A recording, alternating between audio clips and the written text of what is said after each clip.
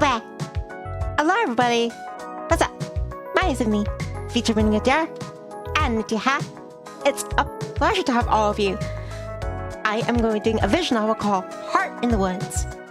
I was reading it yesterday and I made part 1, but my volume wasn't when I was listening to it at work, I could barely make out what I was seeing with the music and everything. So when I get at the menu, I want somebody to just mention if if you're able to hear me clearly, and also Heart of the Woods is most of the characters are voiced. I'll be voicing the lead character.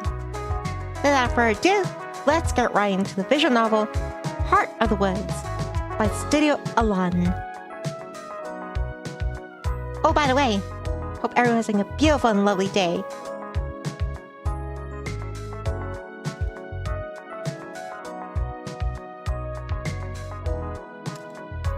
Just give me one moment.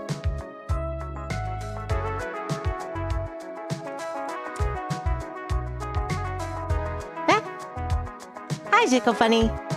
Good to see you. Yeah, we're gonna be not continuing, but I want to do it from the start again. I want to try to do it from start to finish. The visual novel Heart of the Woods.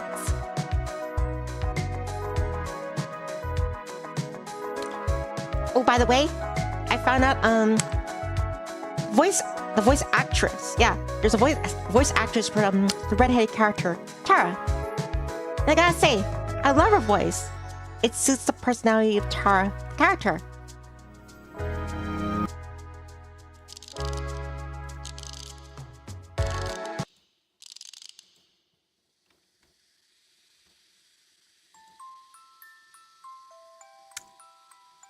And there we go. Heart of the Woods. This is a Yuri fantasy / puzzle / visual novel.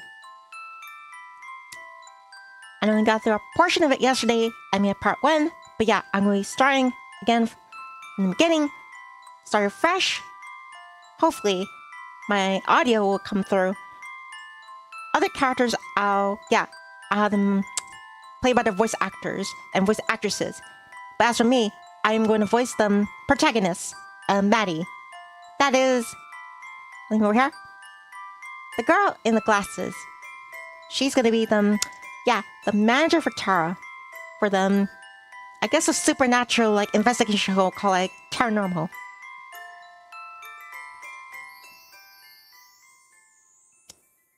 Chapter 1. A winter wonderland. That's how this place was pitched to us. Out in the middle of a forest, with an unpronounceable name in a village that time forgot. In the email, it sounded like every other ghost hunter's paradise that we got message about, isolated and antiqued, with a tourism board encouraging hokey effects and gaudy billboards. The vast majority of those emails go unanswered. If Tara were so capricious, this one probably would have too. But no, something about a journey to the middle of nowhere for a month struck her fancy. And like always, I let myself get dragged into it. So, here I am, for the last time. And hi, Jordan. Glad you could drop in. I appreciate it. Hope to see you next time, Jordan. Take care. Bye.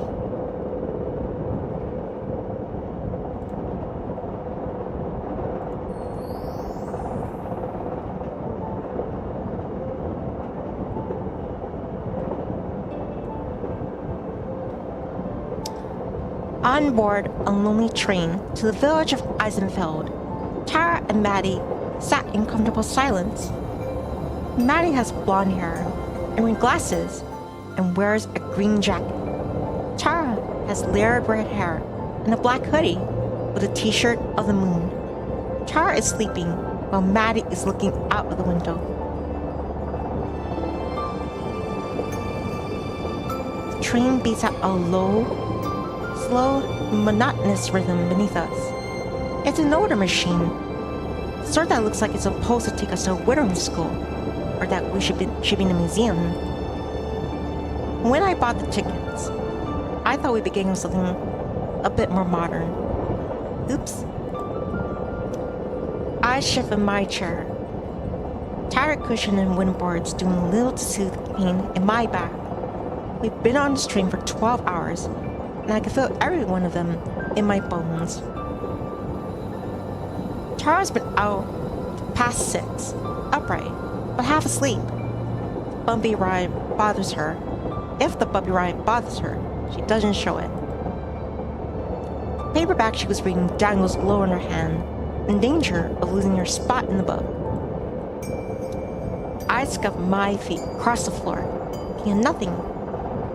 As tired as I am, I'm afraid for our journey to end. Tired to wake up, to have to talk to her. I almost offend that she can't sleep.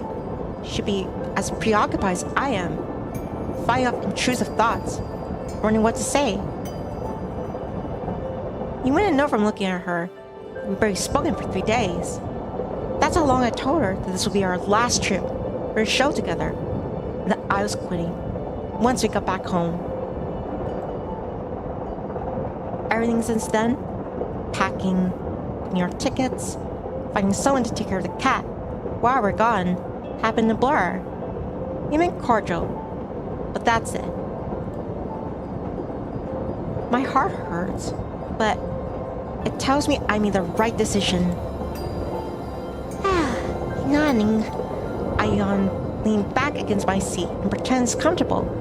Cushions are unnoticeable, nearly as firm as the wooden floor beneath us.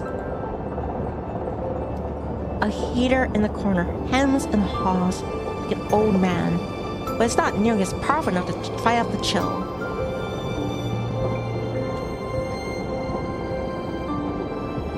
We just started, you to go funny. You know, I tell you what, I will start again. Hi, Tuning Fork. Good to see you. Blah. Yeah, we are just starting. Well, yesterday I was doing, this visual novel, but I wanted to begin from the start again. So, yeah, tell you what, let's just start from the beginning.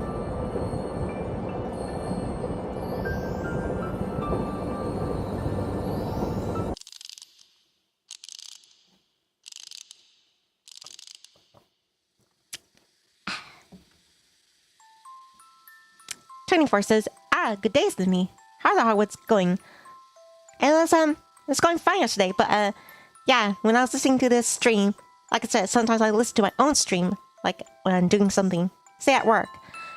Sometimes I could barely hear what I was saying, so I increased them, mic input, increase the volume, so hopefully you hear me. And like I said, all the other characters have voice actors, voice actresses. As for me, I will be voicing Maddie. That is the lady over here with the glasses. Chapter 1. A winter wonderland. That's how this place was pitched to us. Out in the middle of a forest with an unpronounceable name in the village that time forgot. In the email, it sounded like every other ghost hunter's paradise that we get a message about. Isolated and antiqued with a tourism board encouraging hokey effects and gaudy billboards. The vast majority of those emails go unanswered. If Tara weren't so precious, this one probably would have been too. But no, something about journeying to the middle of nowhere for a month struck her fancy. And like always, I let myself get dragged into it. So, here I am, the last time.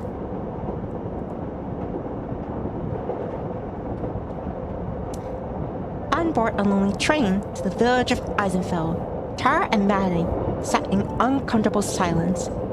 Maddie has blonde hair, emerald glasses, and wears a green jacket. Tara has layered red hair and a black hoodie with a t-shirt of the moon. Tara is sleeping while Maddie is looking out the window. train beats out a slow, monotonous rhythm beneath us. It's an older machine. The sort that looks like it's supposed to take us to a wizarding school. Or that should be in a museum. When I bought the tickets, I thought we'd be getting something a bit more modern. Oops. I shift my seat. The tattered cushion and the wooden boards doing little to soothe the pain in my back. We've been on this train for 12 hours, and I can feel every one of them in my bones. Tara's been out for the past 6, upright, but fast asleep. If the bumpy ride bothers her, she doesn't show it. The paperback she was reading dangles lower in her hands, in danger of losing her spot in the book. I scud my feet across the floor, looking at nothing. As tired as I am, I'm afraid for our journey to end, tired to wake up, to have to talk to her.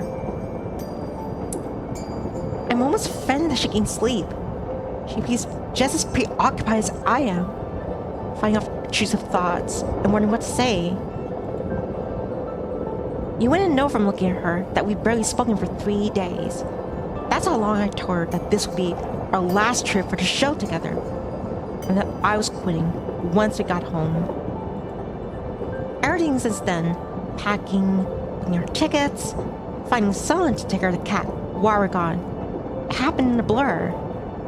We made cordial, but that's it. My head hurts, and it feels like I made the right decision.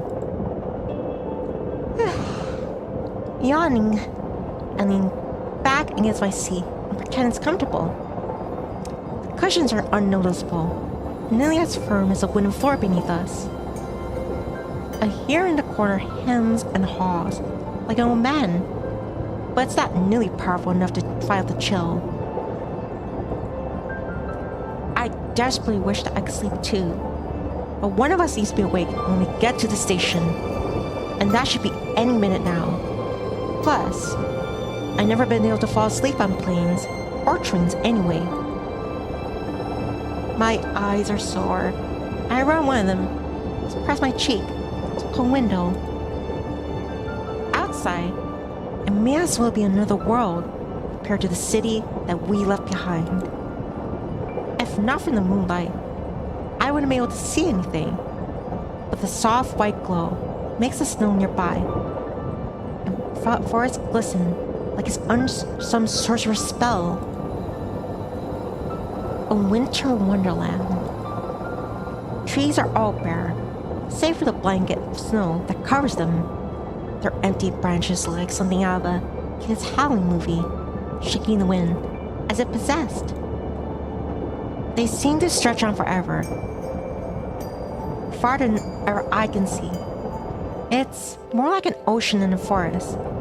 Morgan certainly wasn't exaggerating when she said this place was remote. Intermittent light flickered amongst the trees in the distant darkness, which I assume from either winter campers or hermits. I call them crazy. I'm about to be the exact same position. Something catches my eye, way out of the woods. One of the trees, barely visible, seemed to shake in a different way than the rest, as if blown by a different breeze.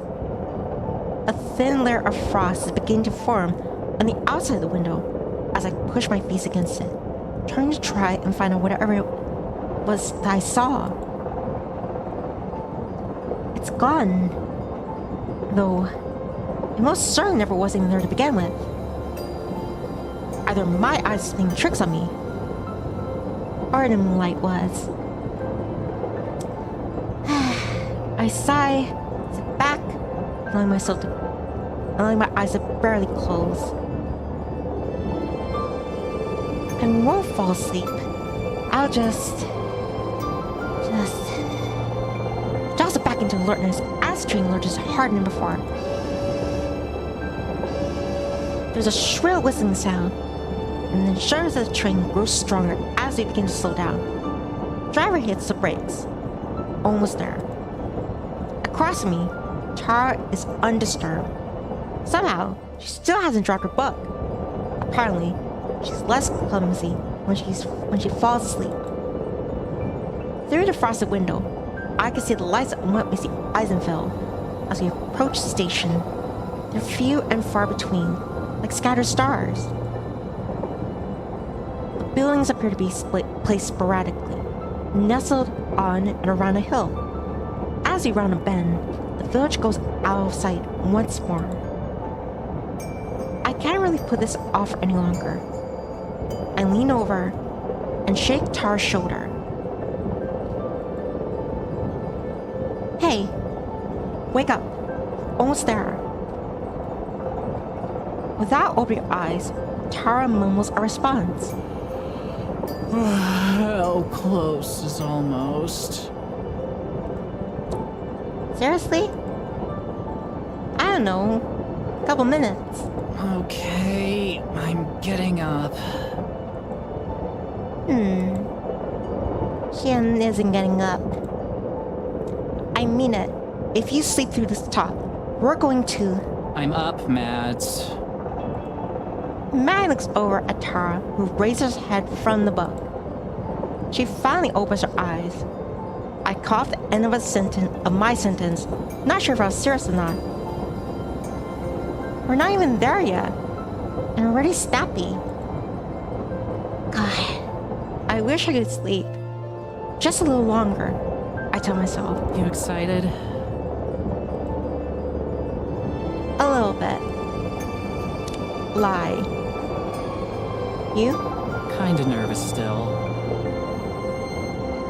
What is there to be nervous about? We've done this thousands of times. Yeah, well, this isn't like those other 1,000 times. And you know that. She shrugs again, not meeting my eyes. I don't know, Maddie. I'm sorry. Let's chill. Yeah, sorry. We lasted in silence, at least when she was asleep. It wasn't awkward. I just went off this train. I want to be distracted by going to the cabin, taking new sights. To go funny says Maddie's a boss lady. Like, yeah, she's Tara's manager. She has to be the one with a serious head on her shoulders. Make sure that, yeah, Tara just doesn't be silly all the time. Any minute now. Hey, listen. Yeah? I know you're, not super thrilled to be here. She pauses, likely wanting me to disagree. I don't. But let's just be cool, okay? Let's just try and have a good time. I breathe a deep sigh and let out slowly. She's right. I'm committed to this trip. I can at least make it easy on myself. Yeah, okay. Sorry for being bitchy. I'm tired. I feel ya. Hey, how do I look? Like you slept for just 6 hours on a train. That bad, huh? She messes her hair in some attempt to improve its state. The results are unnoticeable at best. Hopefully it's good enough for Morgan. Fisher. Morgan Fisher. If she's me your online friend, online hero, whatever, then I doubt she'll care that your hair is a mess. God, I hope not. I don't want to end up on some fashion faux pas vid.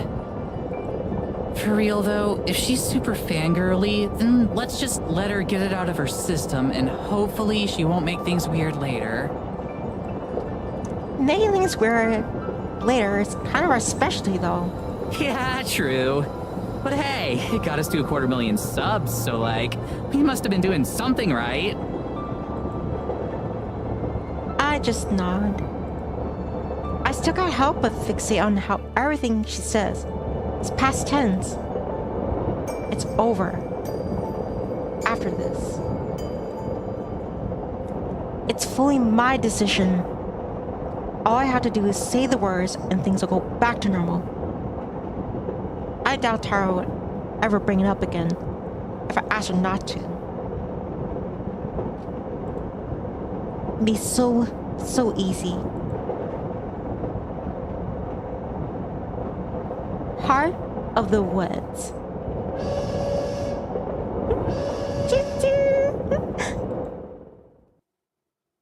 We step off the train and into another world. A frigid wind saps the key from my body almost immediately. As I've been waiting until we arrived to pounce onto our skin, I felt like it was burning. I instinctively wrap my arms around myself to try to preserve what little body heat I have left. But it doesn't change a thing. I might as well not even wear a coat for all the good mine does. And hi, products. Good to see you. Blah. I'm starting from the beginning for this visual novel. Because while I was listening to this at work, yeah, I could barely hear myself. So I increased the output of my mic. Hopefully, it's more balanced out, or matches like the volume of the voice actors and actresses.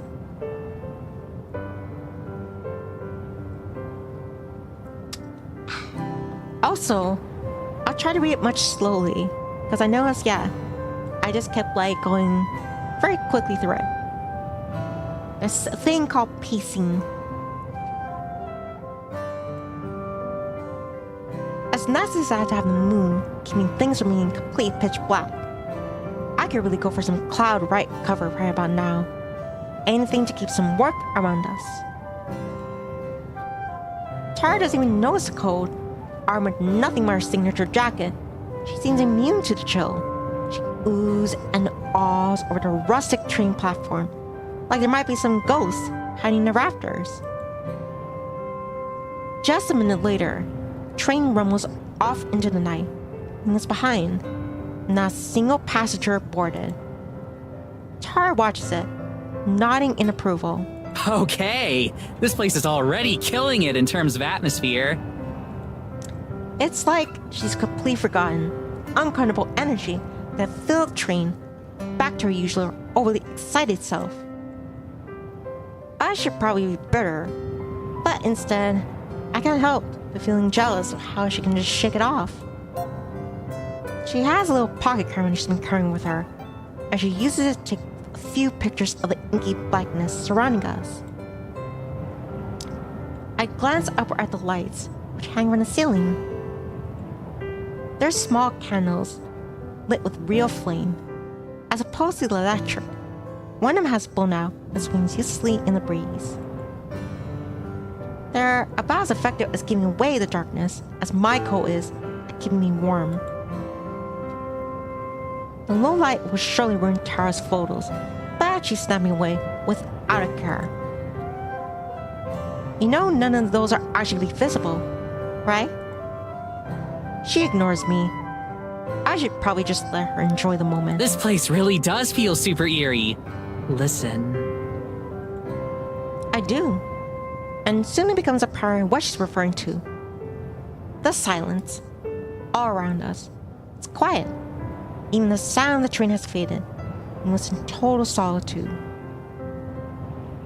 Hi, MacBook Club. Good to see you. I am starting this from the beginning. And blah. Hope all of you are having a beautiful, lovely day. The flickering lights of Eisenfeld seem impossibly far away, though I know it can't be more than half an hour's walk. It's so quiet. Isn't that cool? We're definitely not in Kansas anymore. Why blah?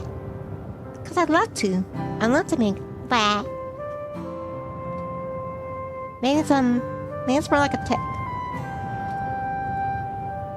That's one way to put it. I strain my eyes and ears looking for any hint of Morgan. It's supposed to be picking us up. You'd think the sound of a car's engine would carry pretty far out here. Grandpa goes asking why start over.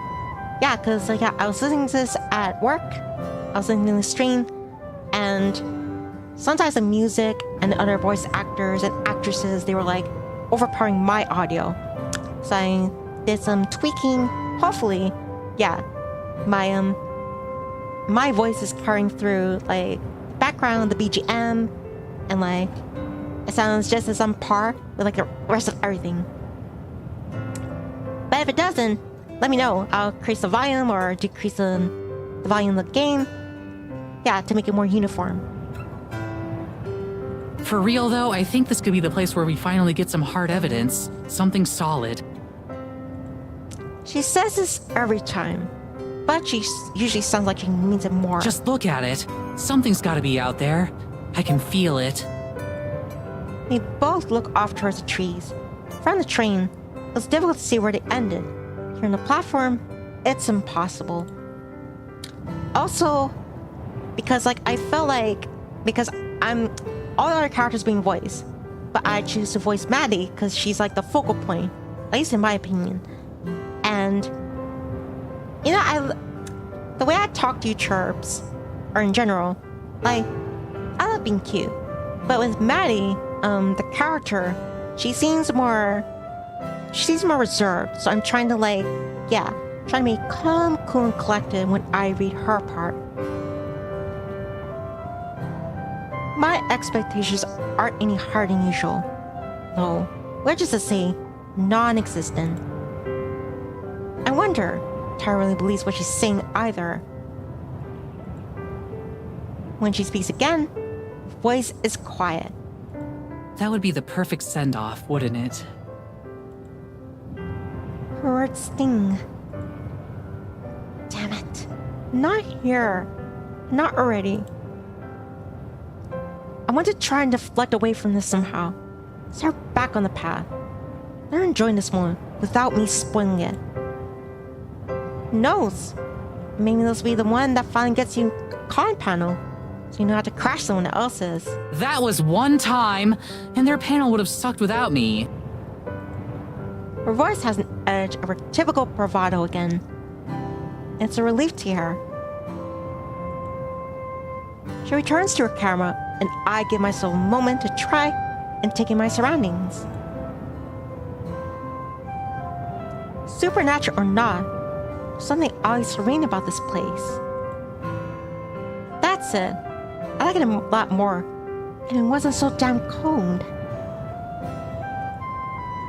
I shiver and cross my arms even tighter. Surely Murray will be here soon.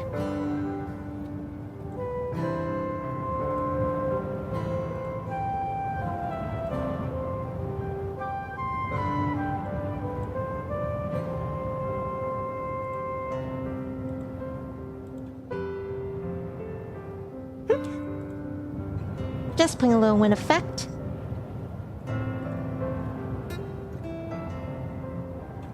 I shiver and cross my arms even tighter. Surely Morgan will be here soon. I can't wait to see the village tomorrow. I hope it's like one of those museum exhibits with the little replica towns and people. In what way? Like, architecturally. She sounds out of the word slowly. All rustic and old-timey. I can't imagine that would be different from home. Gotta be modern enough for Morgan to watch Paranormal after all. Paranormal is the show that Maddie and Tara do in order to investigate ghosts, spirits, demons, monsters, or Bigfoot. If you're expecting people to be walking around in monocles and waistcoats, you're gonna be disappointed. Here I thought I'd finally get a chance to show off how amazing I'd look in a top hat. I'm sure you'd be the teamed heartthrob of the Victorian era. She gives me a brief snort of amusement. Her response feels more muted than usual, but the fact that we're still able to banter is a good sign.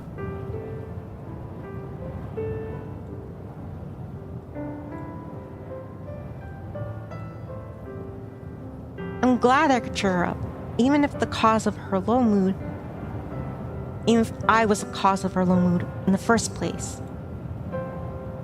However, after a moment, she looks back at me. Her expression is serious for once. Okay, so about Morgan. Like I said before, let's give her a chance to get all the excitement out of the way first. We should be nice and friendly, but let's try to keep it professional.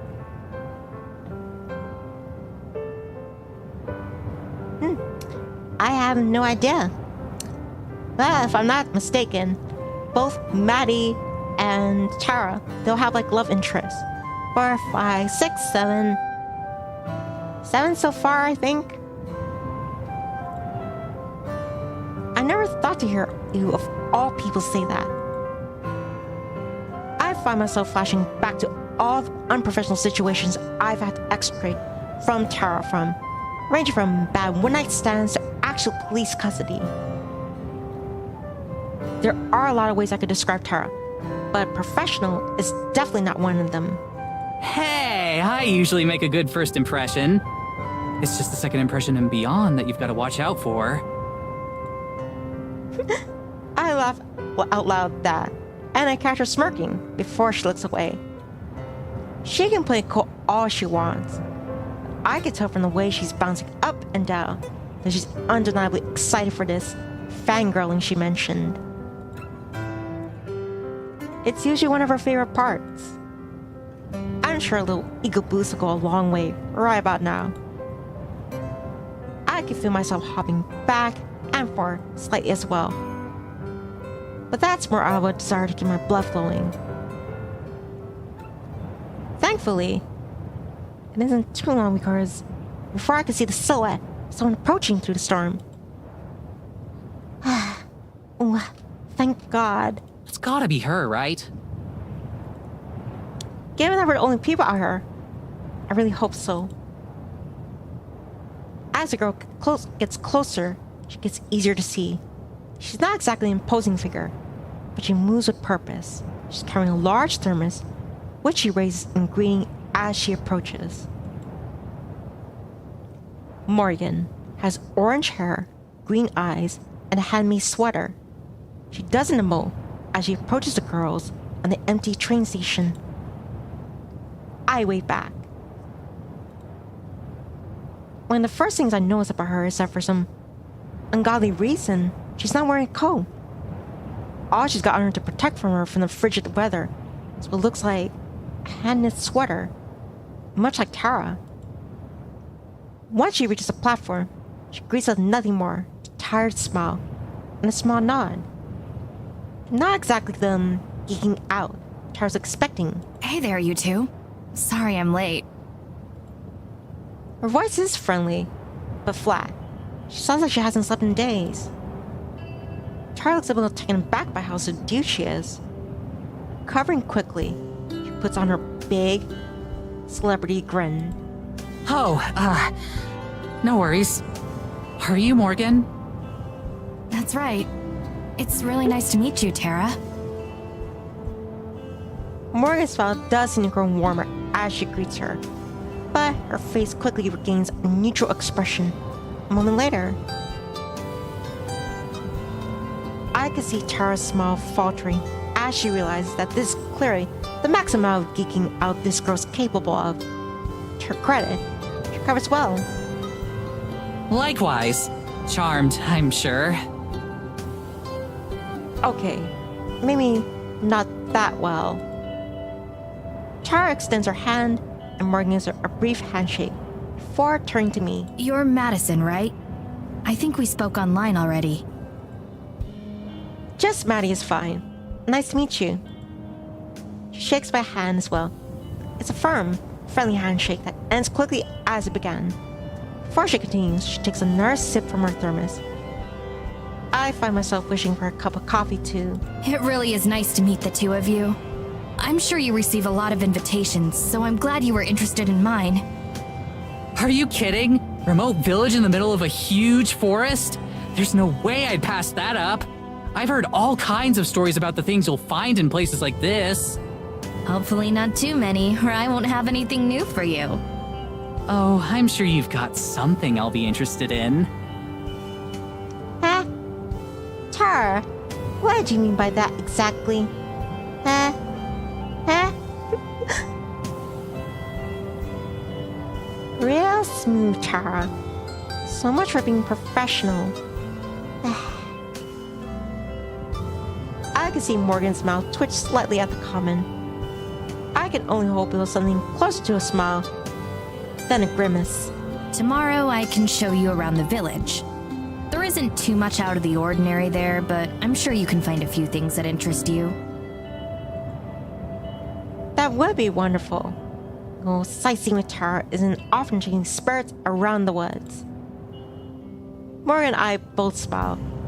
Tara flashes me a look of mock annoyance, a slight.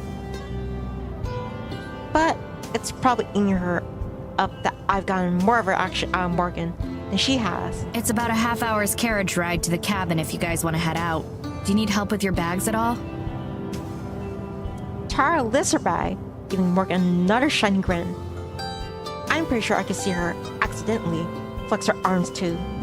Don't even worry about it. I got this. Okay, cool. This way. As we follow her, I can see Tara pounding behind her. I've never seen the wind get taken out of her sails like that. At least that gives her another thing to think about, besides my departure. Wait a second. Did she say carriage? No. Way. We're standing in front of an honest-to-God horse-drawn carriage. And remember for the little white puffs of breath coming from the horses' noses. I'm willing to believe there's some sort of commemorative statue. This is so cool. Is it yours? It belongs to my family. Given that there aren't any roads through the woods, there isn't really a point to anyone out here owning a car. I move closer, examining the craftsmanship. Remarkable craftsmanship. As best as I can in the moonlight. The design is fairly bare bones, with a few flourishes here and there, and semi-ornate and finishes make it clear this was something built with love and care.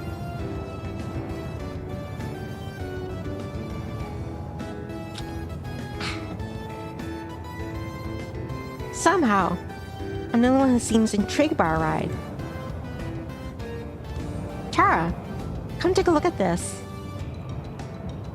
As I speak, I look back and see her standing completely still, as if the cold has her rooted to the spot.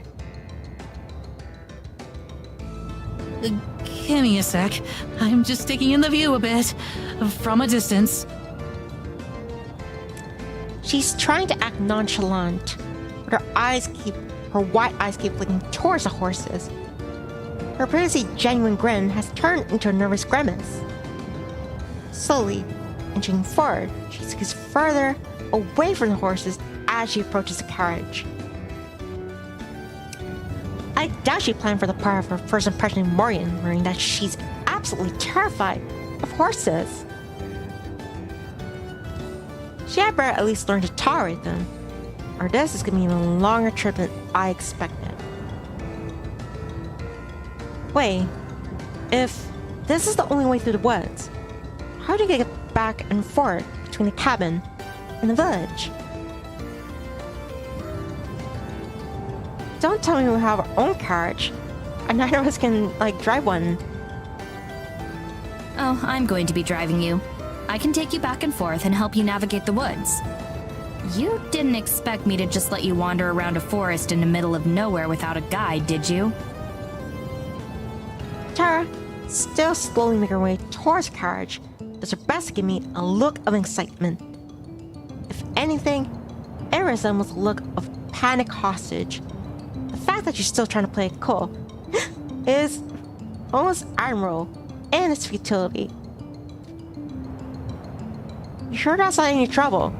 I hate to inconvenience you any more than we already have. It's no trouble. I run my own shop, so my schedule is pretty flexible. I'm more than... She looks over at Tara, spying me within a few feet of the carriage. She shoots us both a thumbs up. I have a feeling she might need it.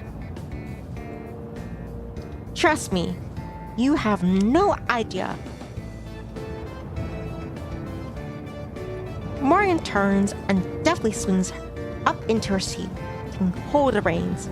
Tara finally manages to place her hands on the carriage, come up to sit alongside her. shaking all the way. I let a sigh of relief and follow suit, mounting up next to Tara.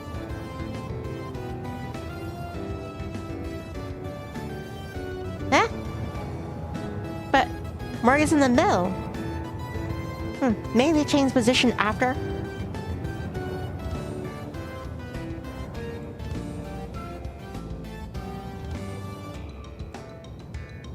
It's a little cramped here, but I feel weird just sitting by myself.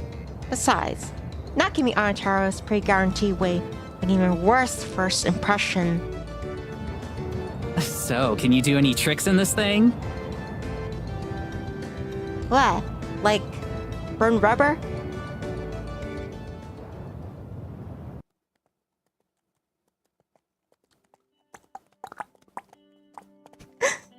Path to the cabin turns out to be a complicated one, making twists and turns through the trees. For a few minutes, but Morgan seems to know exactly where she's going. Not even the dark can stand in her way. You can navigate through all of this. Just that little lantern. How can you see any landmarks? Don't worry, I know these woods better than just about anything. Besides, the moonlight is more than enough for me. I can't help but feel embarrassed as I think about all the times I had to use the flashlight on my phone just to find something I dropped in the car. I definitely wouldn't last out here. Looking over, I could see Tara bouncing her leg, probably about to launch into a torrent question for Morgan. After that flub introduction, she's clearly a little less gung-ho than usual, but I know that won't stop her. As such, I should probably get my handling of the actual adult stuff out of the way quickly before it gets lost in the noise. Is there anything about the town or the people that we should know? Local customs, things to avoid saying, that sort of thing. Morgan thinks about it for a moment, silent. There's a curfew at midnight. Also, you're not supposed to go too far into the forest.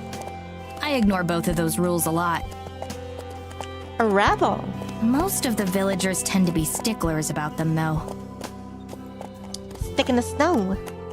Great. So our host is a troublemaker. I guess that means Tara will be in good company. So, while we're on our way, could you maybe tell us about some of the specific supernatural occurrences you've seen here so far? Here she goes again. Morgan sits up at the question. She looks over towards us, and her eyes seem to lose a bit of constant drowsiness. She's been waiting for this. Well, we have a lot of freak weather events. Strange storms that appear and disappear, or are localized to certain parts of the forest in ways that shouldn't be possible. Tara nods solemnly, already totally enraptured in what Morgan is saying. Sometimes when I walk in the woods, I can see strange lights here and there, like tiny little stars inside the forest. I've never been able to get close to them, though. I raise my eyebrow, but don't say anything. We had countless cases of strange lights, for all which ended with a rational explanation. That doesn't seem to damper Tara's spirits, though. I start to drift off. This is more Tara's jurisdiction anyway, so I'm sure they could just wake me up when we get there. There's also my cat. Your cat is a supernatural occurrence? She can talk, so I'd say so. What? Your cat. Your cat can speak. Some humming languages.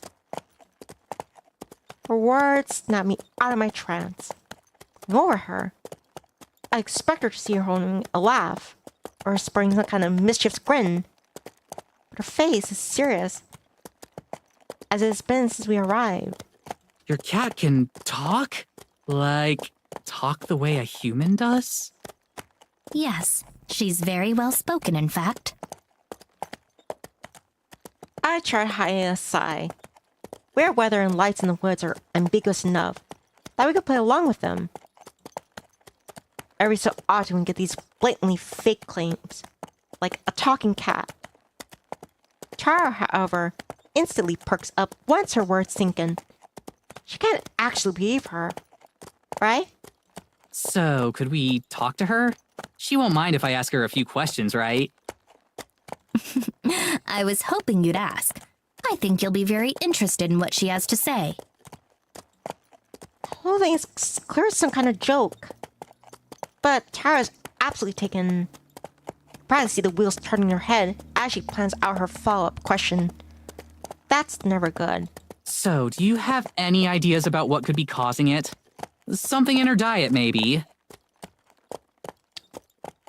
Well, maybe she could have eaten like a voice recorder or something. I don't think so. Have you been feeding her some kind of special Eisenfeld cat food? Can I try some? Okay, I think that's enough of that. When Tara starts talking about in cat food, it's time for me to exercise a little diplomacy and move the conversation away. Crazy or not, I think we should move on. So, what kind of things does she talk to you about? Just about our lives for the most part. I figure you'd be better off hearing it from her rather than me. I'm sure that'll be illuminating. I'll say, if there's something that paranormal in the village itself, you must have seen way crazier stuff in these woods. She starts to gesture as she talks, pulling back towards the village and swinging her arms around as she mentions the woods. Well, there's one pretty major thing, but you probably won't believe me. I wouldn't have come out here if I didn't believe you. Anything you have to say, I want to hear. I can't detect a hint of cynicism in her voice. Either she really believes this girl she just met has a talking cat, or she's giving a performance worthy of an Oscar.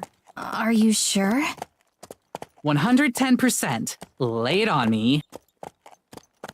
She winks, and she winks at her and flashes her finger guns. Back in celebrity mode. Tara's good at recovering with these things, but I never seen her recover on this level with such speed. I watch. They're so close together, but as I watch her lean in towards Morgan to make sure she catches her next statement, I realize another possible reason for her passionate response. If there's one thing she loves more than hearing strange stories, it's trying to impress a cute girl. Now things are starting to fall into place a bit more. Well, one of the main reasons I called you out here is I'm not sure if it has a name, but it's some kind of forest spirit. Spirit? Like a ghost or something? No, something physical. Some sort of massive creature, like the forest came to life. Okay, this is a new one. And the crazier fans will get this outlandish. But Tara's absolutely eating it up, no matter what her reason is. I'm glad she's having a good time. Is there anything else you can tell me about it? Does it speak or anything? Have you managed to interact with it at all? Is it more kaiju-sized or more basketball player-sized? I've only seen it once, unfortunately, so I don't know too much about it. I've searched for it a number of times since, but without any results. Who knows? Maybe you two will have better luck than I have. That's what you're best at, isn't it? In terms of talents, I'd say it's certainly up there. Morgan's mouth turns up into a small, but seemingly genuine smile, and her expression grows slightly less intimidating. I knew you'd believe me. Nobody else around here does. I can't imagine why. I feel a pang of guilt as that thought crosses my mind. As crazy as her story sounds, it can't possibly be easy feeling rejected in a community this isolated. No wonder she was so eager to bring us into the fold. How far away would you say you were from the cabin? We should be coming up on it any minute now. I'll help the two of you get situated and then head back. I'll be happy to tell you more about the spirit tomorrow. Thank God. Oh, yeah, great. That's great. I'm exhausted. That isn't much a lie. All I want to do right now is pass out. We pass the last of the houses that I can see, but the sparsely marked path continues on towards the forest. The last traces of civilization are behind us now. By any minute. What exactly did you mean? I can't help it. I can't keep finding the tone entirely out of my voice. Just ahead. See? She points toward into the darkness. I strain my eyes to see anything other than murk. Finally, I spot the faint outline of a small cabin, practically swallowed by forest. I started the heater before I left to get you, so it should be warm. That's what I like to hear. You're like Prometheus. I'm surprised you even know who that is. Why? I love that movie. Morgan suddenly jerked the reins and the horses come to a stop. Her and I are rattled from our seats and nearly fall forward. What? Damn it. What? What happened? For an answer, Morgan just glares into the darkness where the cabin is. I strain to see what she does, as my heart starts to race. Is it a wild animal? A bear? A wolf? There's a sound of footsteps as a shadow detaches itself from the cabin and moves towards us. A human shadow. An older woman comes into view, stopping just at the edge of a lantern's light. A stern, older-looking woman steps out in front of the cabin. She has the same hair, orange hair, as Morgan. She's clearly related to Morgan, her angular features and steely eyes, barely visible in the dark. They look like she stepped out of like a Baroque painting.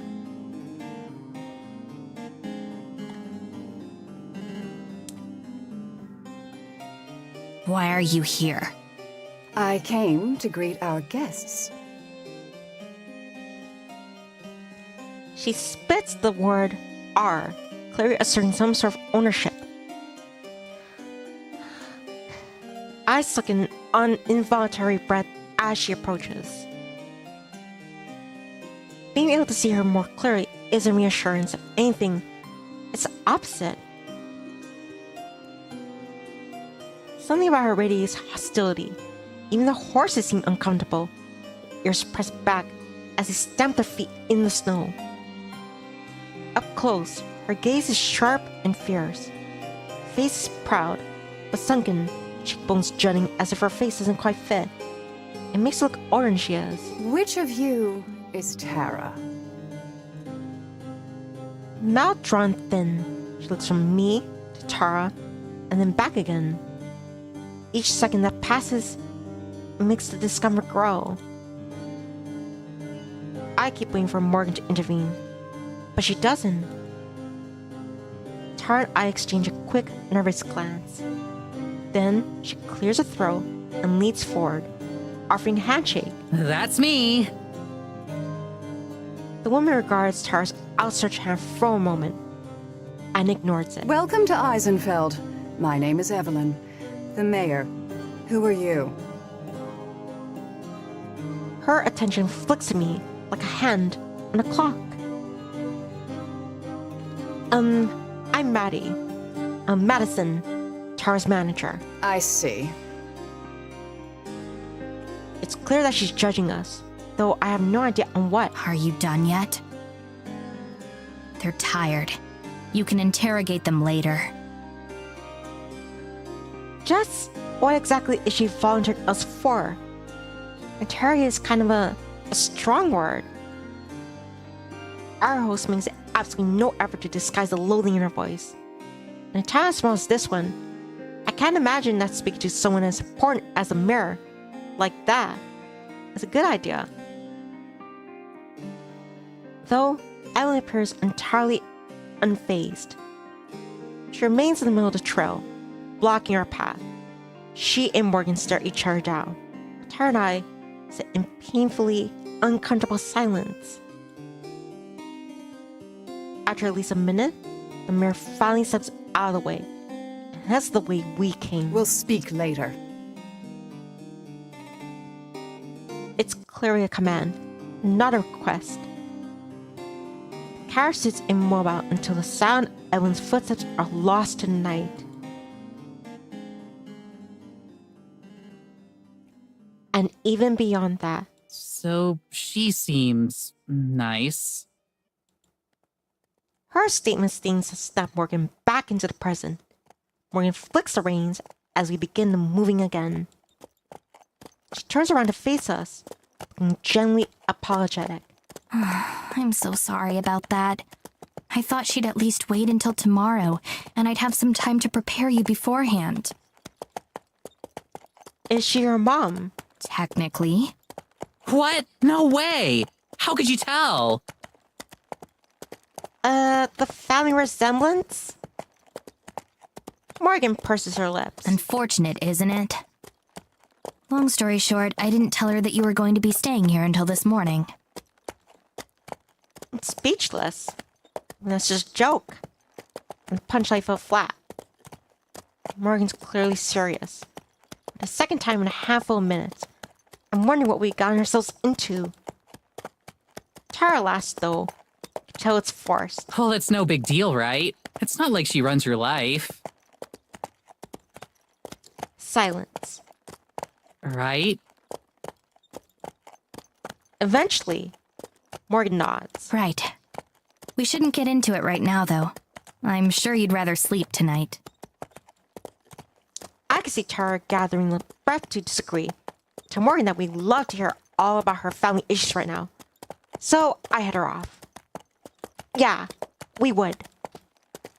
Whatever family drama is that she got involved in, it can at least wait till I'm not about to pass out.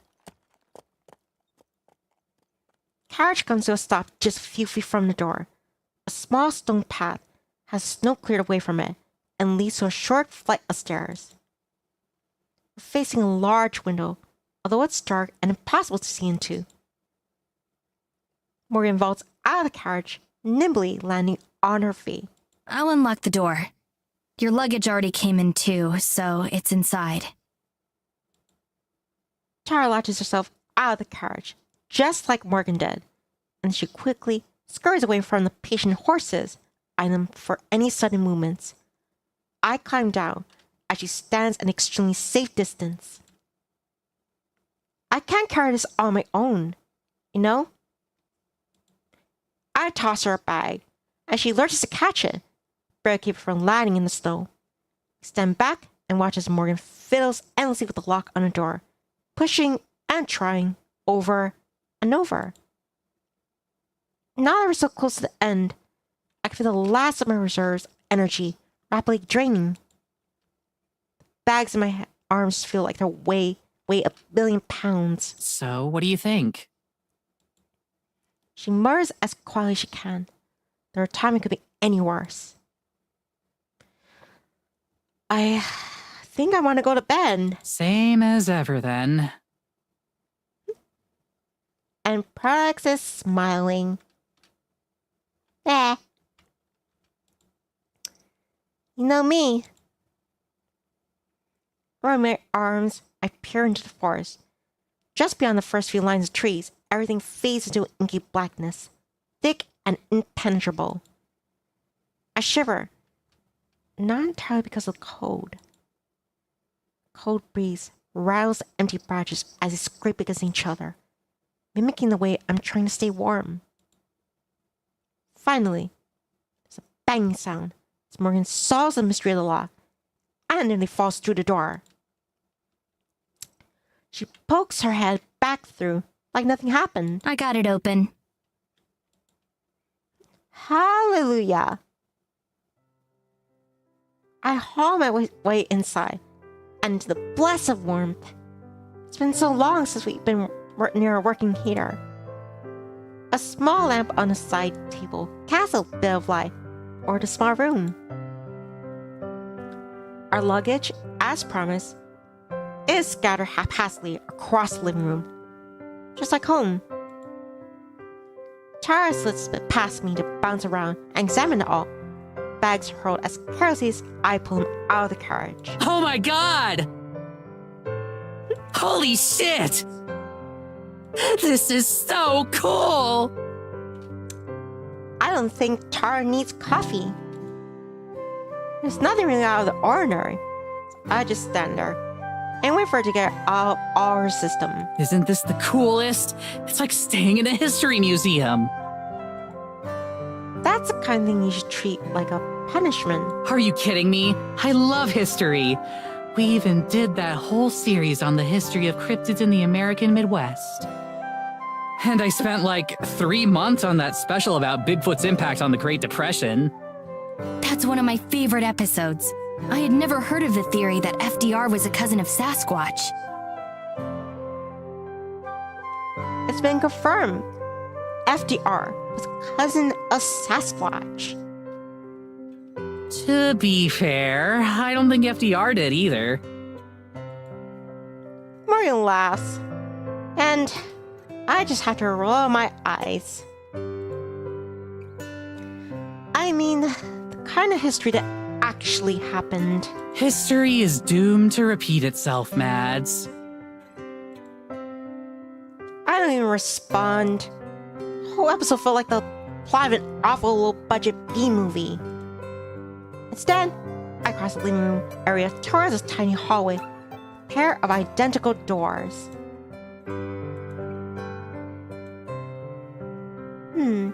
These are bedrooms. That's right. They're the same size, so there's not much of a difference. Guess I'll take this one then. I push open a closed door. Inside, it's just 4 walls, with a bed, a shelf, and a small dresser. I drop my bag on the floor and roll my suitcase in. Tara lingers in the living room, talking about the features of the cabin with Morgan. Suddenly, I hear a yelp in pain or horror. I rush back out, knock over my suitcase and nearly slamming into the door as I go. I half expect to see Morgan holding a bloody knife or something. Instead, Tara's just holding her phone. What happened? A tragedy. Actually, worse, the apocalypse. Check out your phone. I do as she says, expecting a news article, an alert or something. But there's nothing. What? I don't have anything. Exactly. No service out here. I check. Sure enough, she's right. Isn't in the first trace of a signal at all. What about Wi-Fi? I assume you have that, right? Technically. Oh no. I stocked up on books and downloaded a bunch of new films before we left, since I wasn't expecting to have any much connection out here anyway. But I'm willing to bet the thought never even crossed Tara's mind. Good thing I packed a few books I think she'll like too. Tara glumly pockets the phone again as Morgan gives a small smile. Let me give you the quick tour. I don't think it's entirely necessary since we can see everything ourselves. But I don't stop her. This is the kitchen. There's a stove and an oven. The stove is somewhat picky and doesn't always like to work. Actually, I guess it's the same for the oven. Ellie, Don't worry, I don't know how to cook anyway. Over here is the fireplace. I can show you how to chop firewood sometime if you'd like. I think I might pass on that one. This is the couch. You can also sleep on it if you'd like. It doesn't unfold into a bed or anything, but I sometimes come here and sleep on it anyway. That doesn't even surprise me. The Wi-Fi password is on a note by the phone. So is my phone number, so you can reach me anytime. Do you have any questions? I shake my head and look at Tara. It does seem. I think we're good. Thanks for all your help tonight, Morgan. It was my pleasure. Again, I can't thank you enough for coming all the way out here. I'll be sure to make it worth your time. I'm sure. Can't wait to get started. I'll bet. Me either. But I should probably be going for tonight. I've kept you up long enough as it is. She heads out the front door, waving goodbye. Night, Morgan. Thanks again. Good night. Through the large window, we can see as she starts to make her way down the path. I'm gonna go to bed too. Yeah, same. We switch off the lamp as we head to our respective rooms. Tara grabs her bags from the floor where she tossed them. All right, see you in the morning then? Yeah, night. I shut the door behind me as she does the same. I sway like a zombie as I stalk towards my bed. Take the last of my strength to dig my pajamas out of the suitcase and change. There's a window here that looks straight out into the forest. First thing I do is pull the curtain shut. Crawling to bed, I face away from the window, with a blanket up to my chin. It's heavy and warm. I wrap myself up like a burrito. The bed is firmer than I'm used to, and the pillow's thinner. They're like 3-hour blankets though, so I ball one of them up and use it as a second pillow. As I try to get comfortable, my thoughts start to drift off.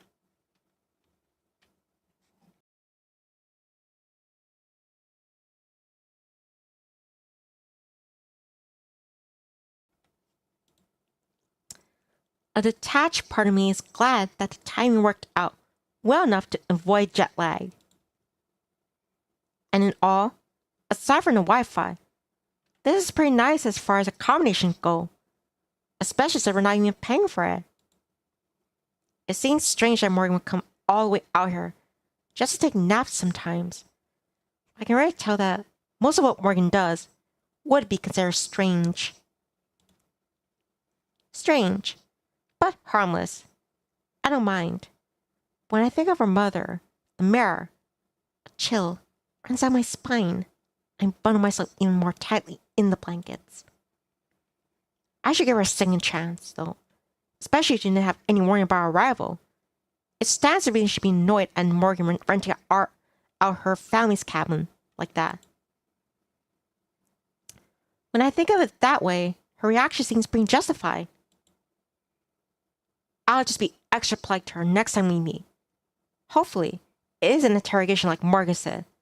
That was probably just her being dramatic.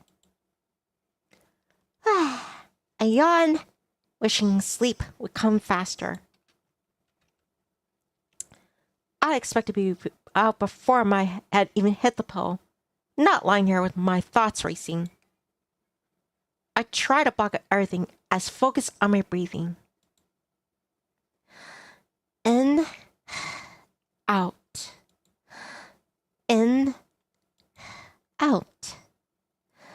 In, a loud tap, tap, tap on the window cuts through the silence. My heart leaps to my throat as I move upright in my bed.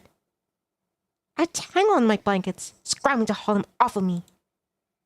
With one hand, I desperately throw my glasses nearby. I finally find them and shove them on my face. Then I jab me out my eye out. With horror, I look to the window. The one that made me uncomfortable from the start. It's Morgan. Lantern in hand, fist raised against the glass. She stands there patiently. She knows one kind of emotional roller coaster she just put me through. She doesn't show it. Shakily, I walk over to the window, not even switching on the lamp. With some difficulty, I wrench it open, serving a small amount of snow. Yes! It's the best I can manage. Anything longer, not sure I can even keep it civil. Sorry, I forgot to tell you. Please be ready to go by 8, and I'll come pick you up. I just blink, unable to comprehend what I'm hearing. Is that okay? we could make it 8:30, but no later. No. No, eight's fine. Is that all? That's right. Have a good night. Sorry if I disturbed you. I slammed the window shut and hobbled back to bed. She doubled back in the snow, scared hell of me for that. I checked the time on my phone. It's nearly midnight. 8 hours of sleep, and then we're ready to go. It's gonna be a long month, isn't it?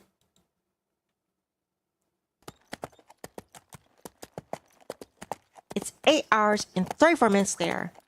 I know because time is my phone's only remaining function. Yet, I still try and costly, like something might change.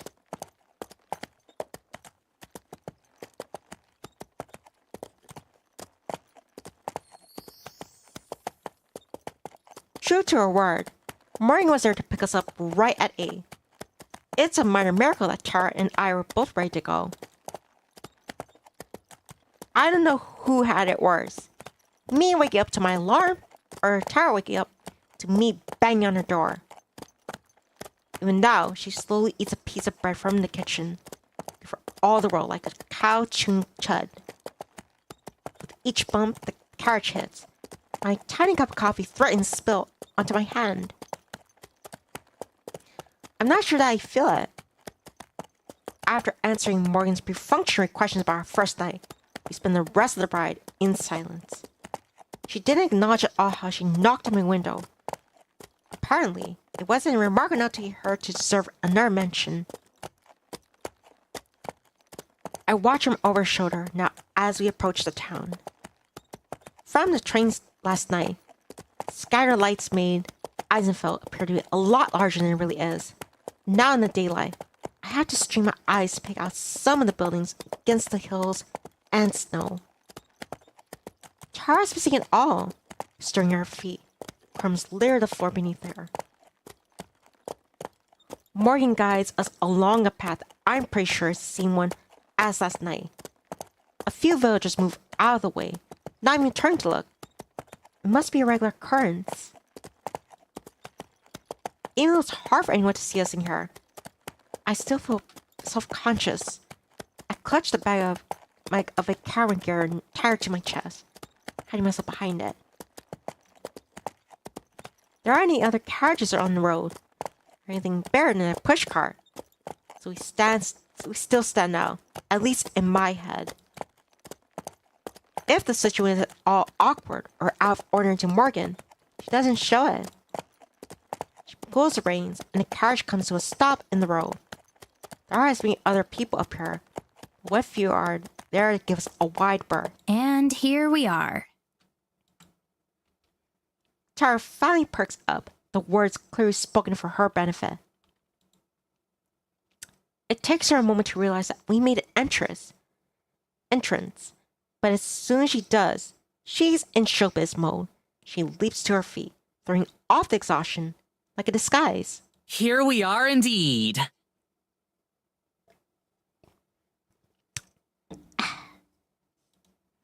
She vaults out of the carriage, spinning circles. We're in the middle of a grand plaza. It's like we're in the middle of a grand plaza instead of the middle of a street. I climb up more carefully, then scurrying out of the way. Okay, this rules. It really does feel like we travel back in time. The buildings, all built from wood and stone, they've been there for centuries.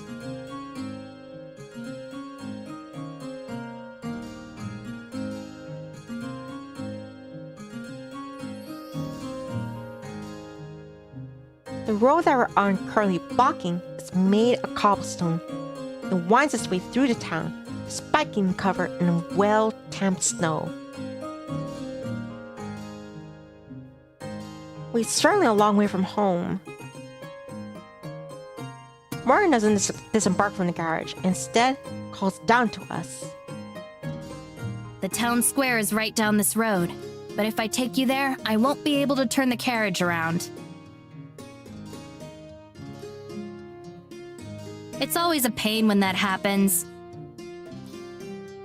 I'm going to open up my shop, but feel free to come by whenever you'd like. I'm sorry I can't show you around right now, but I'll make it up to you later.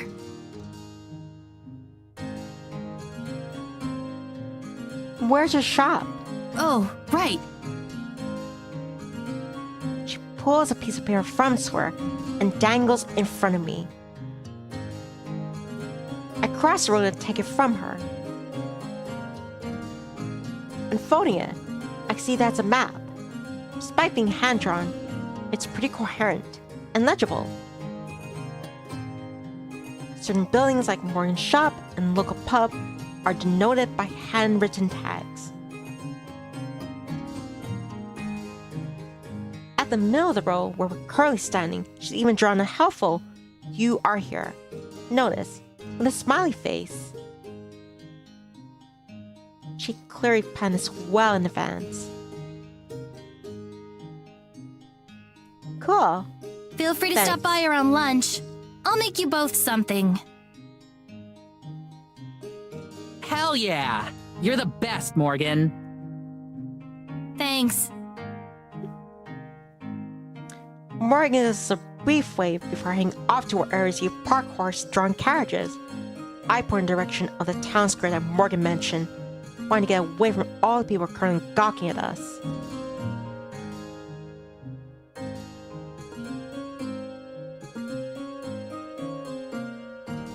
We definitely stick out, if only because of our colorful hair and clothes.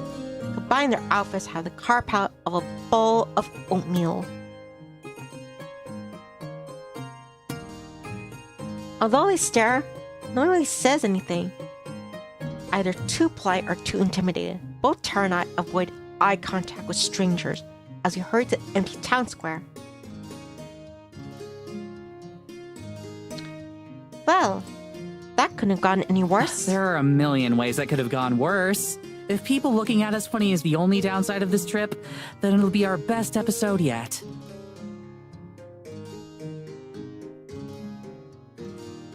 I mean, ever. I wish you stopped bringing that up. It always kills the mood, which is barely on life support to begin with. Tara rubs her shoulders, having stubborn chosen not to dress any warmer today. Okay, ready to get your paranormal on, Mads? I shrug my camera bag onto my shoulder and nod. I suppose there's no harm in spending a little time establishing location. Might as well get some B-roll while we're here. One thing that both Tara and I have in common is that we're not really sightseers.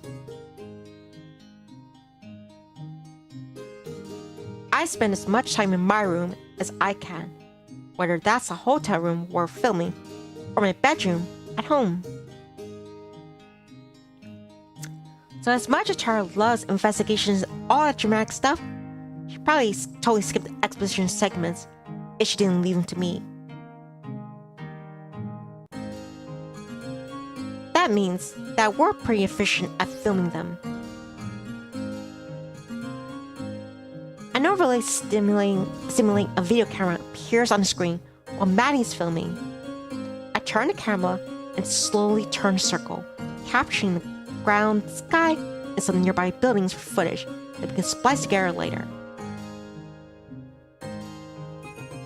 I do a slow pan across some of the houses, then frame, hold a shot of the path further into the village. A young couple passes by holding hands, and they share a suspicious look at the camera as they go by.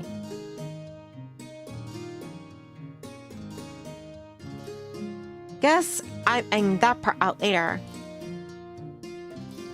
Most of the time, making paranormal videos is just me finding ways to stretch 10 seconds of interesting footage into a 10-minute video.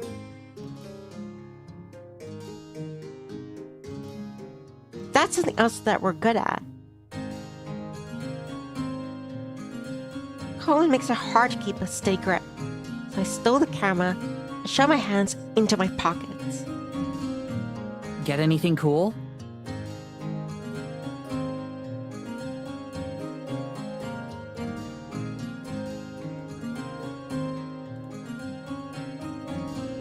Unable to browse on her phone like she usually does while waiting, Instead, Tara watches over from her shoulder as I record. Not really. There's not much to see her. Yeah, it's kinda less impressive up close. It's kind of as you expect a tumbleweed to blow through, like if the climate fit. Wow, you're turning into quite the poet. Ooh, shut up. What? It was a compliment. Anyway, since filming the village is a dud right now, we should follow up one of the rumors Morgan was talking about the other night. I'm thinking giant tree spirit.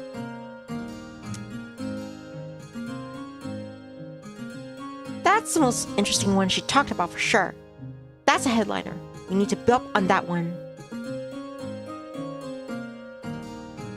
Oh yeah, definitely. Picture this. We head to the woods to get some creepy shots. Mm-hmm. Do it right around sundown. No. Make it super ambient. Lots of atmosphere, wind sounds, maybe a wolf howl.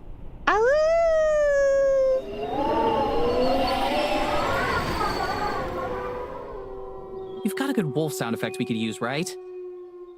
What if wolves are not native to this place? Anyway, Yeah, I do a course. narration over all that, introducing where we are and what we're out here looking for. Then we get a sound of a big branch snapping, and just cut the video right there. Tara looks pleased with herself and glances back at me for approval. It takes me a minute to react. So, the end of the video Yeah, was a cliffhanger. I think so. We can definitely stretch the Eisenfeld stuff into a mini-series or something. We should be able to get at least 3 episodes worth of stuff out here.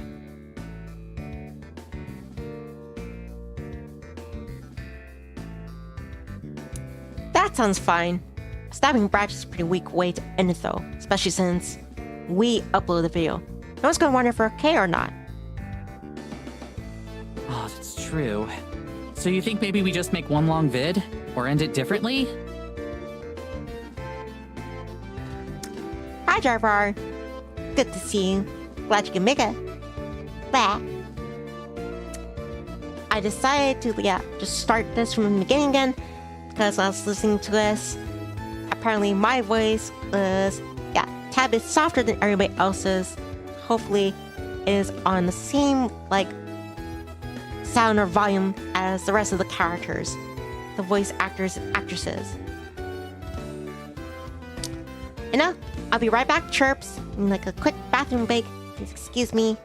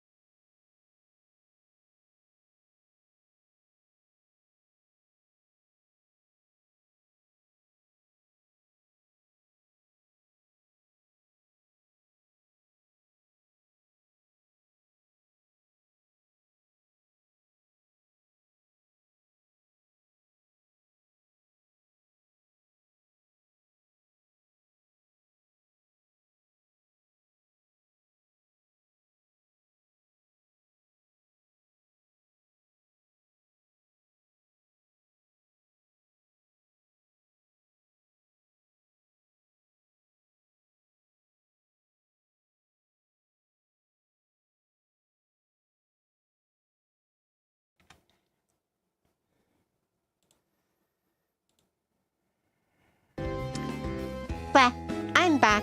And Ray chirps. Maybe a different ending. I think I'll something later. Cool. You're the best, Mads. I smile, but it hurts a little. I'm sure she's not trying to make me feel bad. She probably doesn't even know what I do. Even know that I do. I just shrug. Wanting to change the subject. Thanks, X. We always follow up some of the small rumors, like in her emo.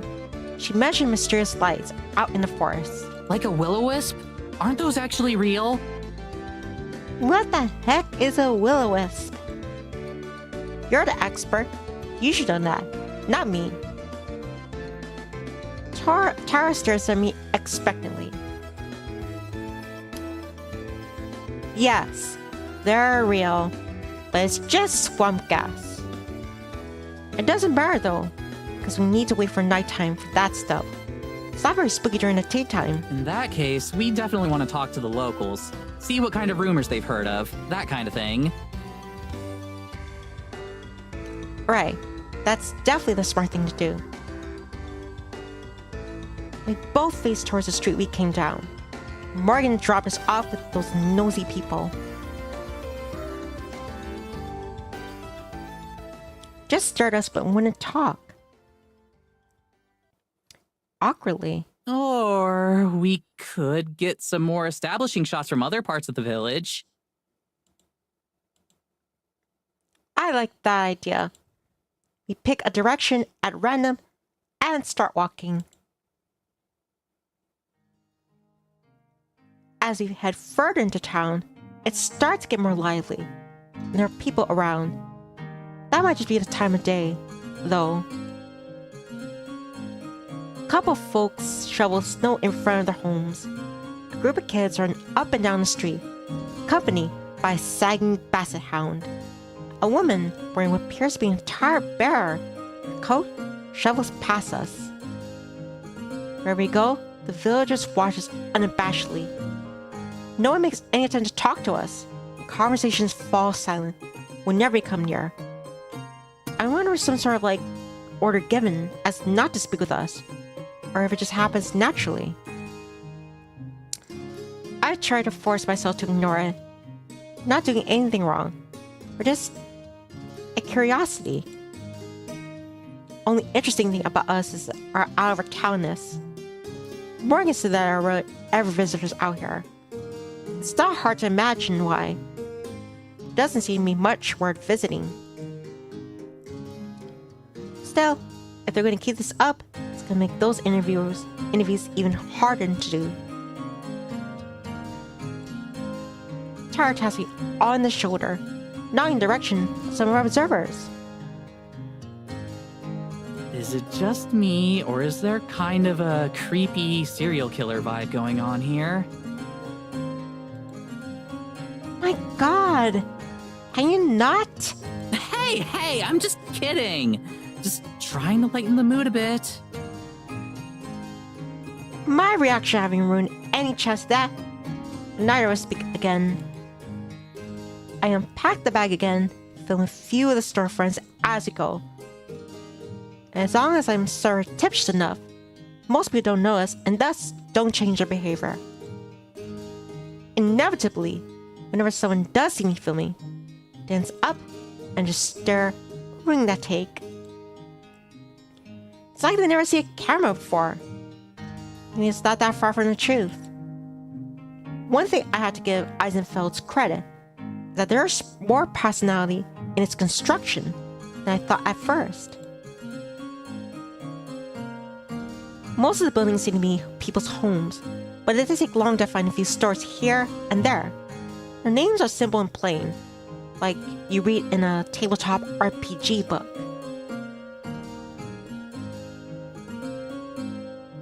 Heinkel and Sons Tailoring, a butcher shop named The Hearty Soul, that sort of thing.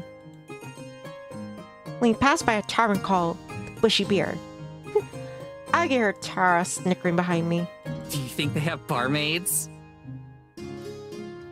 What? Like the sexy Oktoberfest kind? Do you think they have those here? Look, Chirps, I'm not gonna lie. I would totally be down for barmaids. Especially is that a thing? Sexy Oktoberfest. Yeah, that's something definitely I would enjoy. Hey, I have needs and feelings too. Tara's words are so out of nowhere. It takes me a second to mentally process. This isn't the Renaissance fair, Tara. I'm pretty sure they just wear normal clothes. To work. Tara's mouth gapes wide open. Wait, what? Back up. Ren fairs have sexy barmaids? I want to be a sexy barmaid. Where else do you think they come from? I have no idea. I always thought those things were just full of boring stuff.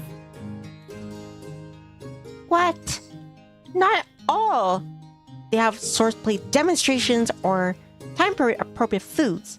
Some local experts will get talks or lectures on certain topics. And Like I said, boring stuff. whatever. There's more to it than just cosplay. What you actually like if you want me next time. Plus, I thought you loved history now. Not the boring kind of history. Duh. How are swords boring? Whatever, Mads. I love the fact that Maddie's pet name or nickname is Mads. This her calm tranquility can be misconstrued as Mads, like she's angry or she's raging.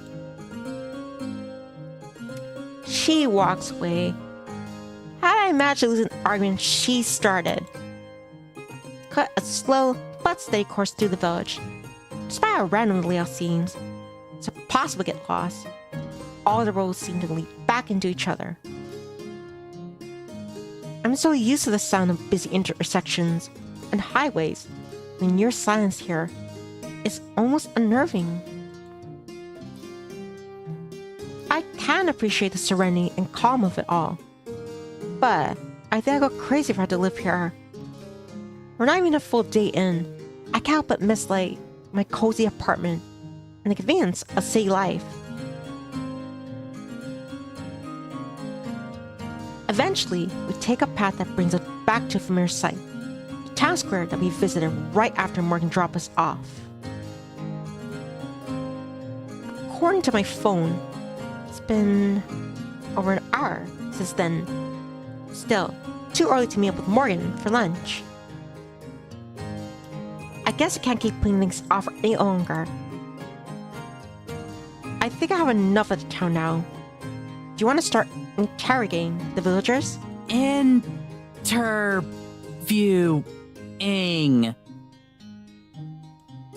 I didn't even notice myself misspeaking. I must have an interrogation someone in mind after meeting the mayor last night. Tara poses dramatically, hyping herself up for the camera. I'm not even recording yet. Time to put my game face on. As long as it's a game face that people want to talk to. Need to go funny says. Game has a slice of life kind of vibe. Relaxing music. I feel sleepy. Interesting. Hey, as long as it makes you feel good, then it's doing its job. Mads, when have I ever been anything but charming?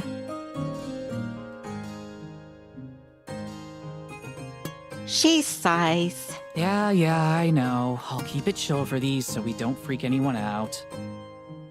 But, how do we do this? Just go up to people and ask if we can chat?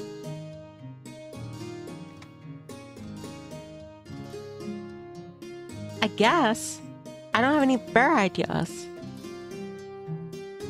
This is how we usually do it. Except, usually people are more curious about who we are and what we're doing. Sometimes after introducing ourselves, or even people who haven't heard of us. This is definitely not the case out here. Hell, I wouldn't be surprised if Morgan was the only person in the whole village that uses YouTube. Only thing more awkward than just asking a random person for an interview is them staring silently while you approach. You don't have any options. I hand the mic to Tara. At least, I'm not the one who has to do the talking. Tara stands there with the mic in hand. And stands there.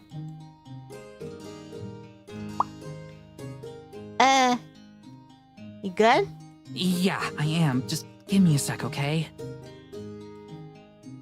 Okay. She sucks herself up by stretching and taking a few deep breaths. I have to resist from saying, stretch, stretch. I already said it. Stretch, stretch. She's stretching, and I'm stretching too. The whole time, she holds the mic pinched between her fingers like it's something she just peeled off her shoe. Once she's finally ready, she gives me a thumbs up and starts to walk again. I trail a couple meters behind, keeping her back framed in the middle of the shot.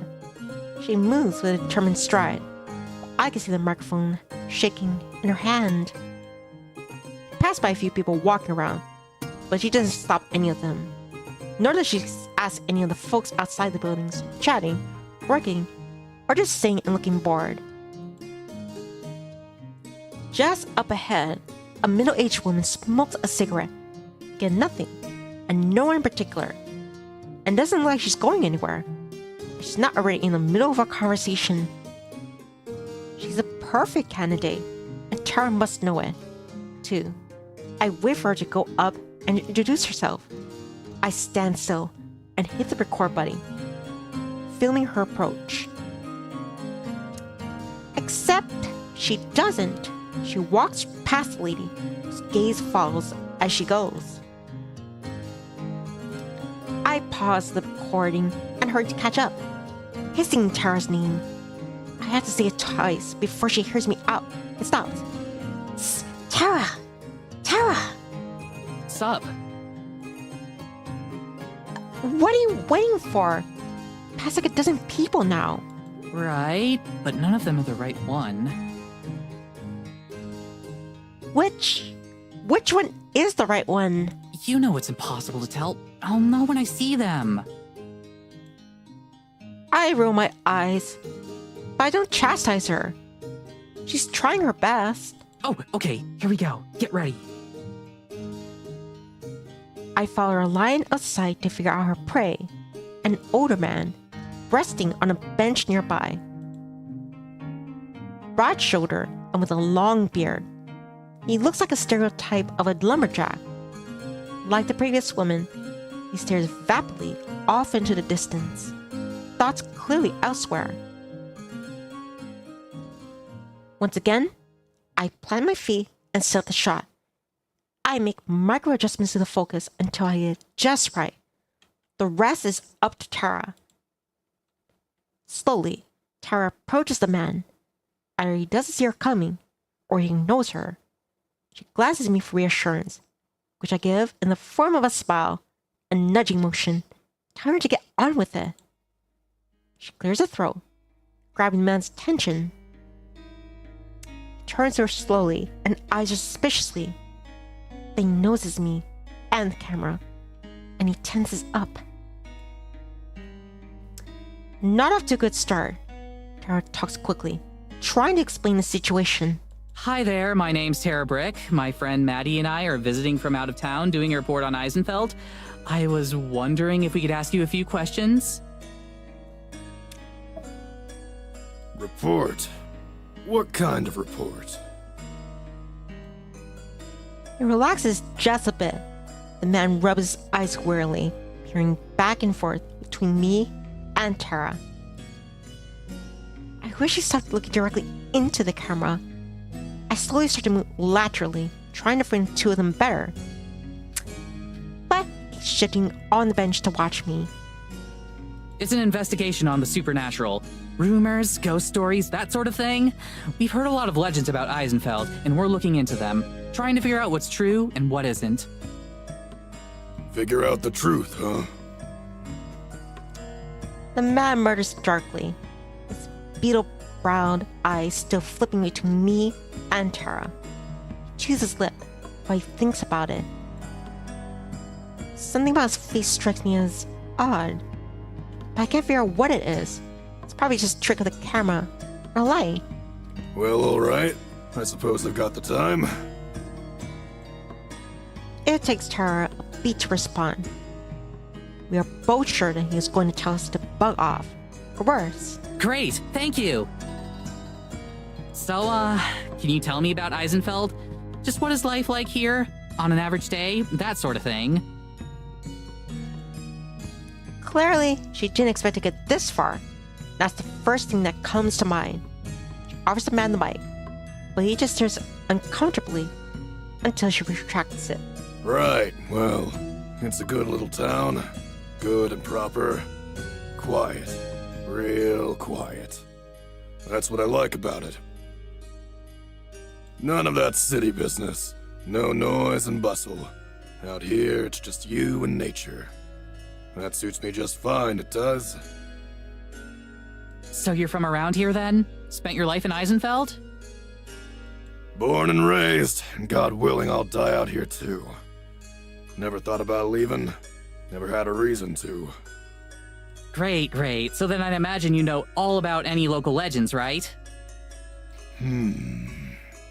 About as well as anyone. Any old village has got its stories. If you believe them all, there's goblins in the woods, trolls in the mountains, and who knows what else elsewhere. Of course, it's only children who believe in those. So you've never seen anything weird yourself? Nothing unexplainable? Weird like what? By now, the man has abandoned looking at Tara and Charlie, and instead focused on the camera, his eyes looking strangely focused. One of our friends here mentioned something about a big forest spirit, like a walking tree kind of thing. He sits up from his slouch, finally turning to face Tara. What friend of yours might that be? She's from around here. One of the locals. Jarvis says, why does Tara sound like a guy? I don't know. But I love the way she sounds. I think it fits her personality. Even though we gave her a shout out on one of our videos, Tara's reluctant to name Morgan as our contact. It makes sense. The neighbors surely feel different about us than our views do. Ah, I'll bet it was the Fisher child, wasn't it? If you know what's best for you, you'll steer clear of her. Nothing but trouble comes from that one. Nothing at all. Tara and I exchange a glance. Seems her thoughtfulness was irrelevant. At the same time, I'm suddenly a lot more interested in what this guy has to say. Why do you say that? It feels like a strange violation of privacy, asking a stranger's opinion of our host. But if she's notorious enough that anyone on the street knows of her, then perhaps we're better off knowing why. Spitting to the snow, our subject stands and turns his back to us. There are some questions you ought not be asking, miss. I'll be going now. Enjoy yourselves. He lumbers off into the town, though I don't watch him for very long. Questions we ought to be asking, huh? I'm not sure if that's a threat or not. For the sake of my anxiety, I try to tell myself it's not.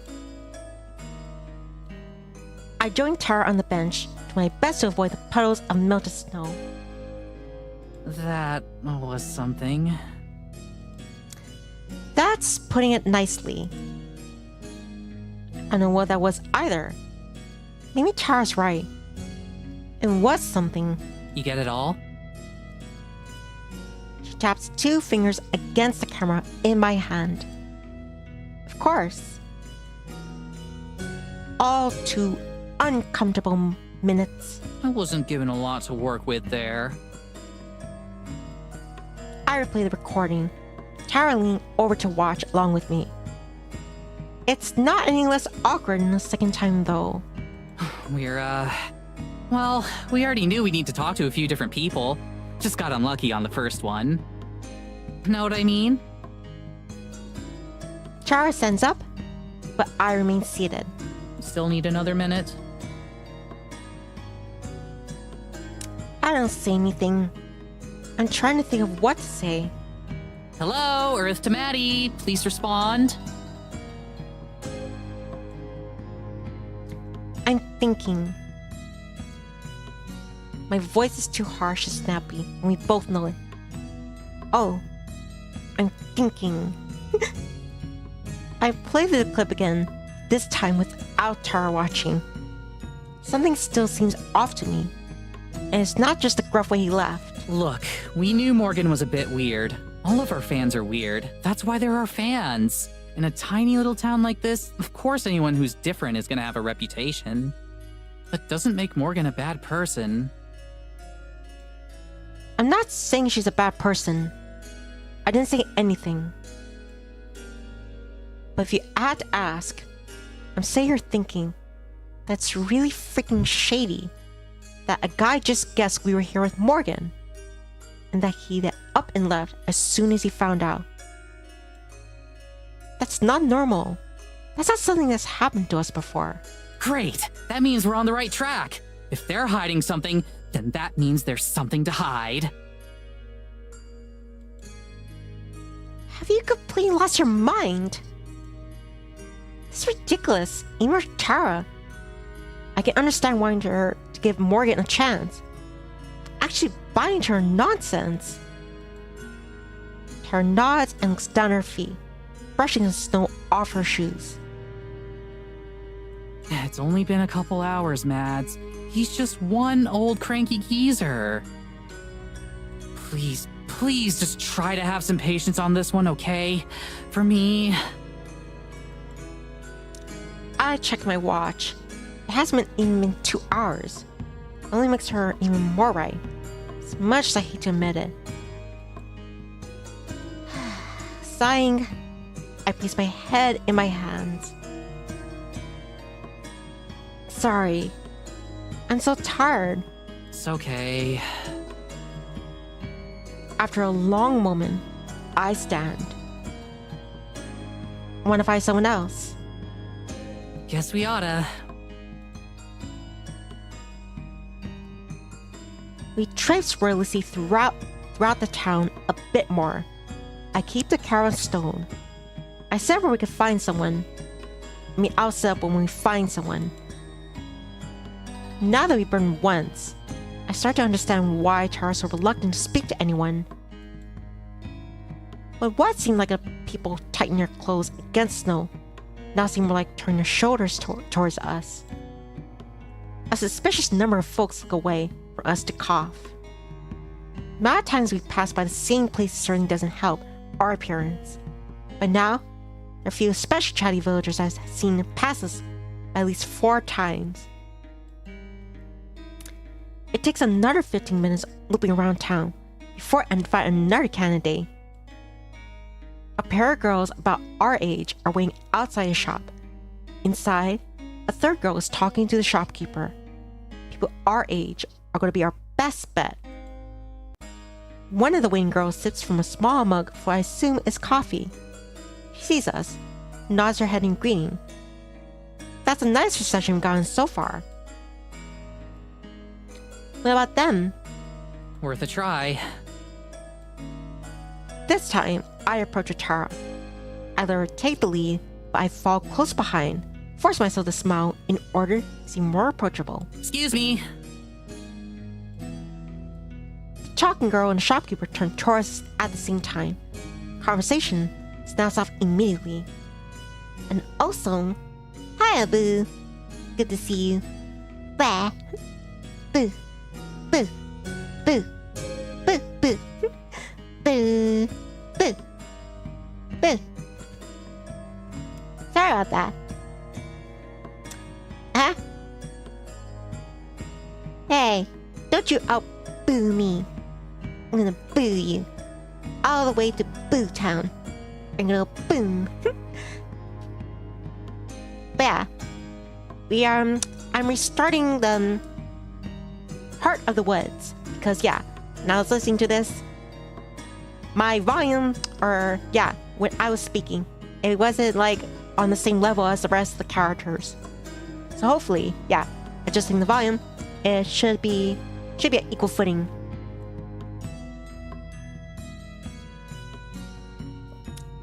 And hope you're having a nice day, Boo.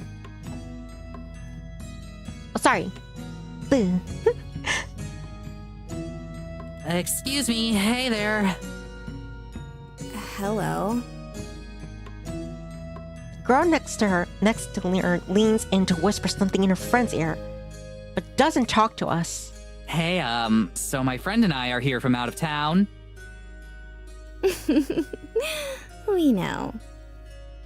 And yeah, we're wondering if like you wanted like a couple of dates. Yeah, listen, City Girls. Boo says, Boo, leave it. Or not. I cannot boo. Scared easily. They both giggle to themselves. We're filming a documentary sort of thing about Eisenfeld, and I was wondering if I could ask you some questions. You know when the old man was like, he was like being interviewed by Tara. I was trying to hold back a joke where I mentioned Raw the burglar before, but like, he did this one video where like, he pretended he caught like a virus, and then he was like dying, so he said like, I've gone and heard of a legend of a man in the woods, like a wizard. He's a man of many. The way he described him, he's a man of many magics. And probably concoct for me cure for this disease. Yeah, I didn't want to break the mood of it. I've gone heard of a legend of a man that lives in the woods. A man of many magics. Eisenfeld? Why here? What about it? Well, we're doing a video about any sort of rumors or local legends that you might have out here. Ghost stories or that kind of thing. The two girls talk to each other in low voices I can't pick up. The fire girl is muttering something, and the girl with coffee is agreeing and nodding along. As one, they turn to face us again. I don't think there's anything like that out here. This isn't that kind of place. Not a single one. When you were kids, your parents didn't tell you stories about things that lived in the forest? You've never been out late at night and seen something you can't explain? We're not allowed out late at night. I find that hard to believe. Never like snuck out. Like, hang with your friends. Or like, see like boyfriend or girlfriend? Really? Yeah. This town is suspicious. They must be hiding a secret. Right. There's a curfew. Girls go quiet, nodding to themselves. Sensing a dead end, Tara changes her tactics. Do either of you know a girl named Morgan? She's the mayor's daughter. The first girl, the one with the coffee, grins at that, pulls at her companion's arm. Other girl swats her away, face turning pink. Oh, I'm pretty sure everyone knows her. She smiles devilishly at her embarrassed friend. Some of us better than others. What's she like? Why is she so famous? She isn't that bad. She's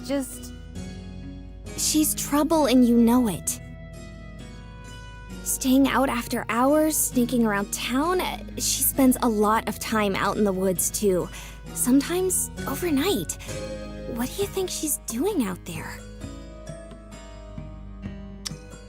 I don't know. Maybe she's like enjoying a jacuzzi. And all of you are just like, yeah, you're freezing your toes off in the middle of the night. If there's a particular conclusion we're supposed to have reached, it's lost on me. Still, it can't be a coincidence that the two are tuned now on people being weirded out by Morgan. 3 or 3, if I count myself. Do you think there's something out there?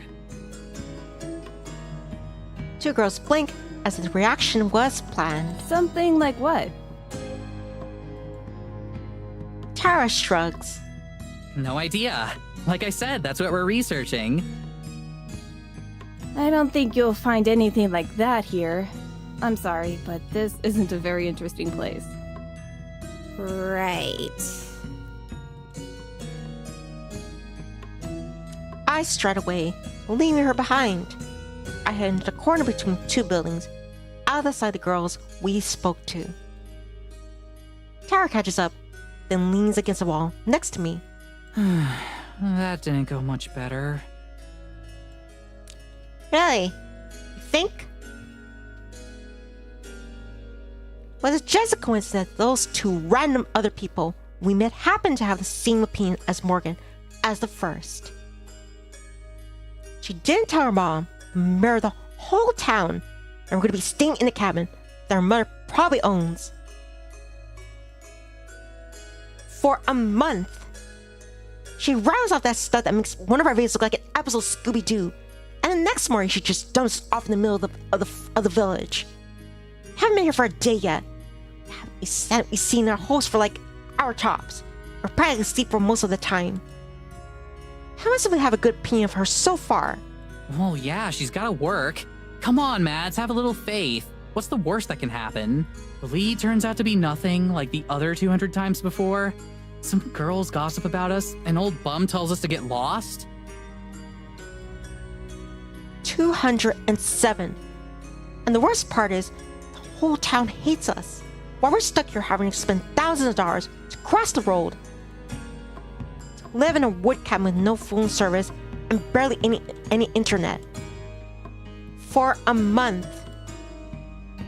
Guys, is the problem here, Tara. Tara sighs and throws up her hands. Okay, so what? What is it that you want me to do? You know, I'm with Tara. Like, I understand Maddie's frustrations, but it's like, what's Tara gonna do? Tara's trying her best in this situation to like make the best of it. And Maddie's just like, yeah, she's just bringing the whole mood down. We're here and you hate it. I get it. So what's the solution? What is it you're hoping for here? Like I said before, let's just deal with it. Make the best of it we can, and try to have some fun. That was the whole point of this thing. It was supposed to be fun. If she's trying to encourage me, she's doing a terrible job of it. Whatever. Let's just get this over with.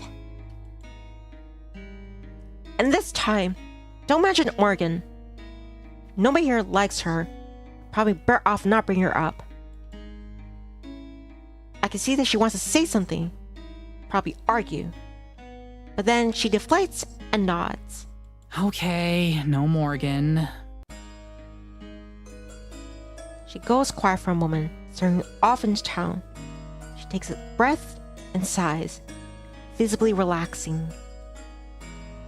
She starts to lead the way, not looking back at me.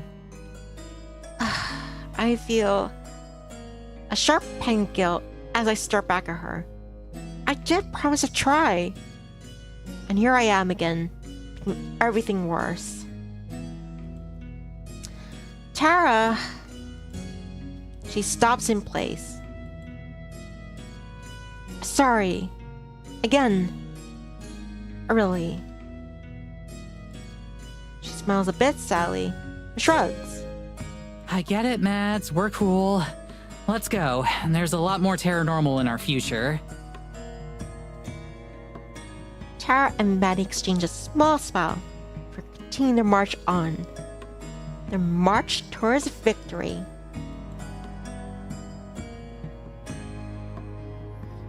Isaac seems to have been built so that no matter what, you're always walking uphill. On your way up yet another one past a low crumbling wall and a few houses. As we make our way up the street, a better-looking old woman with a broom stops what she's doing and eyes us.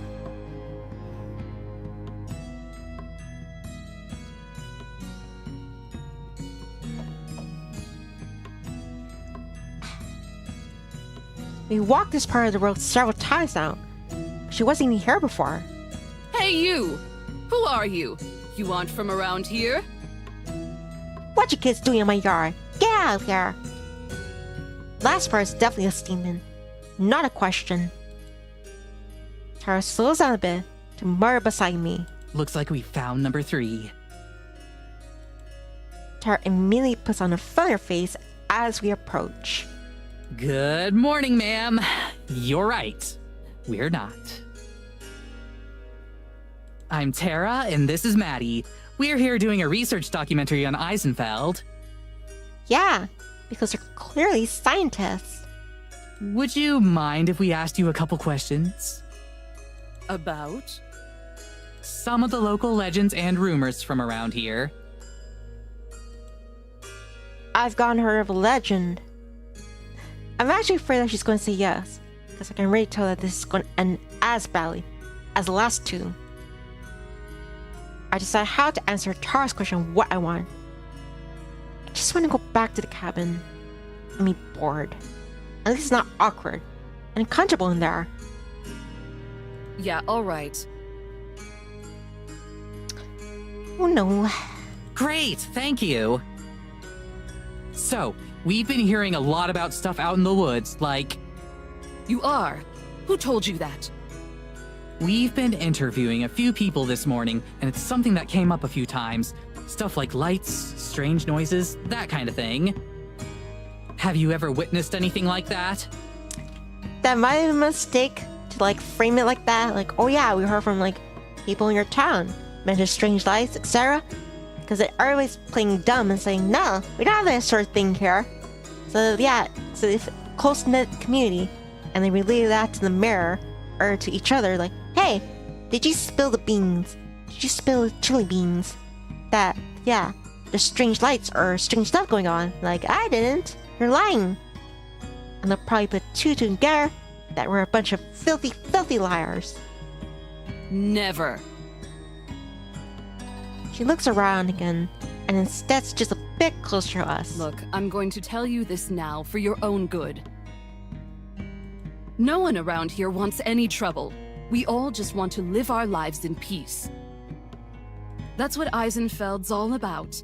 Mayor Fisher does a damn good job keeping things nice and orderly around here. We keep to ourselves, and I expect the 2 of you to do the same. She nods solemnly. The interview clearly over. Just as useless as the other 2. As we go, Tara waves over her shoulder. Thanks for your time! And then, so only I can hear her. Bitch. Yeah, she was a Finch. Wink. As we walk away, I can tell it's unnecessary to say anything to Tara. He treads along beside me. Annoyed as I am, I still feel bad seeing her so bummed out. Maybe it's starting to finally sink in. So now what? She asked me that after the second interview too. Now, I don't know. Let's go to Morgan's shop and eat lunch. Wait, for real? You want to go see Morgan? Mostly, I want to go see what Morgan makes for lunch. I'll take it. But hey, can you I'll be cool. Don't worry. She smiles, relieved. Yeah, I know. Sorry. I know you will. I take out the map that Morgan gives us this morning. By now, I've been through the village enough times that I can mostly navigate there by memory. What kind of shop does Morgan run? Do you remember? I think she says an antique shop. What do those places even sell? Antiques? Lots of furniture has been around for decades. Or random stuff like books and glassware. That's oddly specific. My mom's into antiquing. She always says, never know what you'll find. We should do an antique episode of Terranormal someday. We can have your mom on as a guest star. I'm sure she loved that. Do you think Morgan sells anything really out there? Like a possessed baby doll? Or a cursed sword? Songa. Who would want to buy those kind of things? The same people who go to Ren fairs. She got me. I can't help but laugh. Tara grins, enjoying the feedback. Come on, Mads. Every good horror story starts out with buying something fishy from the local antique store. Maybe she has a special section for items with an ancient prophecy about them. Prophecy? We're specifically trying to avoid a horror story scenarios. Remember? Oh, right. Yeah, I guess that would suck to live through. Okay, what if she lets us interview her talking cat instead? That's like a whole episode's worth of stuff right there. I'd be worried about the cat being taken away. And then they try to conduct experiments to see how, it can speak. Imagine that. Like Planet of the Cats. Internet loves cat videos. That one could go viral. That's what I'm saying. Oh, we should prep a list of questions for it before we get there, so we know what to say. Ask her which brand of cat food tastes best. So the bill. Rise of that company. Eh? Come on, I'm serious. Yeah, I'm serious too. I get big bucks from that. Wait, what? What? You seriously think that cat is going to talk? Tara shrugs, looking like she never questioned the idea. I'm just trying to be prepared.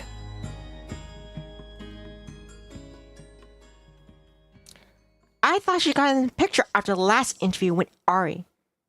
But it seems like she's still giving Morgan some benefit of the doubt. It's not even worth arguing with her over.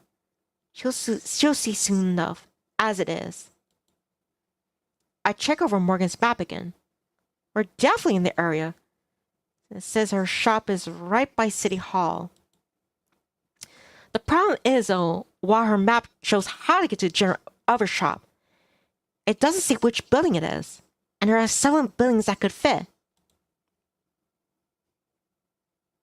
Do you think this is the place? It has to be. Tara's stomach growls loudly, and her voice was more like a plea than an affirmation. Go check. What? Check what? Like, go check if it's her place or not. Absolutely not. I'm not going to just potentially walk into someone's house. What's the big deal? If it's not her place, we can just ask for directions. No way! Trespassing is your thing, not mine. Go back and forth like this for a while, right before we finally decide to set with a rock, paper, scissors. Morgan herself pokes her head out of the door. Hey, you two. I'm in here. For the first time since she met at the station, I'm genuinely to see Morgan. Morgan holds the door open, book under her arm, and a cup of coffee in her free hand. Tara turns to me and talks in a quiet voice. Ready to uncover some ancient treasures? Lead on, Indiana. Doesn't need telling twice. Tara practically dashes the rest of the way inside and bumps into Morgan as she goes. I nod stiffly at her as I enter more slowly. The door slams shut behind us. Morgan flips the sign on the door to close, while it's nearly invisible from the outside. Her shop looks just about how I expected. Piles of junk are strewn across chipped shelves, and the items that aren't displayed so much they appear to have been tossed and then forgotten. A thick layer of dust covers everything. Tara's already bobbing around the store, examining whirling fragile ceramics. Maria passes by her and back to the front counter. She sets down the book she was carrying. Its title catches my eye, complete collection of classic fairy tales. The book looks extremely old. I wonder if it's an item for sale here. So, are you done looking around town? If she has any guess of what kind of response we got today, she doesn't show it. She's still impossible to read. I've seen enough for today. Can we still take up on the offer? The lunch offer. Sure thing. I've got something on the stove already. I figured you'd be coming over soon. Stove? Your store has a kitchen? Yeah. I have a living space set up in the back since I sleep here most of the time. Feel free to look around. I'll be back. She disappears behind a curtain into another room and is surrounded by, treasures. When the whole town feels like an antique, a rocking chair and a few pieces of farm equipment probably aren't the biggest draws. I'm surprised she even keep the place open. Tara's enthusiasm seems to have been dimmed a bit. However, she takes time to examine each piece, turning over in her hands like she's appraising fine art. At least one of these is probably cursed. Yeah, definitely. It's probably the grandfather clock over there. No way, that's too easy. And even if it is cursed, it's probably something lame like making your toe hair grow twice as fast. But this, well... Tara takes an item off the counter, holding it close to her chest. It's a lamp, but the stand is 3 very realistic pigs standing on top of each other. The lampshade has these little piglets printed on it like scripture. This is the big leagues. You want a curse that's gonna last for generations? You use this bad boy. Hey, you think Morgan would mind if I brought my Ouija board in here? I'm gonna Ouija board you if you don't stop your shenanigans. Tara, if you think that's cursed, Chirps, you ever seen like one of those, no offense if anyone's a fan out there, see one of those skibbity toys for kids? Yeah, apparently, at least where I work at, I seen those big, like, how big would it be? Like the size of a toddler, an action figure, a skibbity like robot action figure, and it has speakers. So yeah, if anything, that is the cursed object. As she says that, she puts the pig lamp back in its rightful place, where it can't hurt anyone. I wonder how that works, actually. Like, if you bring 2 cursed objects to the same place, do the evil spirits get into a turf war? Definitely. It's well documented in the God of War series. Yeah, when Kratos he took out the Norse gods, hands down. Or do they team up to defeat humanity? Did you seriously bring the Ouija board again? That Ouija board has been on every single trip with us. Besides, it fits in my suitcase. I pick up a small ornament from a chef family brought. It's a snake made of crystal. There's no price tag attached. If you have to ask, Maureen pulls back the curtain she went through. Okay, food's ready. She was out carrying an enormous tray that's probably an item also for sale here.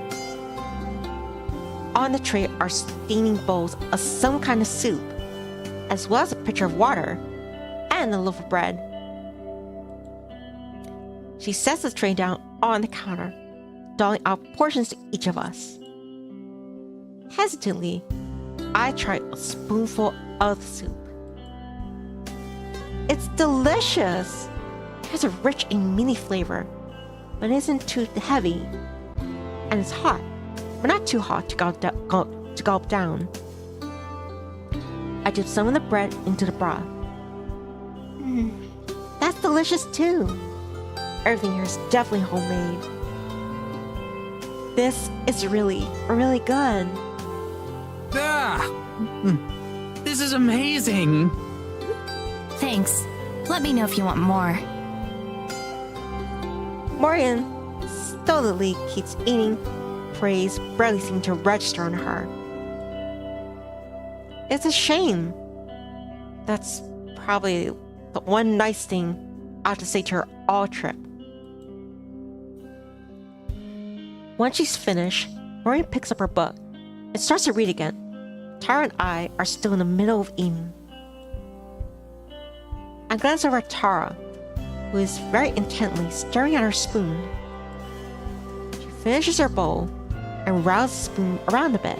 Can I take you up on that refill? Of course. Without looking up, Maureen picks up both her book and her bowl and heads in the back again. She emerges a moment later with a fresh serving of soup, which she wordlessly sets down in front of Tara.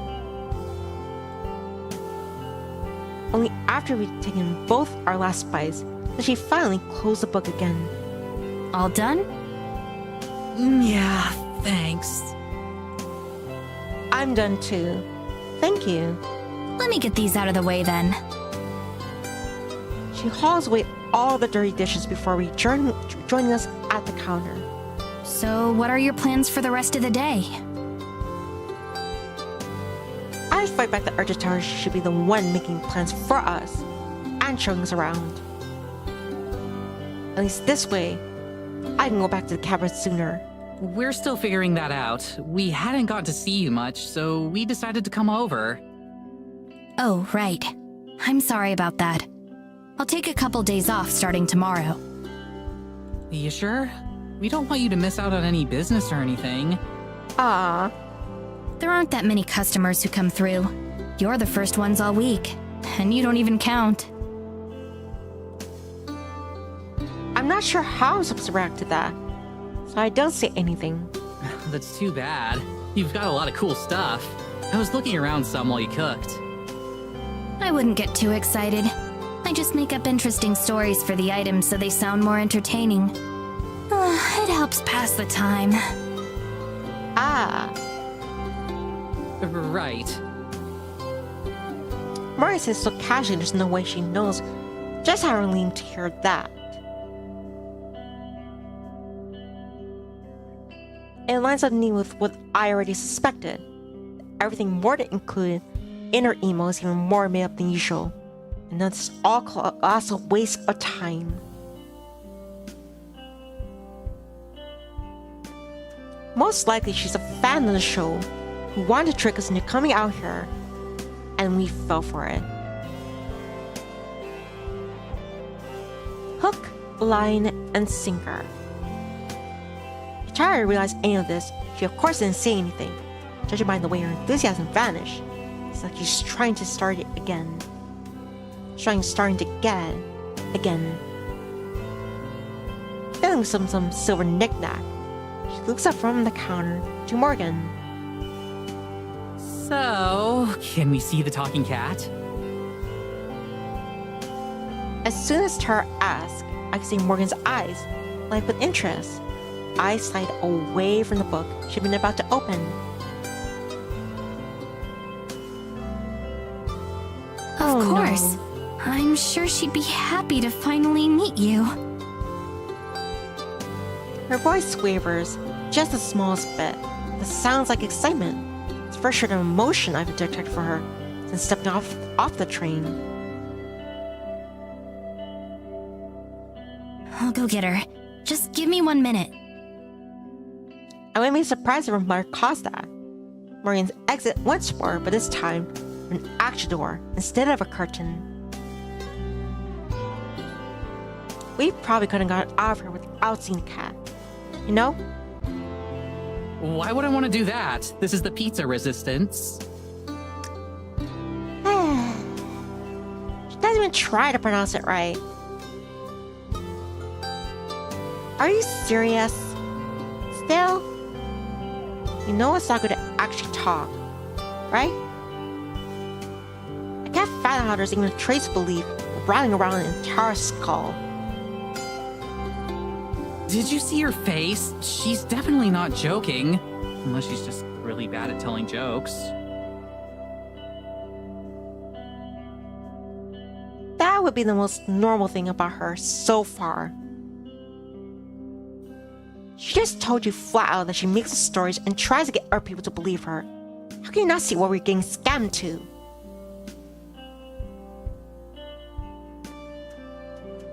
Come on, Mads. Try to have at least a little bit of faith. Door opens once more. Out strides Morgan. That was the sound of little kitty feet on the hard wooden floor.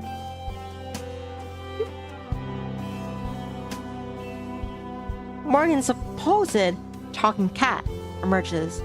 It's a fluffy white cat with bright blue eyes. Talking or not, the cat staring up at me is undeniably beautiful. Its white fur seemingly glistens like snow. Its eyes are a piercing azuri blue. Tara leaps from her seat and crashes to her knees. Cat doesn't flinch at all, despite the commotion. Oh my god, I love her! I love her so much! She looks up at Morgan, eyes as wide as dinner plates and fingers wriggling. Can I pet her? Please tell me I can pet her. That's a prerequisite. Theodora, can she pet you?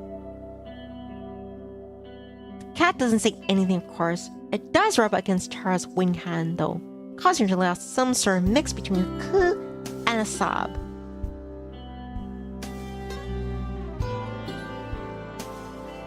I can tell Tara just got her money's worth out of the trip. Go on, say something. These are the two I've been telling you about. Tara, Maddie. Morgan gestures as if introducing us to her. She looks between the cat and us, expectantly. Seeing its master's attention, Cat goes from nuzzling Tara's hand to nuzzling Morgan's leg close by. She meows happily. The cat, not Morgan. Come on! You're going to make me look like an idiot if you don't say something. Morgan uses her foot to nudge Cat towards Tara, who's still crumpled on the floor. Cat indignantly tries to escape, her claws scraping uselessly against the wood.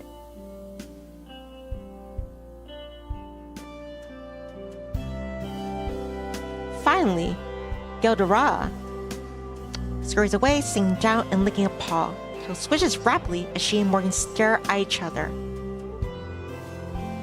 And then absolutely nothing. What a surprise. I'm not even disappointed, just vindicated.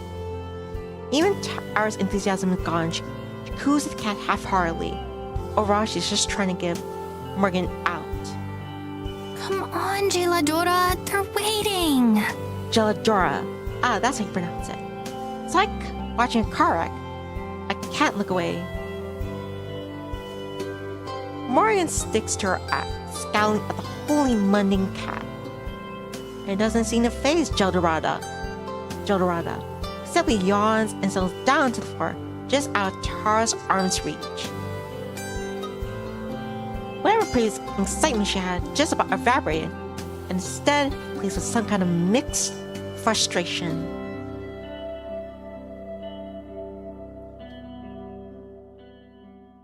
That's when I start to realize a horrifying truth.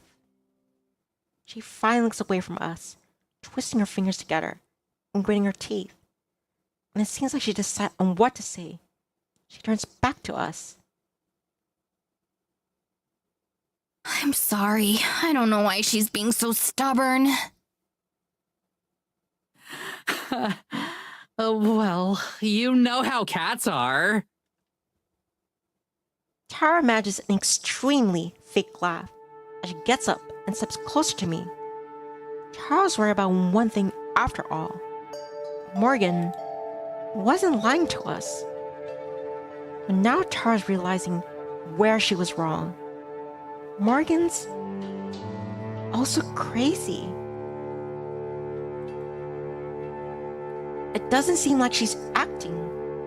It seems like Morgan's genuinely shocked that her cat didn't even greet us by name. She talks to me all the time. I told her you two are trustworthy. That should be enough.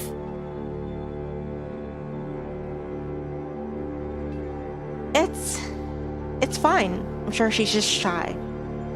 Don't worry about Yeah, it. she just met us. We've got plenty of time for her to warm up to us, right? You know, I don't know why they're not even giving her more the benefit of the doubt, because it's not like, okay, if she was crazy, if Morgan was crazy and like the cat doesn't speak, but it's just in her head, you would think like she would just like imagine the scenario that the cat is actually talking to them. It's like, can you hear her? You know, Joe Dorada or Joe Dorada. I can think of El Dorado, but yeah, like I think if that's the type of person that she like they think she is, then yeah, she would be saying those sort of things like, yeah, the cat's talking to you. But she's telling them that the cat is refusing to because like it's not in the mood or something. And yet they're acting like she's crazy.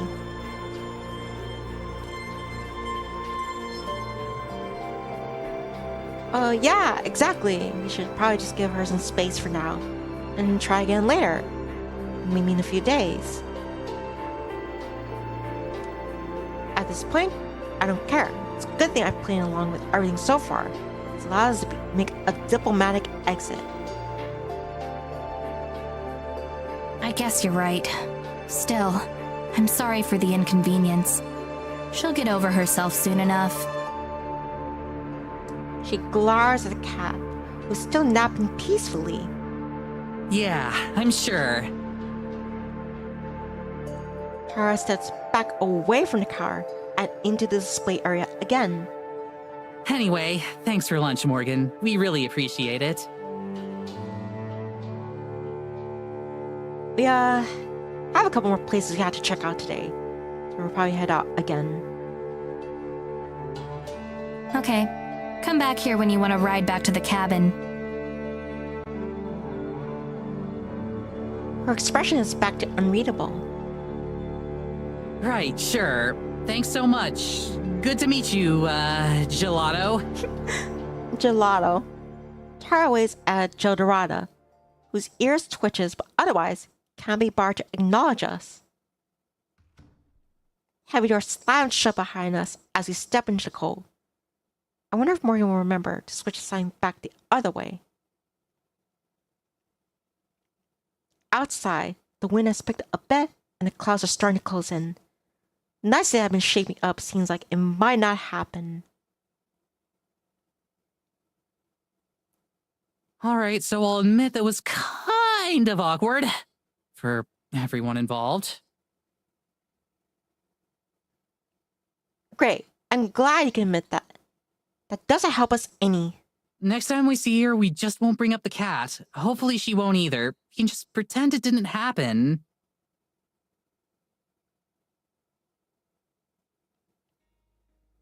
Next time? What do you think is going to happen next time? That you will see the good critters or the second time we hang out? We can ask her about the spirit or the lights, that kind of thing. We get some spooky shots of the woods and we're golden. We are pros at making that kind of content interesting. Usually we have at least something to work with.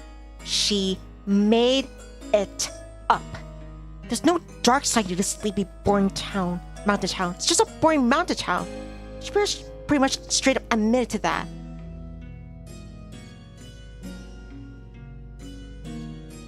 I don't get how you aren't as sad about this as I am. We spent thousands of dollars to fly across the whole world for a month. And the person who invited us here is either a liar or a lunatic.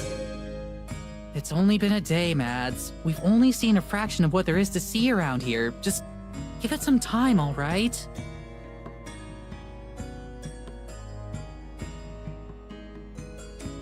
It's been a day, and look where that got us already. Literally every single person we talked to told us to stay away from Morgan.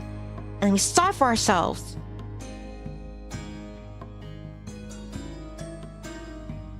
How are you pissed off about this. Tara shrugs. Do you think you're being a bit harsh on Morgan? She's been super cool with us. Like, okay, yeah, the cat thing was weird, but it's not like she tried to hurt us or anything.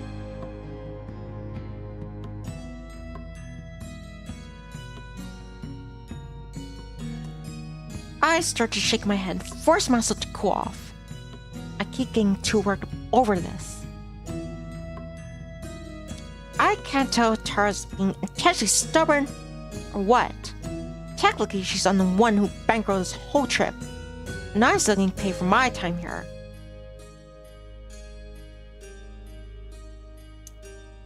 So, if she's not sad about wasting all of that, then fine.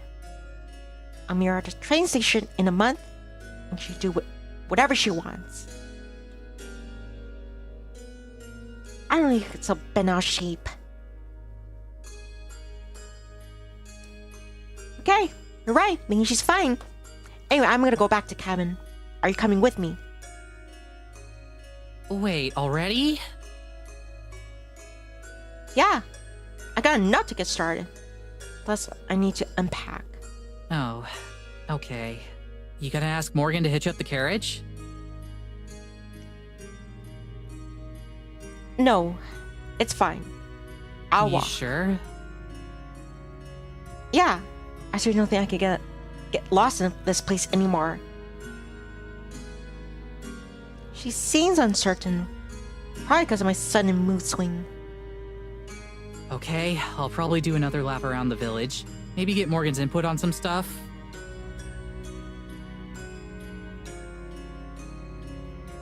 Okay, see you later then. See ya.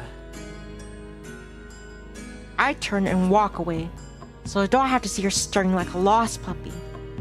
She'll get over it.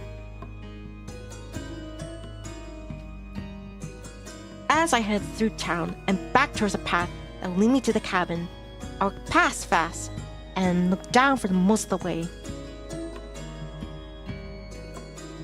Nobody tries to stop me or talk to me. If anyone's staring, then I don't catch it. The trip back to the cabin is easy, even though it takes me around half an hour on foot. If nothing else, I should be in pretty good shape from all the walking by the end of this trip.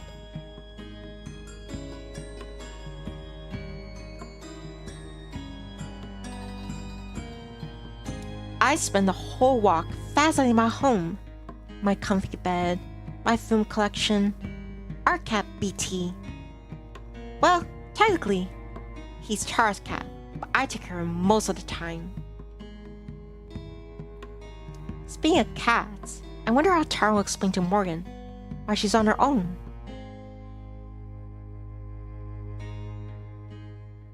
Well, that's her problem, not mine.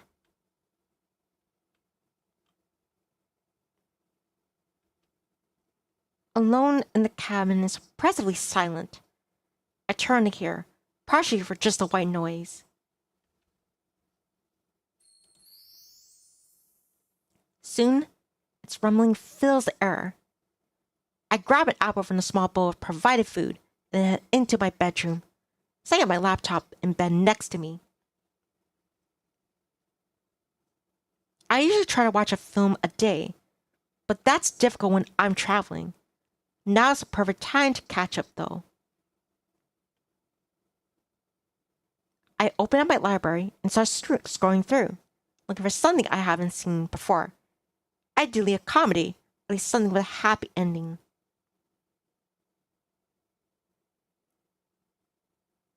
I just got through the L's, and there's a knock at the door. I nearly dropped my apple. Could be knocking. Tara and Morgan both have their own keys. The knocking comes again just seconds later. Whereas Adair is super impatient. My heart thumps in my chest. What if we're being cased for like a robbery or something? I hide my laptop under the blankets as I hurry into the living room.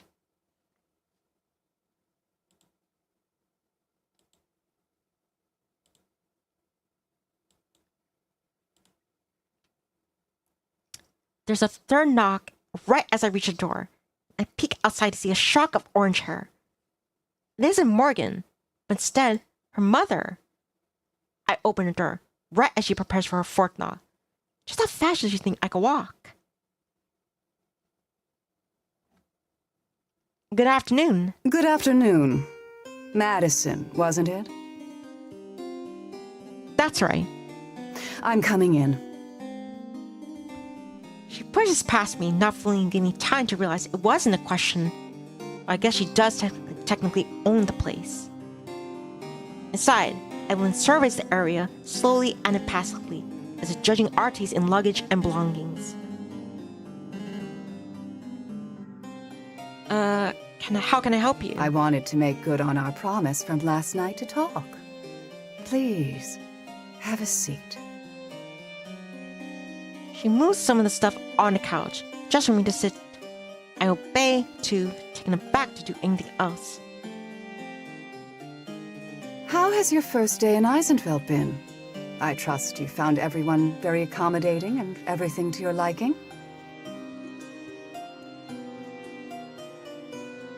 It was fine. Everyone's been very kind to us. I wonder if she'd be surprised at how the villagers treat us. Seems better just to pretend everything went well, for the sake of not offending our host.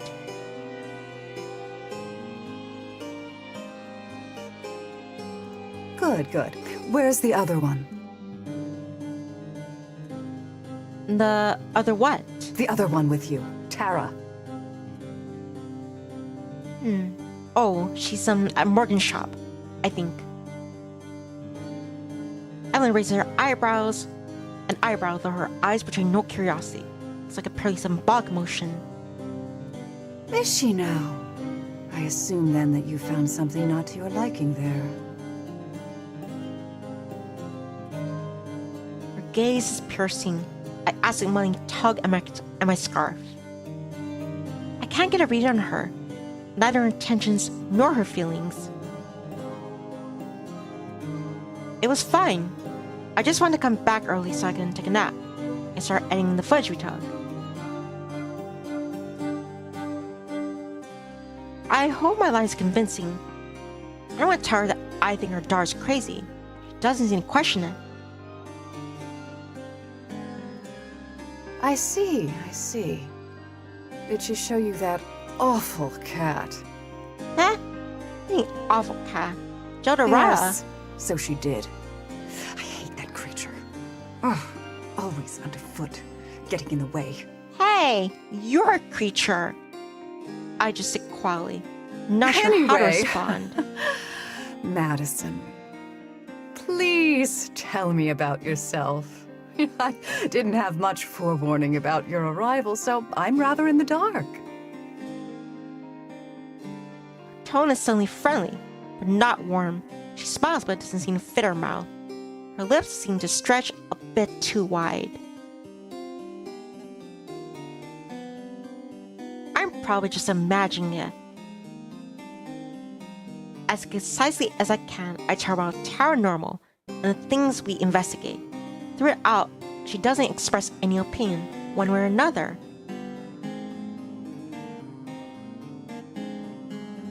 Just nods occasionally. And what brought you to Eisenfeld? I hesitate. How much has Morgan told her? Anything. Morgan tells about there are a lot of ghost stories and legends around here. Lights in the forest at night, and whatnot. I really like the sound of vacation out here. And for hobbits. Evelyn sighs deeply, startlingly melodramatic after her total apathy during my explanation. That daughter of mine. Always lying and making up ridiculous tales. It's been the same her entire life. Hysterically dragging people into her fantasies. That's something I've never been able to knock out of her.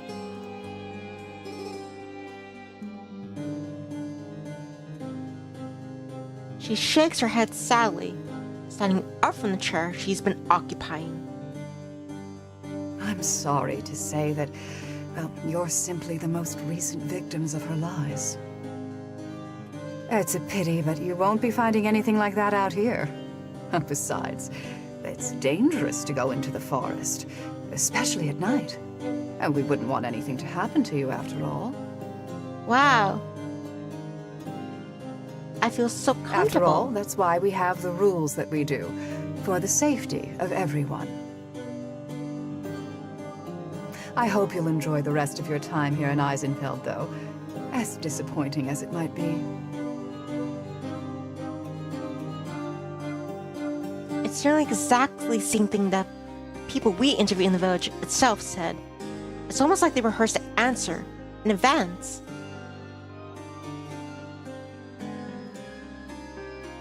With long, deliberate strides, Evelyn crosses the living room to the front door. I'm sure I'll see you again. She doesn't wait for me to respond. She leaves, the door slamming shut behind her. I sit in silence for a while, unsure what to make of it all. So Morgan's own mom thinks she's as ridiculous as I suspect the whole time.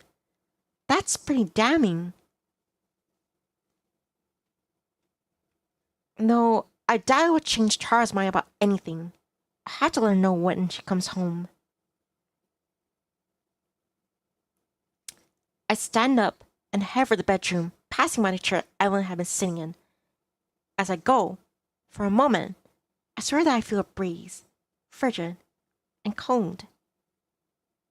But the moment the thought crosses my mind, the sensation is gone, like it was never there.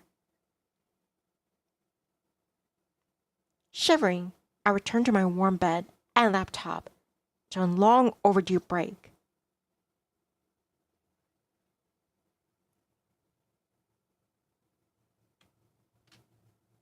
Hours later, I hear the sound of the front door opening and closing. I peek out my bedroom, where there might be the mirror, letting herself in again. It's just Tara, though alone. It's been a few hours since we parted ways. I'm not as annoyed with her anymore, so even though I kind of tend to just put in my headphones and ignore her, I get up and head into the living room.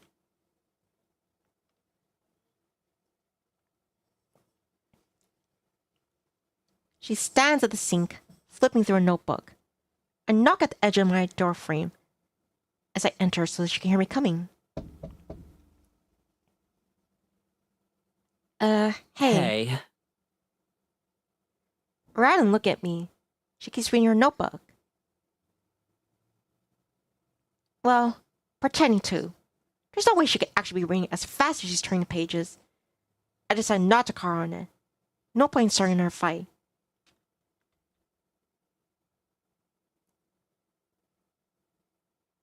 How'd it go? About the same. Is that good or bad? She doesn't respond. She must be really upset about this morning.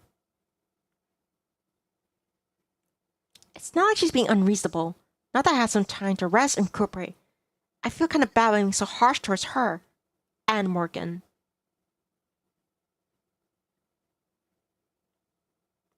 Morgan's mom came by earlier. That gets her attention. She shuts the book and turns around. Gotcha. Really? What for? She just wanted to introduce herself. I tell her a bit about who we are and what the show's about. What did she think? I don't know. She didn't really say much. She was really weird. Like, in a different way than Morgan. She seemed really intense, I guess. What I mostly remember is how she was glaring at me the whole time. It never seemed like she was anything other than angry about something.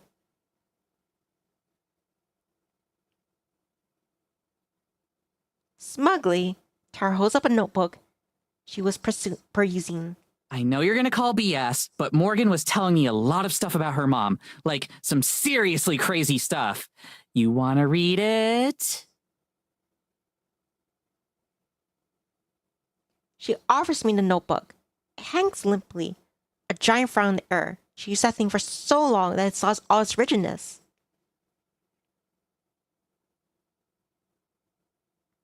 I shake my head. I'll take your word for it. I heard enough crazy stuff from Morgan for one day.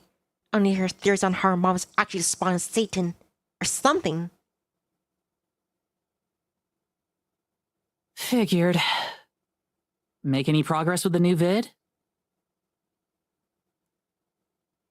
Not really. We're getting more footage before there's enough to really get started.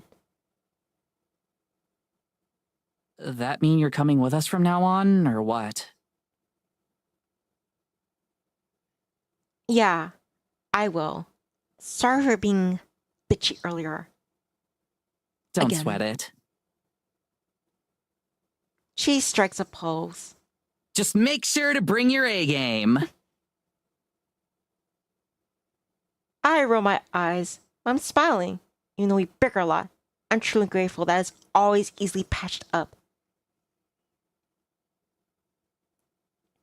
Yeah. I can't promise I'll buy into a word of what Morgan says, but the least I could do is try to be polite about it.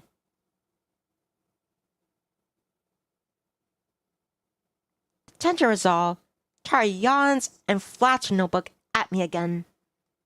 All right, well, I'm gonna hit the hay soon. What about you? I'll probably watch a film first. Not that tired yet. How many times can you watch 2001 without getting sick of it? I don't know, but I tend to find out. Tara and I each headed to our bedrooms. As I go, I feel a bit better about everything. Just because I'm quitting the show doesn't mean I don't want to lose Tara as my best friend. We've been friends for over a decade, so of course, we had our disagreements and arguments. I think the longest we've ever gone without talking was a month.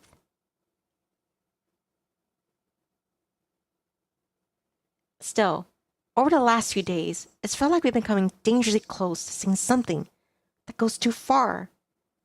Either one of us. And thinking about back on today, I can't really pretend I'm not the one who was mostly at fault. Even when I'm worried I'm losing my cool, sometimes it feels like it's hard to stop.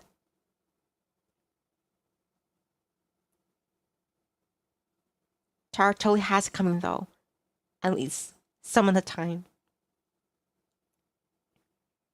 From now on, I will be better.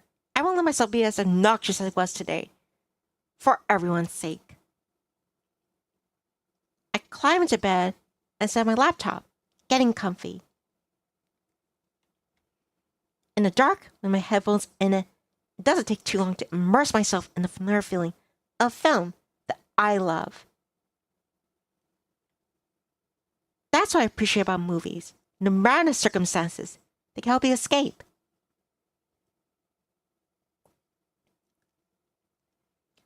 My eyes are getting heavy. I pull up to my chin, prepare to bounce in just the right spot, not to fall off the bed. All things considered, it's a closer setup than I could have hoped for a cabin out here. Sure, the Wi-Fi is bad, but it gives me an excuse to catch up on my backlog. Everything's perfect to fall asleep. The sound of something knocking my window makes me leap up. It's past midnight. There should be anyone here. Maybe it's a bird, or a squirrel, or something.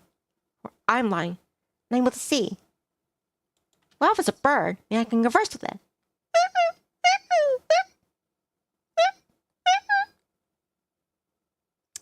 Nope, chirps, and ain't a bird.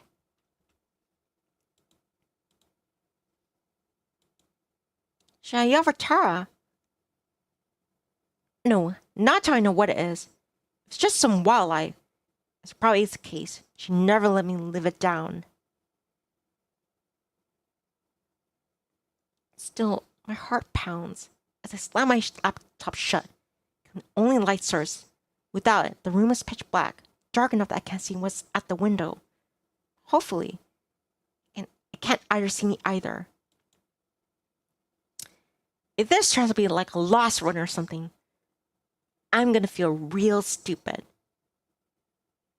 I stalk over to the window, prepared to cut and run if I need to. Slowly, I raise myself up to my eye level. Morgan is pressed against the window pane, looking to my window with one hand resting against the glass. You have a minute? God damn it! Tension draws drinks out of me, replacing me with exhaustion. I should have known. You kinda knock. I rub my temples and sigh. She's technically correct. The worst kind of correct. Okay, I guess I have a minute. If you're gonna come in and talk, please use the door. Of course. I'm not going to climb through the window. Color me shocked. I head into the living room and hesitate in front of Tara's door. Should I knock? And her, she's probably already asleep. I've always been jealous of her ability to pass out instantly.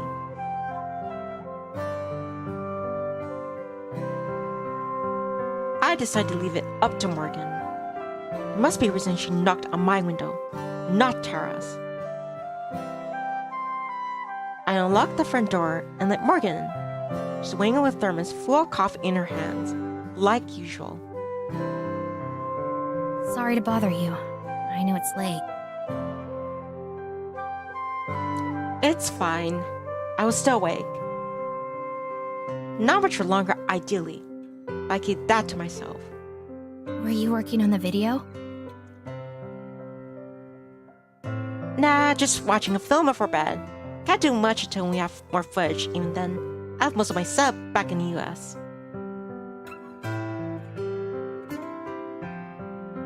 We sit down on the couches just like her mother and I did earlier. Our faults. At least Morgan isn't as terrifying as her mom is. Does Tara help with the video work at all? Not really. I try to teach her some stuff once or twice, but she's not interested in learning. That sounds like her. Yeah. I'm a little put off by Morgan already feeling like she knows Tara, what she's like. I guess it's a result of watching someone online for so long. You start to think you know what they're like, even though you only seen one side of them. True that. We get it a lot, so I'm kinda used to it. Sometimes it can become a bigger problem though. People think they're entitled to act a certain way because they've seen it online.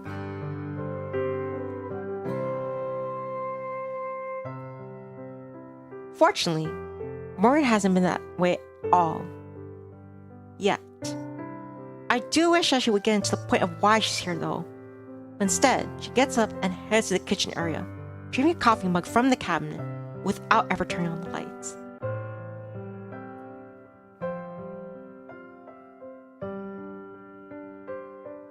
I twist around to watch as she pours some of the coffee from her thermos into the mug and loads it into the microwave. It must not be very effective in thermos.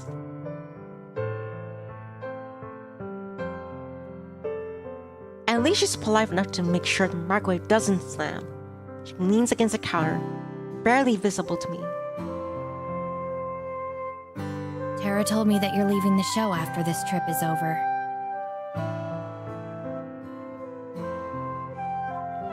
Of course she did. I must have made a face as Morgan clears her throat loudly. Sorry, was it supposed to be a secret? Nah, it's fine.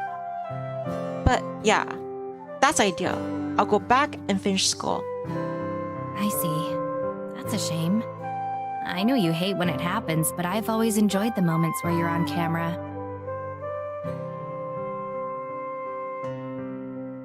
Thanks. I'm just camera shy. Ironic, I know.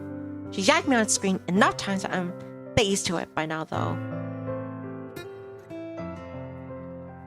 Morgan hits the stop button on the microwave a second before it dings. She retrieves her coffee and returns to the couch. But I guess that's why things seemed a bit tense between the two of you, right? Before I can answer, she shakes her head. Actually, sorry. That's none of my business.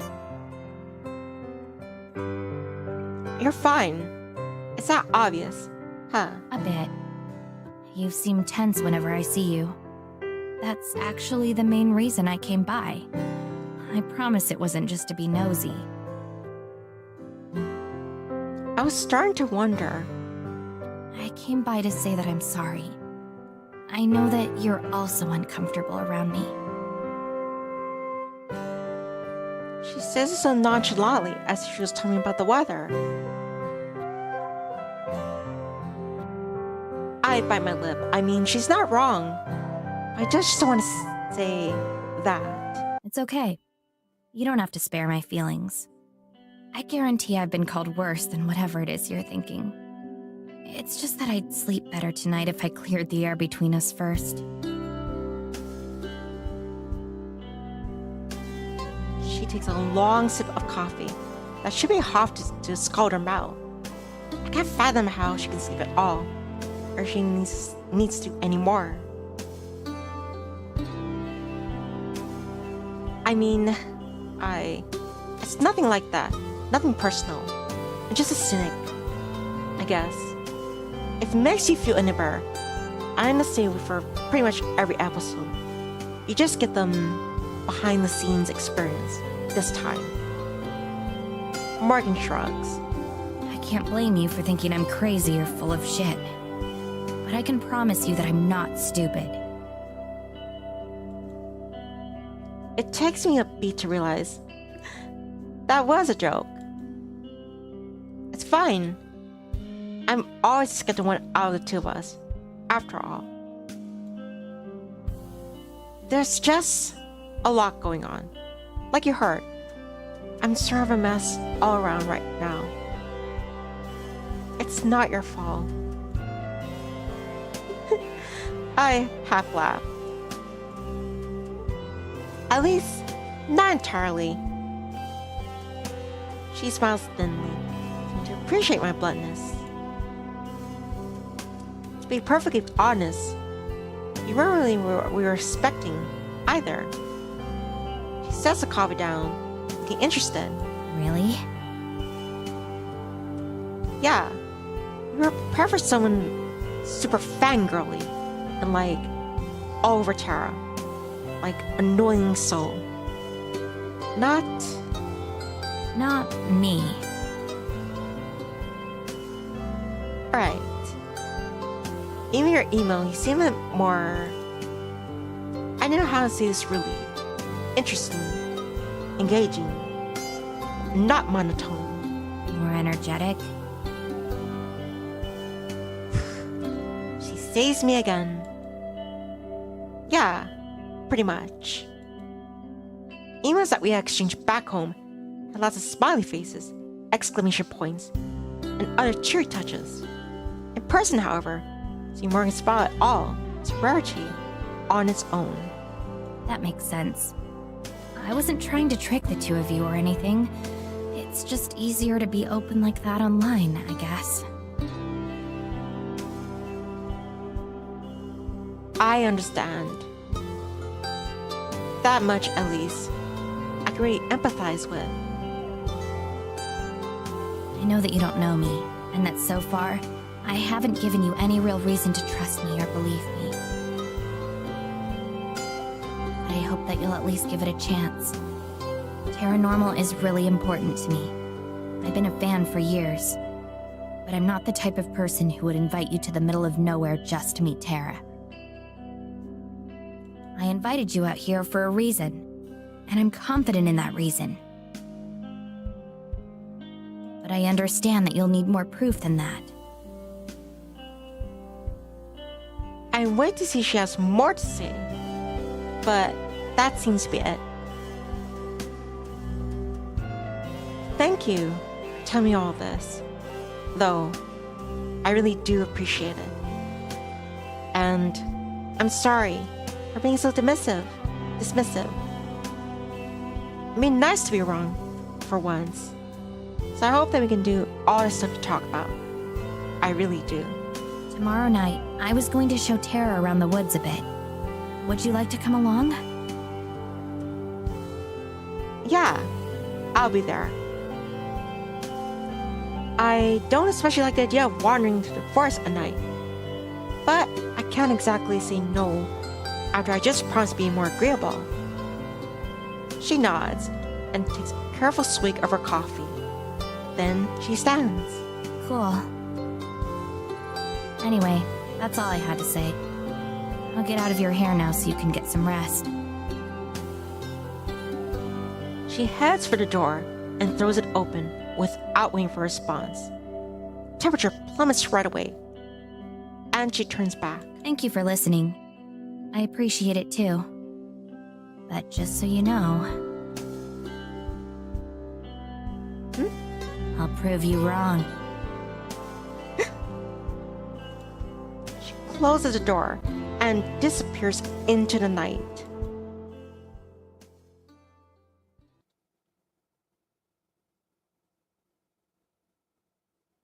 We reached it. One of part 1. Going even further. I'll be right back, chirps. Excuse me. Blah.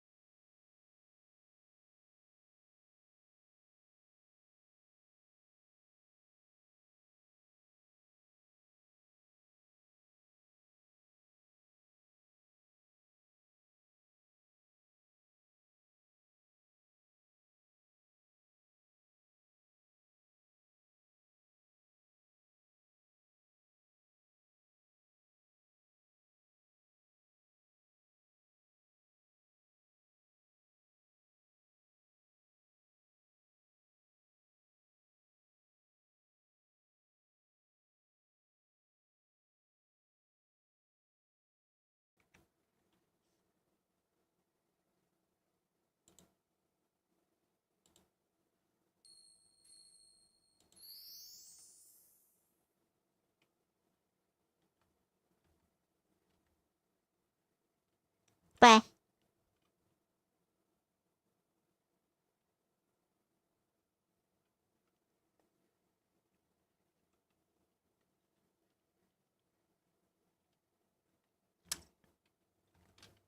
I'm back, Chirps.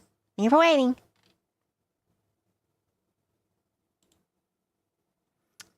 We head to the appointed meeting spot right at the turn of the hour. Even during the day, the forest felt hostile and foreign, but now at night, it's downright scary. Each rattle of a branch is a demon's footsteps. Every gust of wind is a monster's breath. I stand close to Tara, treading on the backs of her feet several times. I think this is supposed to be the place. I look around the area. It's indistinguishable from the rest of the woods. On the cover is a tiny pinprick of light that represents our cabin, back at the forest's edge. A feeling of dread creeps its way up my spine. What if it's a trap or something? Or a setup? Maybe Morgan's just lures out here in the middle of nowhere and is waiting out with sight, with a knife in hand, or something. Don't you worry. I am someone I have experience with them yanderes. Trust me, she would not have gone out of her way to do this.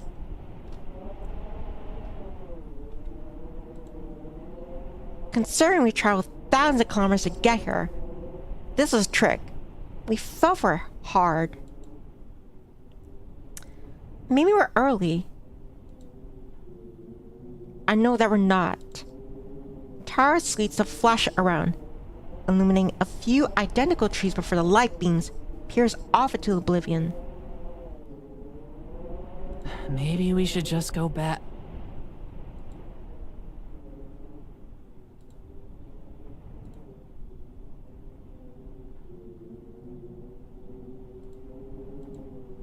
The light passes over Morgan, suddenly a mirror away from us.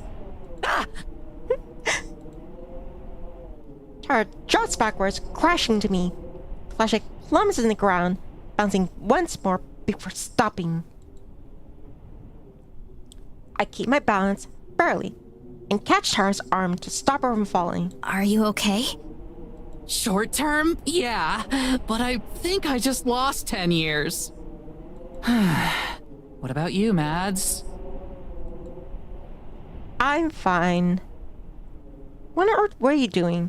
Me? I was waiting for you. Where? Didn't you hear us? Just over there. Sorry, I had headphones in and missed you.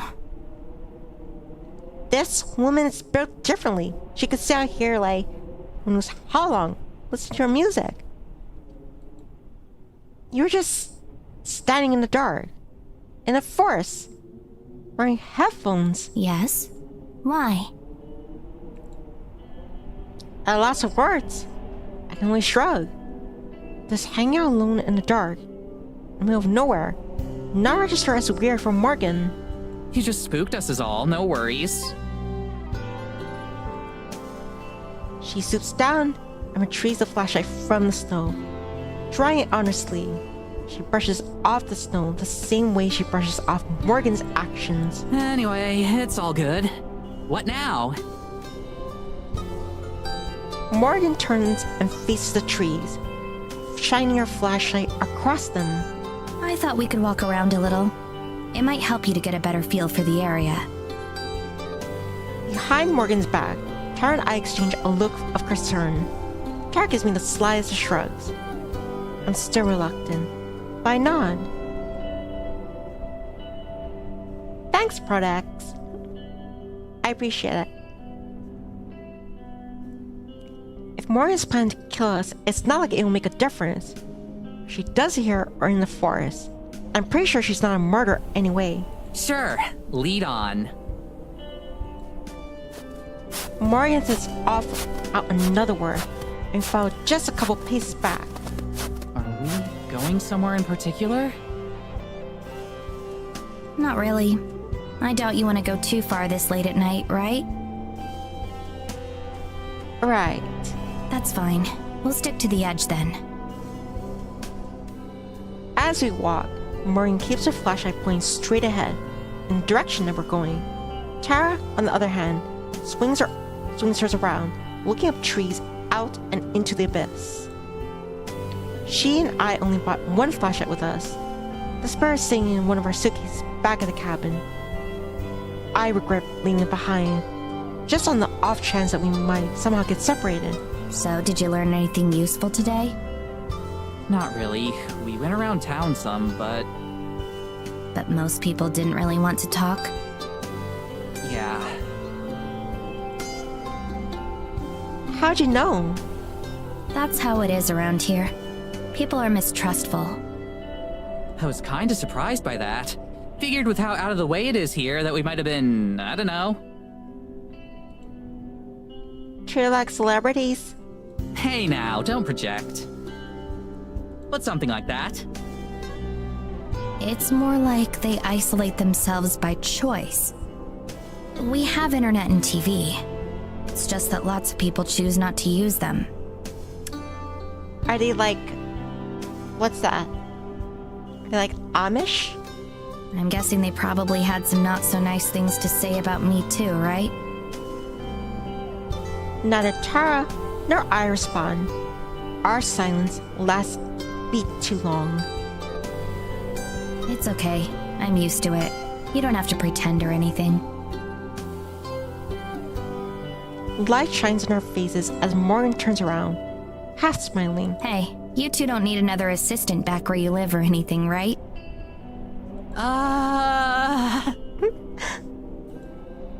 My mouth flats like a fish while I try to give a diplomatic response. But then, Morgan laughs and faces forward again. Just kidding. Hey, Tara and Maddie would be like, they'd be so blessed if that Morgan became like part of her team. She's just such a cinnamon roll, especially in this winter, like, yeah, this ice like wasteland.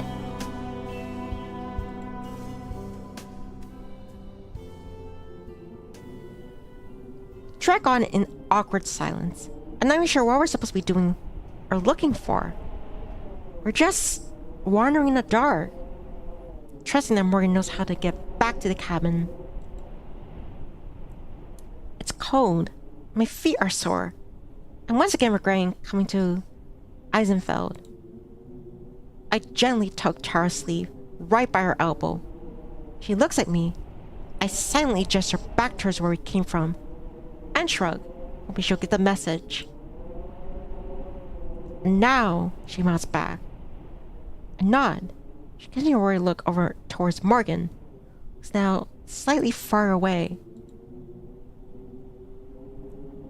Tara holds up 5 fingers.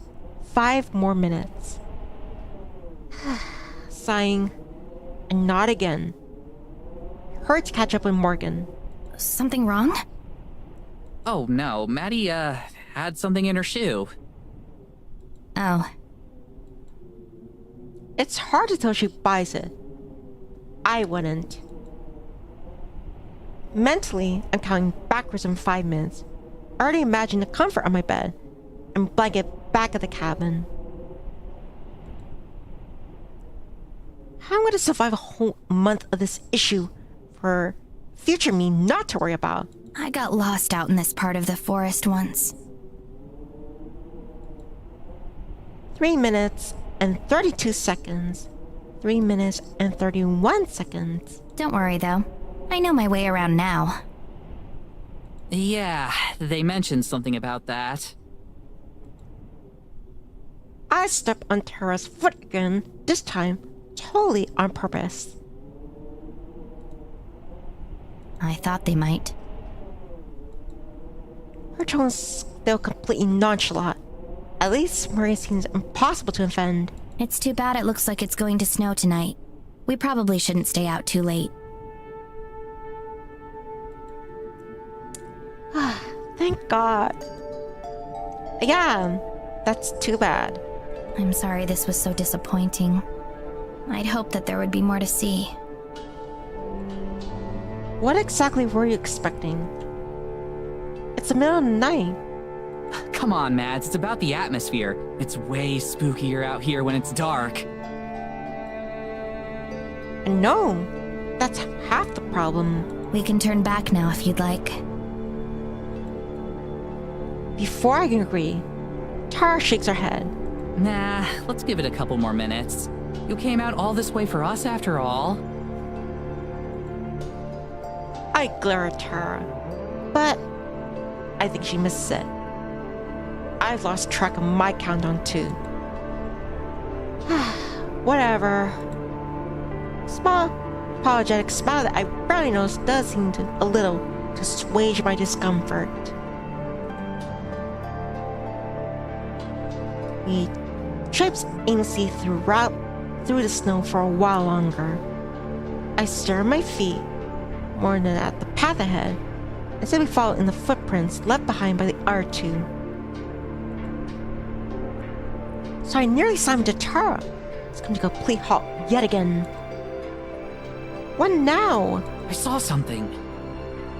You did? Tara, stop messing around. Let's... No, I mean it. I saw something. I shut up. I can tell by her tone that she's serious. She saw something. Or at least, she thinks she did. Three of us turn and face the way she is. It's even deeper in the forest. Barely lit by the moon. There was a light. Someone else walking around. There shouldn't be anyone out at this time of night. It's dangerous to be in the woods once it gets late. I opt not to point out the obvious hypocrisy. It was probably moonlight or something. It wasn't the moon, Maddie. There's something out there. Both of them point their flashlights in the direction Tara's looking. Aside from more trees, there's nothing to be seen. Tara... Maddie. She grins. This is what we're here for. Come on. Tara breaks into a run, leaving Morgan and I behind in surprise. Exchange look before Morgan runs after her. I have no choice but to go to it too. The regret is almost instant.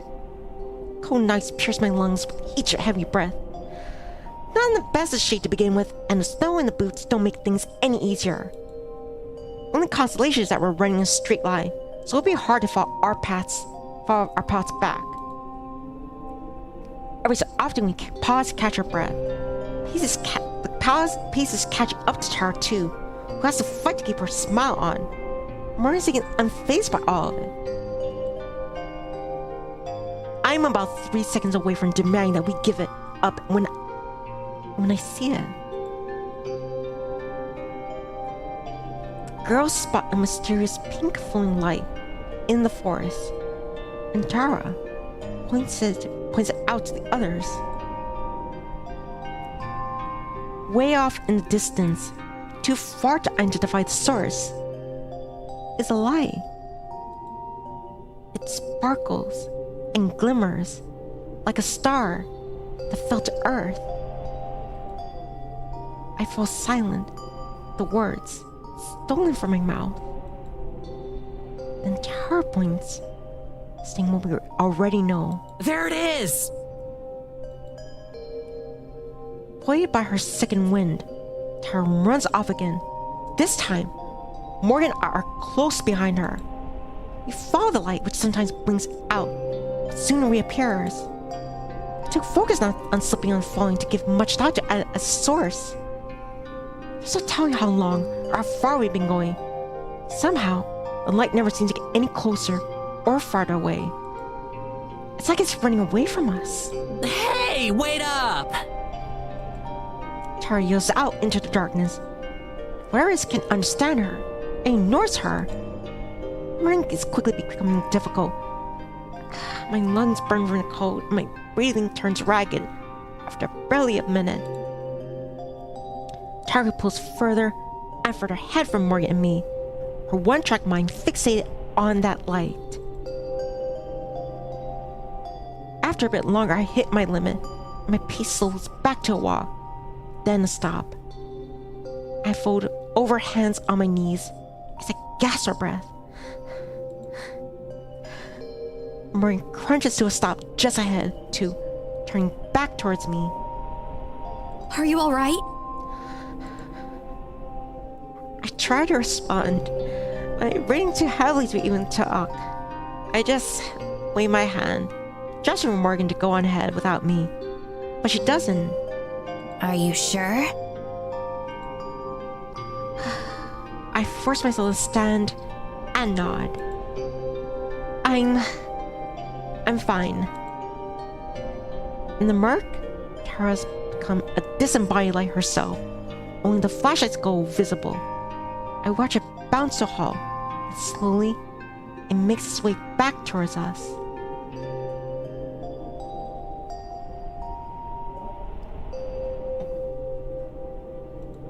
You guys give up too easily. How are you not dead? I haven't seen you run in years. That's 'cause you never hit the gym with me. I don't know if she's joking or not, and I'm too worn out to care. So, what was that thing? Do you think it was your forest spirit? Morgan's eyes widen. You believe me? Tara shrugs. I'm considering it at least. I mean, what else could it have been?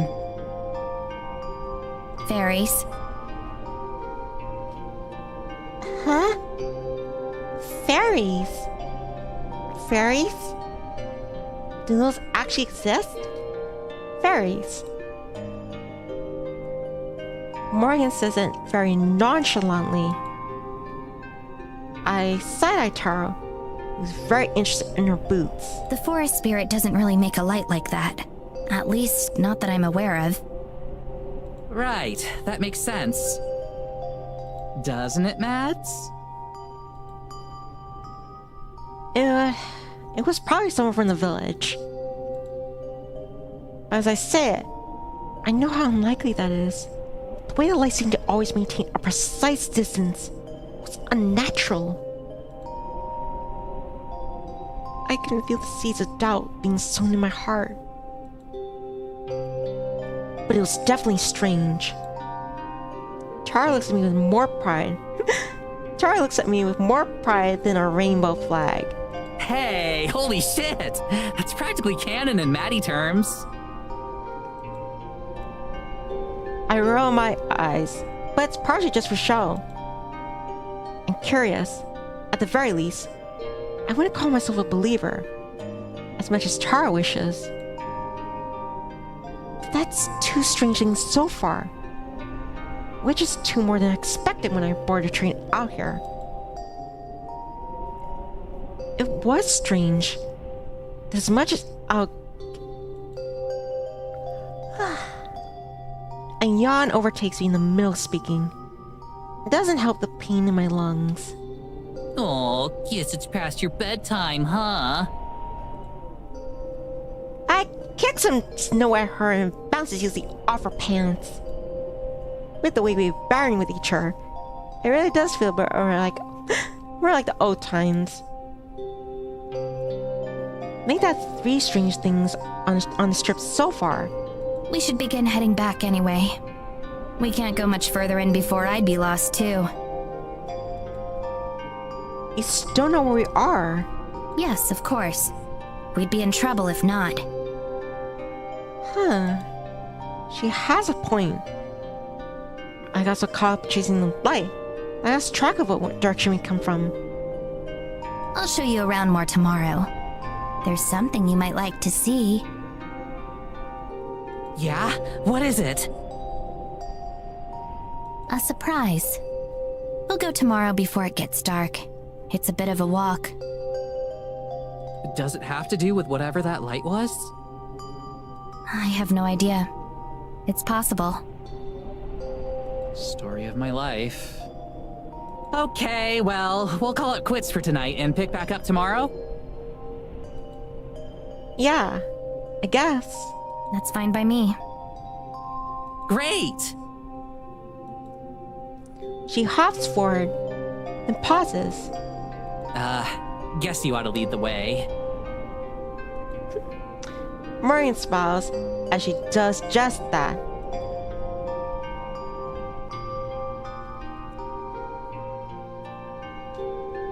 It takes only 50 minutes or so to reach the cabin.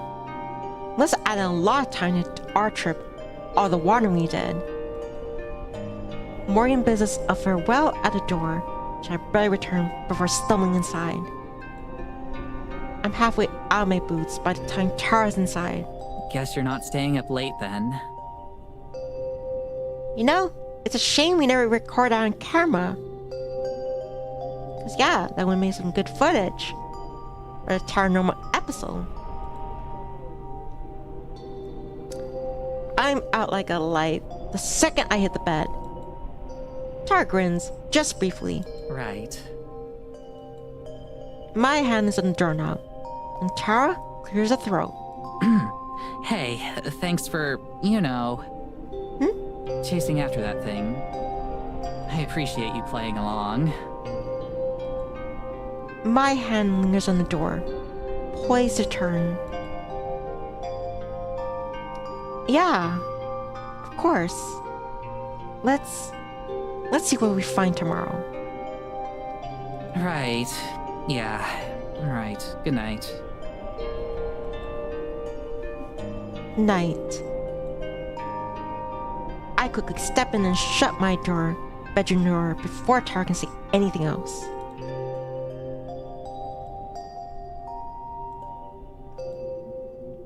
As I switch off the lights and crawl into bed, I remember the end of the train ride here. I felt the same just now, standing there, not knowing what to say. It would be so easy. I banish those thoughts from my mind and wrench my eyes shut. There'll be time to worry about it tomorrow. I have time to think. We have a month. As I slowly drift off to sleep, the exhaustion that I feel winning out over the stress. Last thoughts I have of dancing lights in the snow.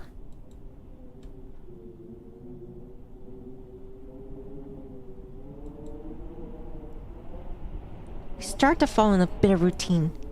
Every day, Tara and I get up and explore Eisenfeld or the surrounding area a bit. We never go too far into the forest, but just enough to set up dramatic camera angles or to fill some monologue segments for Tara. Once Morgan's done with her work, she'll join us or show us around. Sometimes she brings her cat with her. Surprise, surprise! It still has to say the word. She keeps promising it'll eventually will, though. Ever since the night we saw the lights in the sky, we hope to encounter something equally mysterious, interesting. No such luck. Though, any sort of hope or excitement that I had, any bit of belief that I allowed myself to build up, had been squashed back down to resigned indifference. My trademark, I know. It took about a week of this before Morgan asked to wait for her at the cabin, saying she was finally ready to show us that thing she mentioned. She still wasn't any more forthcoming what it was, or the week we know Morgan. I had gotten a little more comfortable with the idea. If she was going to leave us in a shallow grave or something, she had plenty of opportunities to do that already. The heavy clouds overhead promised a darker night than the past few, probably heavier snowfall. We won't be able to stay out for very late. Even with Morgan's guidance, possibly being caught in a snowstorm is hard to ignore. Tara paces back and forth outside as I linger in the doorway, trying to enjoy the warmth of the cabin for as long as I can. Finally, a fashionable 15 minutes later, I spot Morgan hanging down the trail from the village towards us. Tara zips off to intercept her, and the two of them approach together. Hey, sorry I'm late. Work was a little busy tonight. No worries. Well, that answers one of the myths of Eisenfeld I was curious about.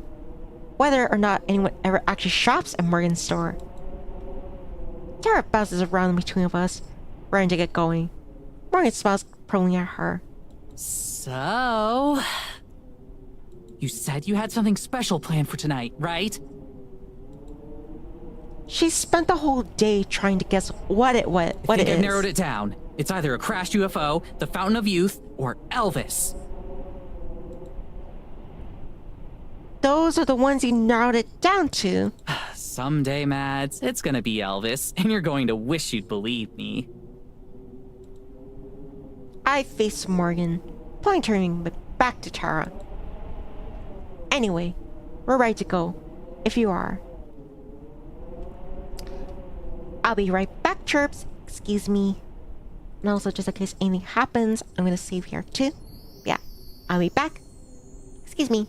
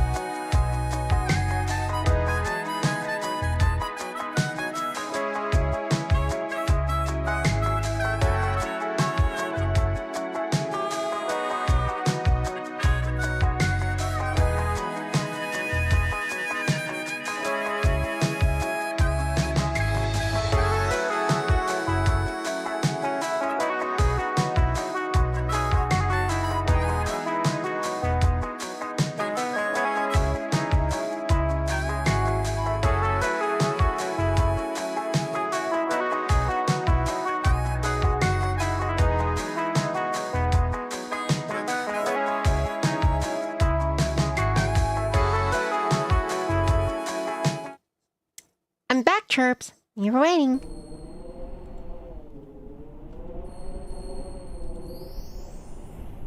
Anyway, we're ready to go if you are.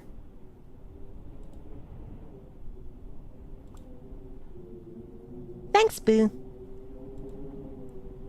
Do you both have flashlights? We're going to be heading a bit deeper into the woods this time. We both held up our lights in unison. After our first venture into the forest together, there's no way I'm ever going out there with us each having a flashlight.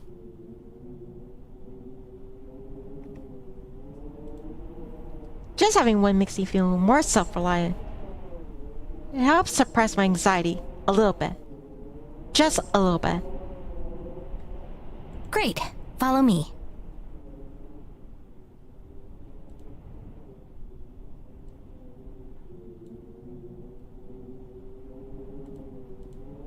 We circle back and around the cabin and head into the woods. I've been waiting to show you two this since you got here. You're going to love it. I love every time when she appears, like her eyes are closed and she looks so serene. Tara starts to vibrate again, clearly soaking up the suspense. As much as I hate to admit it, she's got me pretty curious too. I'm not sure what she can keep secret out here. And for so long. This isn't gonna be dangerous or anything, right? Probably not. I like those odds. We have a fairly brisk pace. Tara makes it to a pointed walk right by Morgan's side, taking short and hurried strides.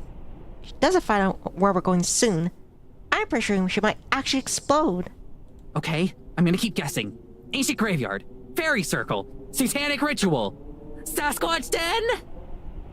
Close. It's a church. A church? Tara stops dead in her tracks. Wait, a church? Was Maddie right when she said you were gonna try to get us to join a cult? I never said that! I might have said that.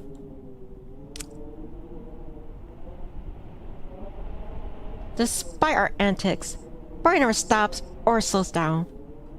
Hey, maybe she's gonna propose to one of us.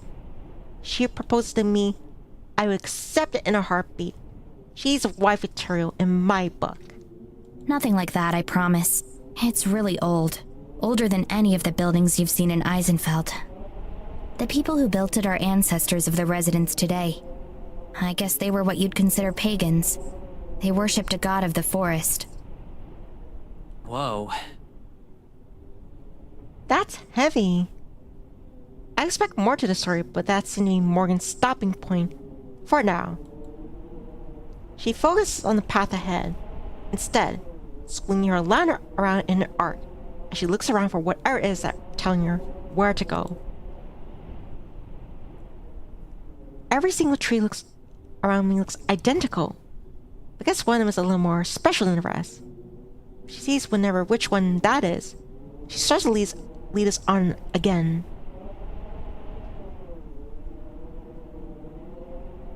My glasses are starting to fog up. A bit more as we walk. I should have insisted that Tara layer up a bit more.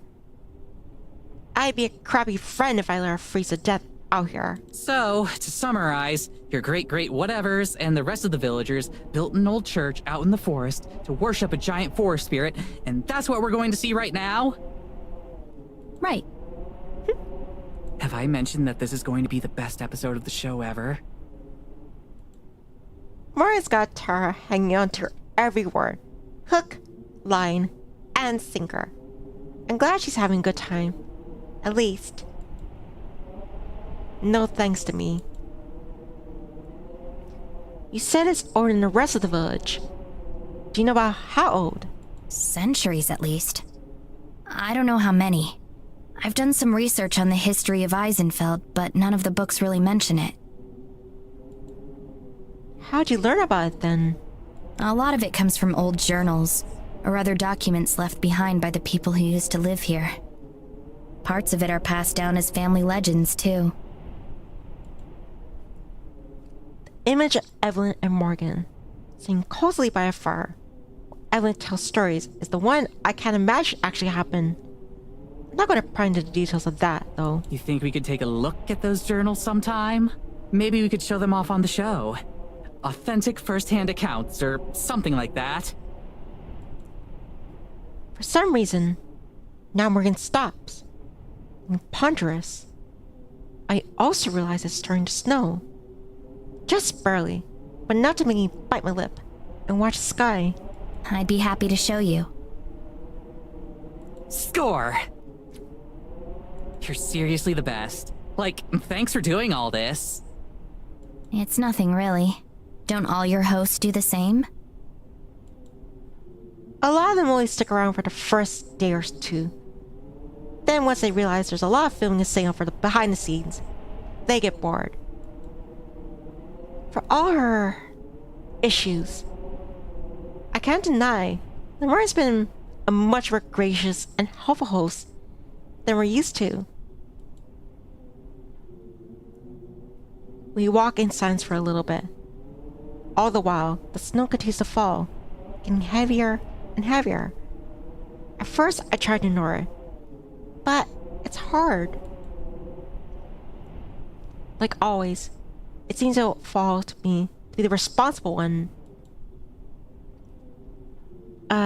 Hey Morgan, are you sure it's safe to keep going? It started to snow pretty hard. Both of them look up as if they hadn't noticed. Oh, you're right.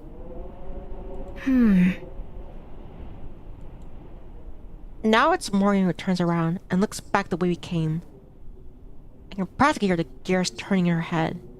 Tara watches, looking anxious. Oh, so she only worries when Morgan starts to look uncomfortable. It's going to get bad pretty soon. She says so matter-of-factly that the first of the severity of her words don't register. Then, every single alarm bell in my head starts ringing. What? How soon is pretty soon? How bad? I'd say within the next half hour. Those clouds don't look good. That's an understatement.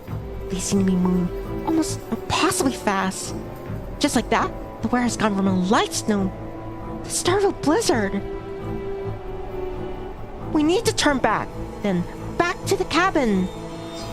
I take a couple steps, but the fresh snow has been made hard to walk. Even the trail that we just left has been partially obscured. We're closer to the church than the cabin. I think we should go there and wait it out. Wait it out? What if it doesn't just pass by? What if we're stuck there for days? It's better than being dead, you know. I turn to her in disbelief. No shit it is! Marion wrings her hand, looking genuinely distressed. I don't know what's going on. I don't think it was... Once again, she looks back in the direction we came from, lost in thought. We're just wasting time standing here arguing, you know. Morgan said we should go to the church, and she's the expert. I'm loath to call her an expert at this point. But Tara's right, that we don't have any time to spare. Definitely in dire straits. She's being the one, being the voice of reason. Fine, let's get going then.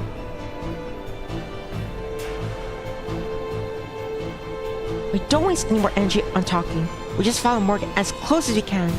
The light from her bounces in the wind, reminiscent of the light we just followed her a few short days ago. I focus on it, using it as a beacon. It's easier to keep track of that than Morgan herself. I bury my face into my scarf as much as I can, feeling the wind push against me, making it hard to walk.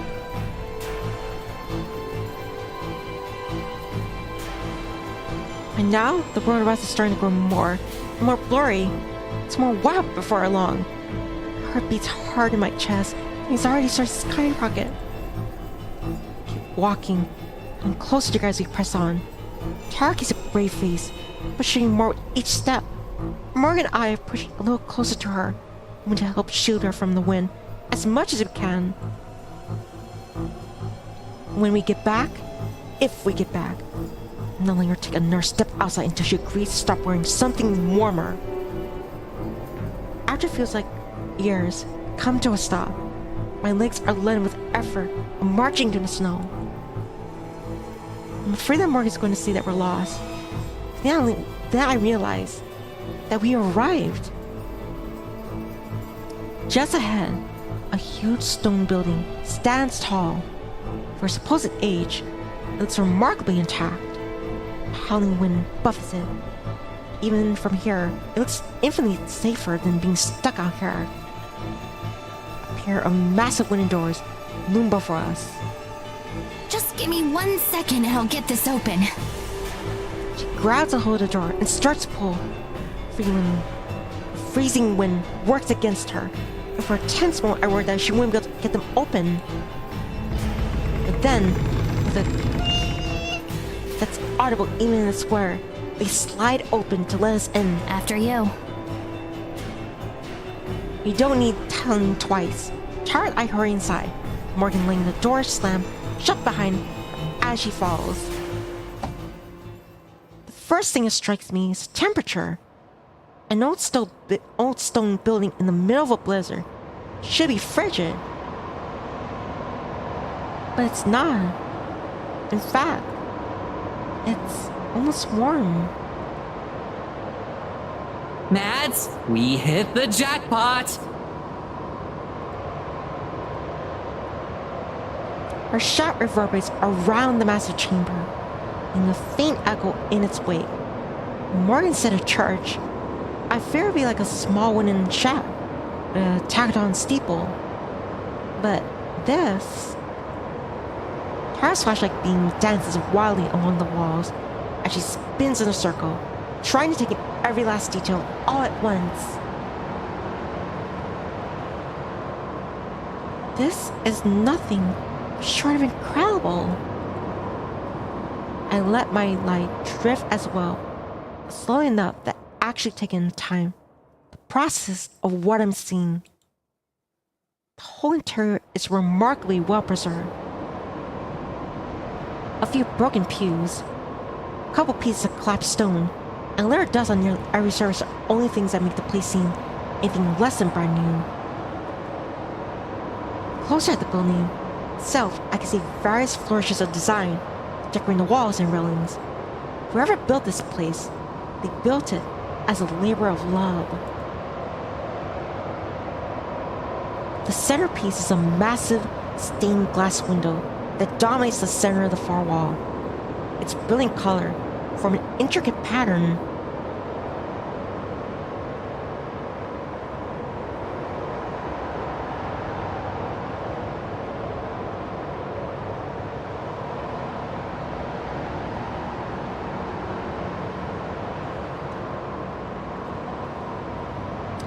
I make my way over to Morgan, who's currently watching Tara dart around the building with a small, satisfied smile. It dissipates as I approach. Even though I'm relieved to be out of the storm, I can't believe we end up in this situation in the first place. Before I can say anything, though, she beats me to it. I'm really sorry about this. I truly am. If I'd thought the weather would turn so foul, I'd have never suggested we come out here. The last thing I want to do is place you and Tara in any danger. I just wanted to show the two of you something tangible. Something different. I swallow my harsh words. Chastising her wouldn't do us any good. Plus, she's right. The weather changed way faster than I would have expected. I even thought possible. So I just rub my shoulders, trying to massage some work back into them. Don't apologize yet. There's still plenty of time for us to die of starvation. Or something like that. I think it's more likely that we die of exposure first. Well, that's reassuring. Suddenly, a beam of light swipes across my face, comes to Tara on the other side of the building. Hey, come check out these books! Morgan and I both start to head over. By the way, How do you keep it so warm in here? I was looking for a heater or something, but I couldn't find one. It's magic, I think. You know what? I'm not even gonna argue. Tara's waiting silently next to a stack of books. It's probably a first. Check it out!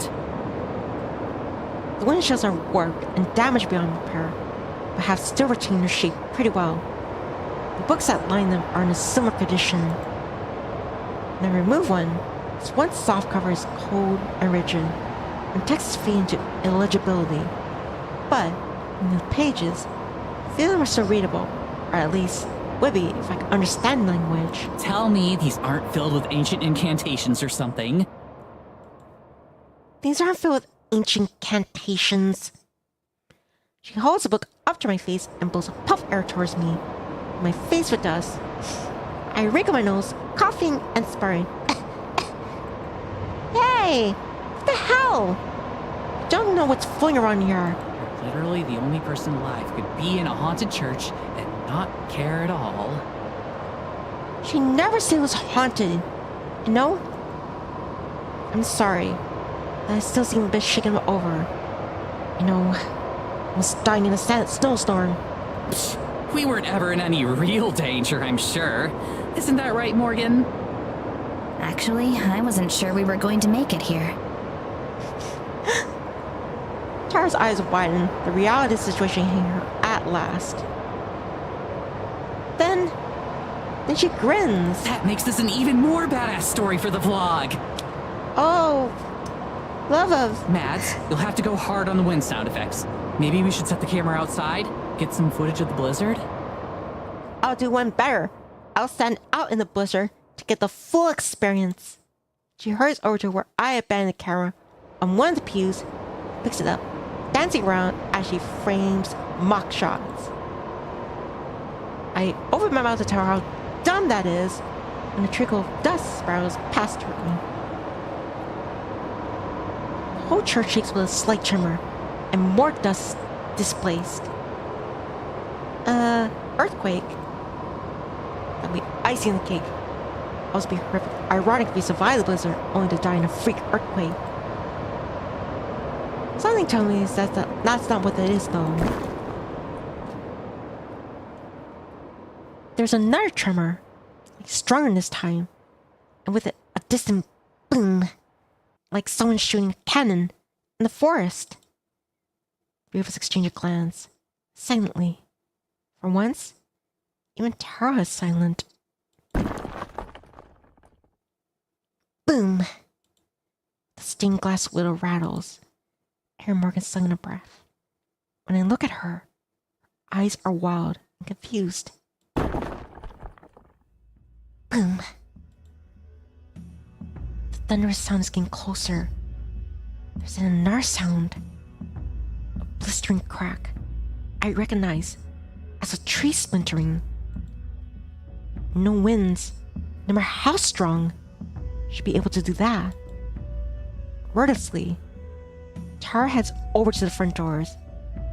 Though my first instinct is to call her back to what I hope is safety, I find myself more curious than afraid. I have to know what it is. I have to see it. Morgan lingers behind us, unsure what to say or do. Tara reaches the door and presses her shoulder against it. She pushes the door open. Just a crack. Or at least, she tries to. But the terrifying wind catches and rips the door all the way open, as if presenting the scene before us. I struggle to comprehend what I'm seeing. An immense monster towers over the trees and church, putting all Maddie's doubts to rest. He has antlers and glowing red eyes.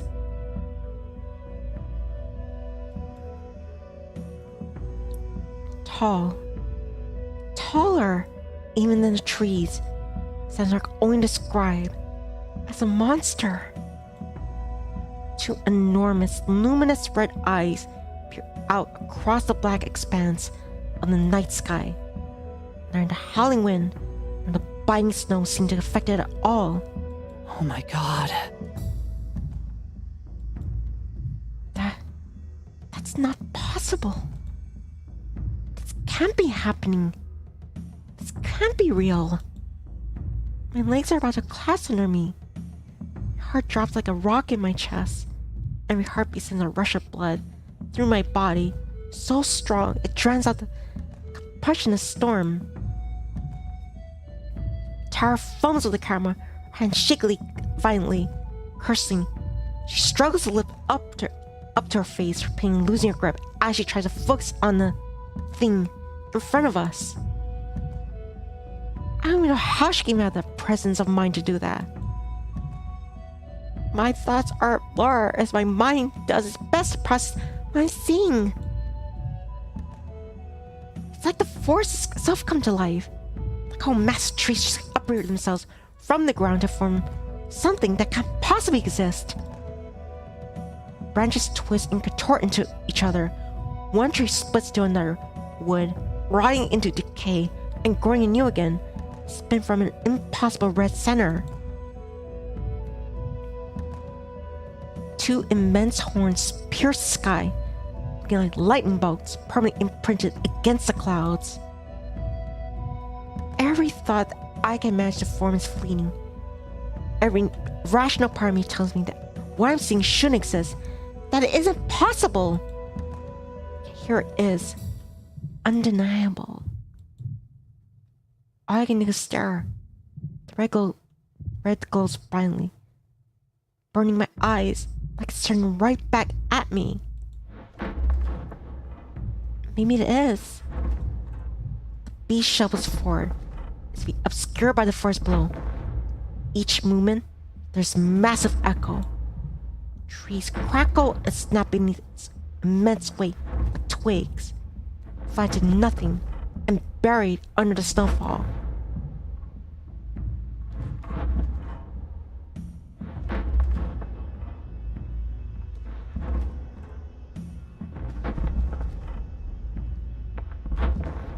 Slowly, the beast lumbers off into the night and is swallowed from sight by the darkness. Soon, even the sounds of his footsteps fade too. I'm not sure how long Tara and I remain in petrified silence. I realize that I've fallen to my knees, though I have no recollection of it happening. I feel like I have no recollection of anything, and nothing will ever make sense again. At some point, Morgan comes to my side, helping Tara and I back indoors. My whole body's numb with either shock or the cold, perhaps both. She leads us back to one of the benches that's mostly intact. I collapse down onto it, my legs still unwilling to support me.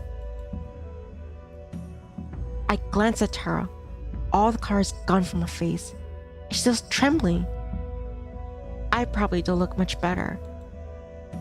For a long time, none of us know what to say. We sit and wait until long after snow has stopped falling and morning arrives.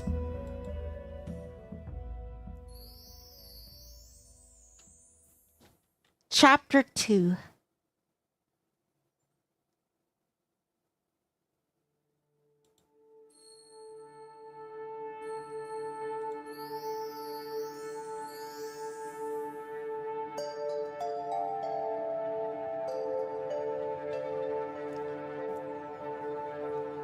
I don't say another word on the way back to the cabin.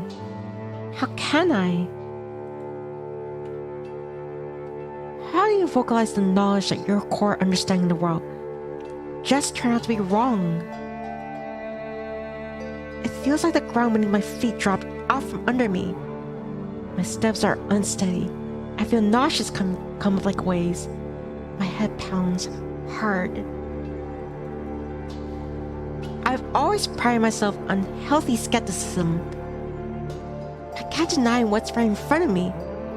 My thoughts are going to find some way to explain it, some way that I can piece it together in a way I can understand. But it's hopeless. Tara is still struck mute. I expect to be bouncing off the walls, being unable to calm down. After all, this is what she's been after for years. Ever since we started the show, ever since she first had the idea for the show. But now that we finally actually found something, neither of us know how to react. She keeps playing the short clip she recorded over and over again. Watch till the battery runs dry. A lot of it's unusable due to the snow and her shaky hands. There's still a few seconds of clear, uninterrupted footage. The ratings are gonna go off the charts. We're gonna have to prepare for endless barrages of questions, accusations of doctoring the footage. This will mean interviews, national news, maybe a book deal. Nothing will ever be the same again. But we can manage his silence. Morgan's the only one who seems somewhat calm, even though she's a bit shaken. She's the one who coaxes to leave the church and start heading back to town. It's the obvious thing to do. Yet somehow, the suggestion sounds like a crazy idea that I've never come up with myself. All my thoughts are mush. If it weren't for Morgan, I'm sure Tara and I would both end up wandering in the woods in total shock. I can barely manage a slow stumble as I fall from way behind.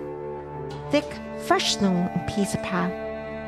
The blizzard subsided, but not the harsh wind biting my exposed skin. It all feels like too much.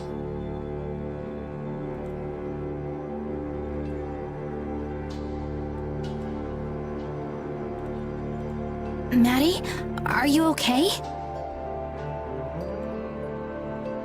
It takes a few seconds to register her voice, and a few more to realize she's been looking back at me, getting concerned.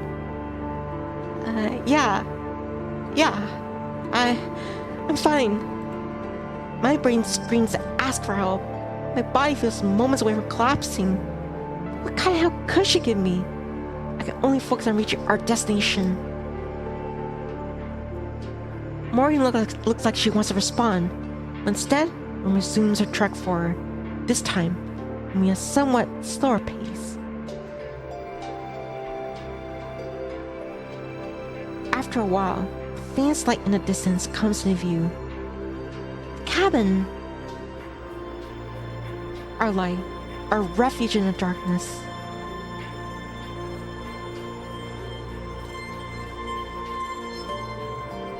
Tara's pace quickens to a near sprint, like she's been waiting for this moment. She rushes and crosses the distance, appearing inside. Morgan walks alongside me. She opens the door, falling inside behind. I feel a sudden pang of guilt over how much I disregard her before now. Especially since she was actually right. As soon as I reach the couch, my legs give out from under me and I fall into it like a ton of bricks.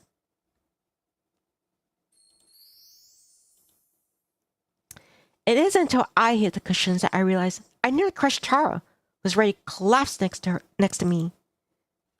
Oh, sorry. She doesn't see anything. She might have noticed. I thought that getting back to the cabin's safety would renew her enthusiasm. She'd been running circles around me, screaming, "I told you so!" Everything about her whole existence has just been validated. But she's looking down at the ground, without saying a word. Her bangs obscure her eyes, her face unreadable. Her chest rises and falls in odd rhythm. Then I realize that, just like me, she's still trembling. The monster silhouette flashes in my head again, huge and terrifying. The red light shining down to the very center of my being. Here, This will help.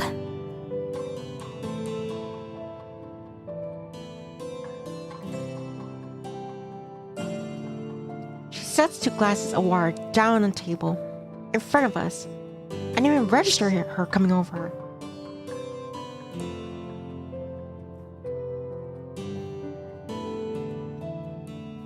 Tara clears her throat and leans forward. Thanks. Seriously. They're the first words that she's spoken in what feels like hours. She manages a small sip. Most of it dribbles down her shirt. I don't even reach for my glass, knowing that my hands are just as shaky, if not more. My entire worldview was shattered. It's gonna take more than just a walk in the snow and a glass of tap water for everything to sink in. How are you not freaking out? Have you seen that thing before? No, that was my first time as well. She doesn't answer the other part of my question. Tara continues to slowly drink her glass of water, while mine remains untouched. At some point, Morgan goes into the kitchen, prepares a pot of coffee. I can hear her rummage around in the fridge, and smell coffee as it brews. Neither register beyond cursory awareness. What does get my attention is that when she sets 2 steaming mugs down in front of us, hot coffee sloshing over onto her hands. Drink this. It'll help. I do as I'm told, lapping at the brew since too hot to sip. Tara does the same. Morgan sits down beside her on the couch, drinking her mug much faster than we do, as she gazes out the window. By the time I'm halfway through my own, I do feel a bit better. Whereas because of the warmth, caffeine, or just a placebo effect, I'm not sure. Once we're finished, we just lapse back into preoccupied silence. And again, it's Morgan who breaks it. I think the 2 of you should take some time to relax. I need to get home soon too, before I arouse too much suspicion. Does that work for you? I looked at Tara, who doesn't even heard what Morgan said. Yeah, it sounds fine. The more I think about it, the more appealing it sounds. Right now, I want nothing more than to curl up in my bed, cool myself in blankets, and sleep for a while. Okay, I'll see you later then. Never for one long goodbyes, Maureen's back straight for the bed. I'll message you soon. She leaves before either of us can respond. We sit and sit. I don't know for how long. Lauren and I seen Tara sit still. I just don't know what else to do. As much as I like to, I know I can't just stay here forever. Knowledge that we'll soon have to return to mundane, everyday things feels unreal. We just witnessed something magical and life-changing. How can we just go back to normal life? But I know that in truth, the world hasn't changed at all. Just our knowledge of it. No matter how long we wait, the outside world will continue to pass us by. It feels like an eternity passes. Tara's voice breaks the silence. I'm not sure if I fell asleep or not. I react with a start. My heart beats 100 miles per hour. So, what do you think? About which part? There's a lot to take in. Yeah. About all of it. Or any of it. While she sits, she idly puts on a loose thread, or a blanket close by. Pulls and pulls and unravels even further. I don't think she even knows she's doing it. I think the main thing is that I wonder what else is out there now. Not just in the forest, but in the whole world. Are there more of those things? Or is it only one of its kind? How did no one ever see it before? There's just so much that I don't know how or what to feel. What about you? Again, she The shrugs. same, pretty much. There's no way you're not gonna get that boob tube aware anywhere. Now, you know. It's a surefire joke. It should be an easy smile. But she doesn't react at all. Probably not. I think I'm gonna crash. Good night, Mads. Just like Morgan, she gets up and leaves without even giving me time to reply. There's probably 5 seconds between her saying it and her bedroom door slamming shut behind her. It's not all kind of response I expect from Tara. These are far from normal circumstances. All I could do now is wait for her or for Morgan. Wait and wonder.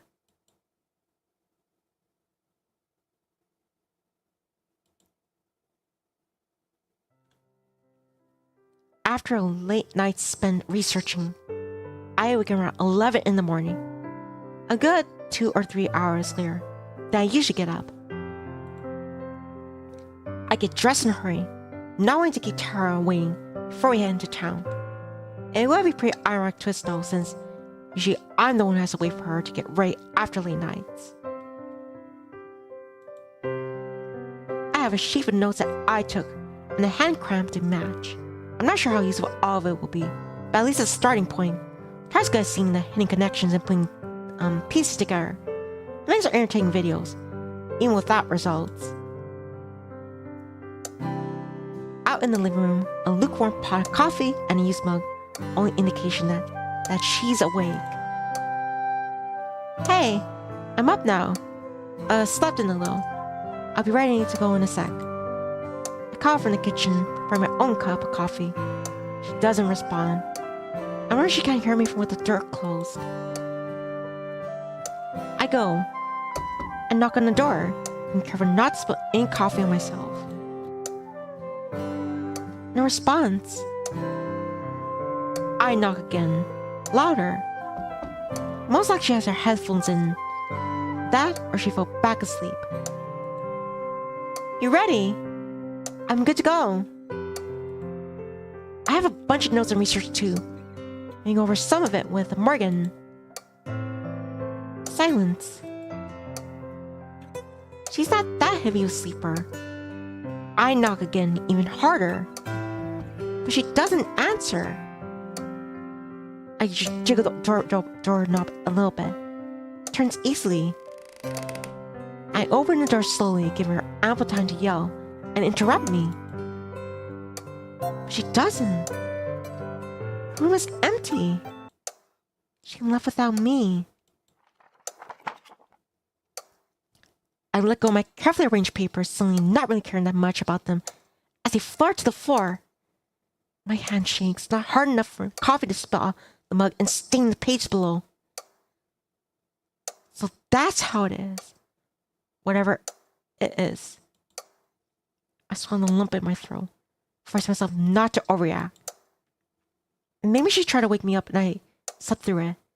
Or maybe she just went out for a walk and we'll be back soon, so we can go into town.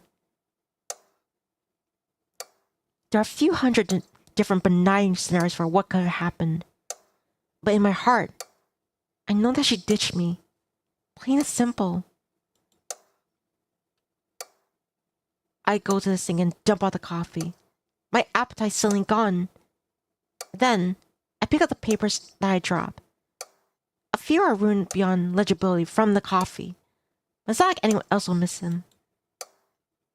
I throw them in the trash, along with the sodden paper towels I use to clean up the spill. I gather the rest of the papers into a pile and leave them in the kitchen counter. Don't really feels like a waste, but I don't really want to look at them right away. I retreat back to my room and slam the door, even though there's no one around to hear it. Putting a film at random for a background noise more than anything. My thoughts start to wander before the opening credits are even finished. What exactly was it that I did that upset Tara so much? Before Morgan took us to church, things were fine between us. If not a bit tense. But I was forgetting my attitude, and she didn't seem bothered. And since seeing that monster, both of us have said so little. So I'm just left wondering, what did I do wrong? I wish she would talk to me. At least let him help me understand. I'm about 15 minutes into the film before I realize I have the French audio track playing without subtitles. And I haven't understood a word of it. I close my laptop and stare blankly at the wall, since it's the only thing I can do and not mess up right now. It isn't long before I hear the crunching of 2 pairs of footsteps outside, as well as a low murmur of conversation. The front door bursts open from my room. I hear the din of Tara entering. Gotta be related to the stuff in the journals. There's no way they're not talking about the same thing. Just send all those pics to my email address when you can. This is gonna be so freaking good. Sure thing. I sit paralyzed in my bed. Should I ignore them? God, I look like nothing's happened out of the ordinary. Part of me wants me to just hide in my room. But the way Tara and I have always gotten over our arguments is by being open about our issues. Plus, Tara wouldn't know that I'm at the cabin. So she brought Morgan back here. I doubt she's trying to avoid me. Maybe they came back specifically to include me. Hoping for the best, I head out into the living room. Tara's bringing a pot of coffee, while Morgan leans against the counter. A few books that she must have brought from home are stacked behind her. She glances up as I enter. Hey, Maddie. Hey there. Tara nods without facing me. Where are the books? I nod at the stack. Tara sets 2 cups of coffee in front of her and Morgan, and slides the book towards herself. They're the journals she mentioned on the walk to the church. She was letting me take a look at them. She puts emphasis on the word me. Like, she's the only one who's allowed to. Maybe that's the case. Thanks, Jarvar. I appreciate it. This isn't off to a great start. I see you've picked up a coffee habit too. Huh. Mara's really rubbed off on you. Yeah. She turns to face Morgan, being sure to exclude me from what she says. Okay, we can chill in my room. Might want to grab one of the spare chairs from out here. Oh, okay. It's a small consolation, but I could tell that Morgan feels a little uncomfortable with the situation. She gives me a sympathetic look, but doesn't say anything. Just, why is Tara acting like this? If she would just tell me, we can work it out. I stick on an arm, halting Morgan as she carries a chair from across the cabin. Tara, can I talk to you for a sec? Two of them exchange a look, but I can't tell what's supposed to mean. Then she shrugs. I gesture towards my room, and she follows me in. I shut the door. Can you please, tell me why you're mad at me? I'm not mad at you. I scoff. Whatever you want to call it, why are you treating me like this? Like what?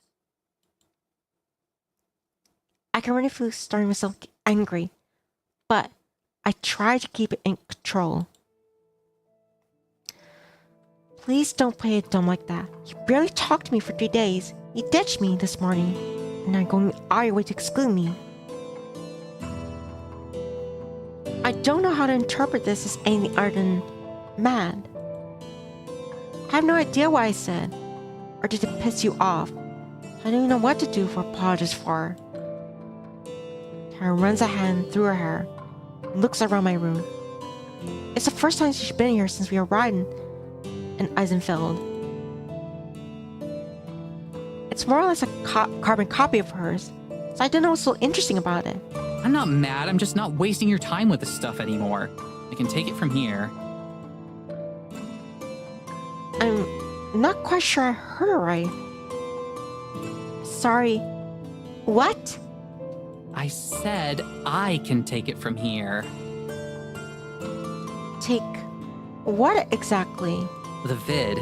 I mean, you're quitting anyway, so I've got to learn how to do all this on my own, right? But that's not... I don't know what to say that. Why not ask me at least, or even tell me? That's so screwed up. How do you figure? Every day since we've got here, you've talked about or at least shown how you don't want to be here. You even said it yourself. You had to make an effort to be less bitchy whenever we go out. So, now that there's a solid lead, I can figure out the rest of it myself. Or at least with Morgan's help. If you want, I can buy you an early train ticket home or something. Next one should be coming through in a day or two. You don't have to keep pretending to care. The whole time her tone never changes. It's flat and emotionless. I wonder if that's another result of Morgan's influence. I wait, expecting there to be more. Hoping that there's more. There isn't. I stand there, dumbfounded. Tara shrugs again and leaves, closing the bedroom door behind me. Okay, sorry about that. Let's get those journals. I could see her talking to Morgan through the wall, bright and chipper. My legs feel weak all of a sudden. I collapse onto my bed. Through everything, my own misgivings and concerns about my future, trying to quit showing tongue to her about it, even when it's the monster of the church, I managed to keep my composure. But for the first time, I don't know what to do.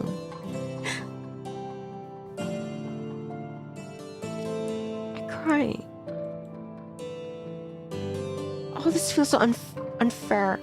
Of course I didn't want to be here. It's been a waste of time. Every single other time. I get it. I was a skeptic, a non-believer. And hearing her and all her exploits, playing as her foil, I rained on her parade constantly.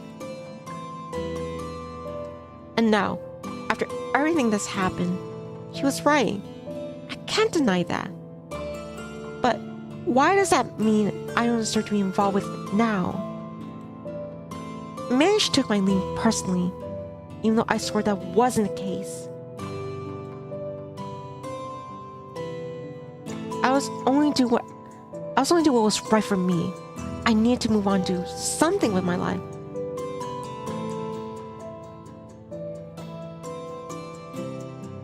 So is it really my fault that I meant to stop playing around with the paranormal stuff?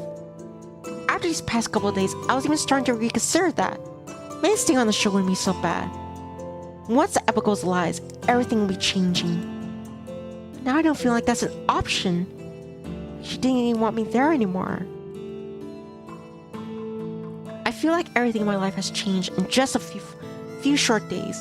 I'm lost at sea without anything to hold on to it. My best friend in the whole wide world is the epicenter of all of it. I'm thousands of miles from home. Through the walls, I can faintly hear the sound of Morgan and Tara discussing whatever it is. Not nearly enough, loud enough for me to make out the words, not to be reminded of my exclusion. I wonder if Tara knows how upset I am, or she expected me to be grateful. Neither would surprise me. I cry until my eyes are dry and sore, but I don't feel any better. The walls of my bedroom feel claustrophobic, and the vague sound of Tara talking is insufferable. I hurriedly bundle up and slip out of my bedroom and out of the cabin to get some fresh air. Cold is just barely more manageable today, but still preferable to the atmosphere inside. It stings my wet cheeks, burning reminders of my unhappiness. I pick a direction at random and start heading to the forest. As long as I don't make any twists or turns, just go in a straight line, I won't be able to get lost. After what I've seen, the woods feel especially hostile now. What else could be lurking in the shadows, or even farther amongst the trees?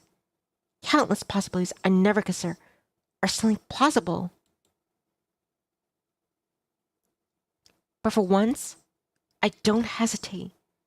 I just walk, my feet automatically stepping over roots and other forest debris. Underfoot, the snow is slushy and messy. My head feels the same. My head hurts.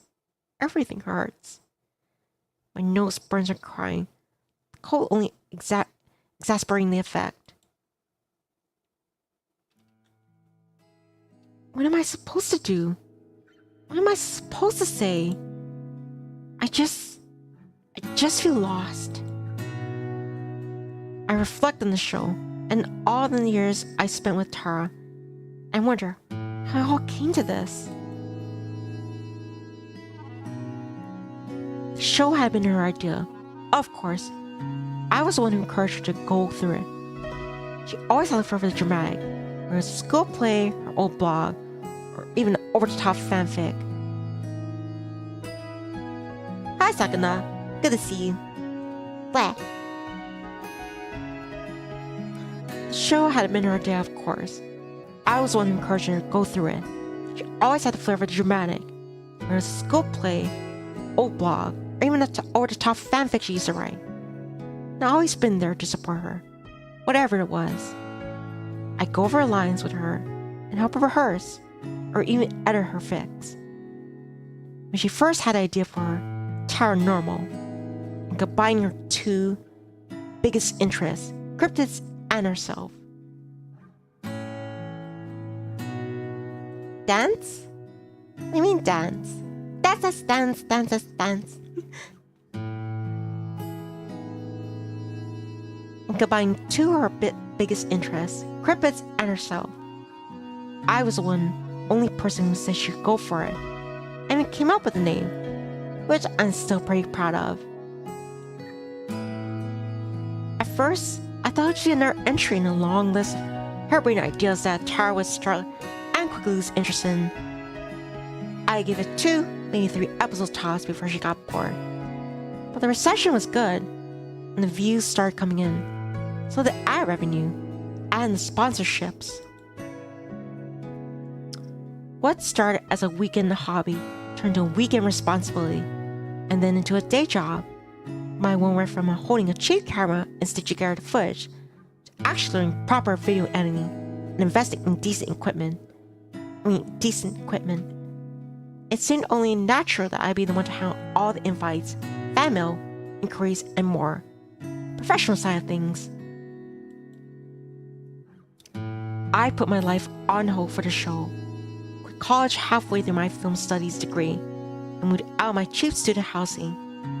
I gave up my barista job and started manager promotion I've been hoping for. I dropped everything in order to help Tara make the best possible show.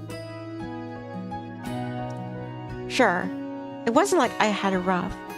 Tara always split the royalties with me and paid for the expenses herself.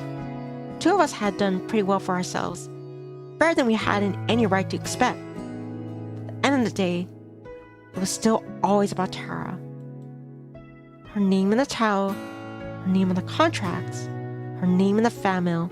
Tara, Tara, Tara. And when it's all over, and the final episode somehow goes up and she moves on, she'll be able to take that name with her anywhere. That success, that popularity. And all I have is the memory. The more I dwell in it, the more fair Tara's behavior seems. I can feel anger overcoming my sadness. How could you say like I'm only pretending to care? I gave up my years of my life for her, and and taking them to make her look good. Without me, she never made a balance running the business side of the show while actually making it. Hell, she's not even close to being tech savvy enough to do what I do. Part of me wants to spin around right now, go back to the cabin, and demand an apology.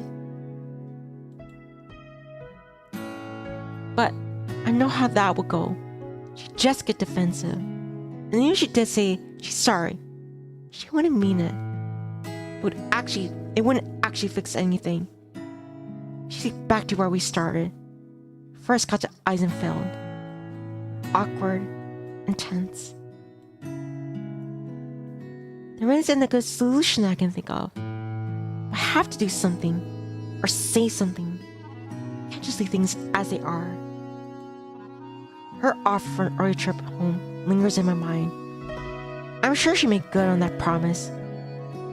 It sounds pretty tempting too. In less than 3 days, I can be comfortable, warm, and back in my own bed. I never had to think about Morgan, Eisenfeld, or forced spirits, or weird churches, or flowing spirits, or lights again. I could just move on in my life, the same way I've been planning to get, once I get back home anyway. As I think that, though, I know it's not really an option. I'd never be able to live with myself if I let it all go unresolved.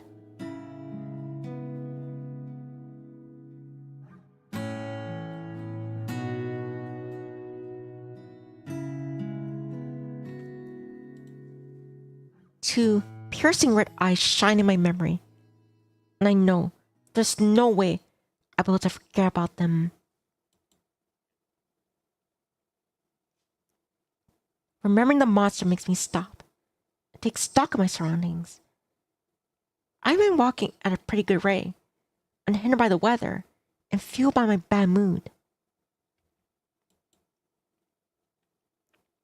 There's a small clearing just up ahead, and looks like it might just be a good spot to take a short break.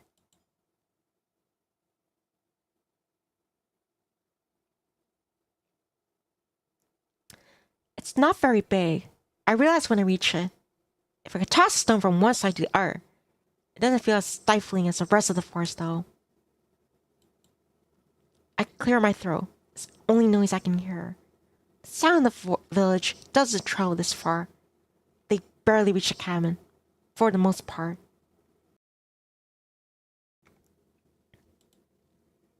Overhead, the sky is clear crystal blue for the first time that I can remember. It's still freezing, but it isn't cloudy. Not even airplane or vapor trail disturb the tranquility.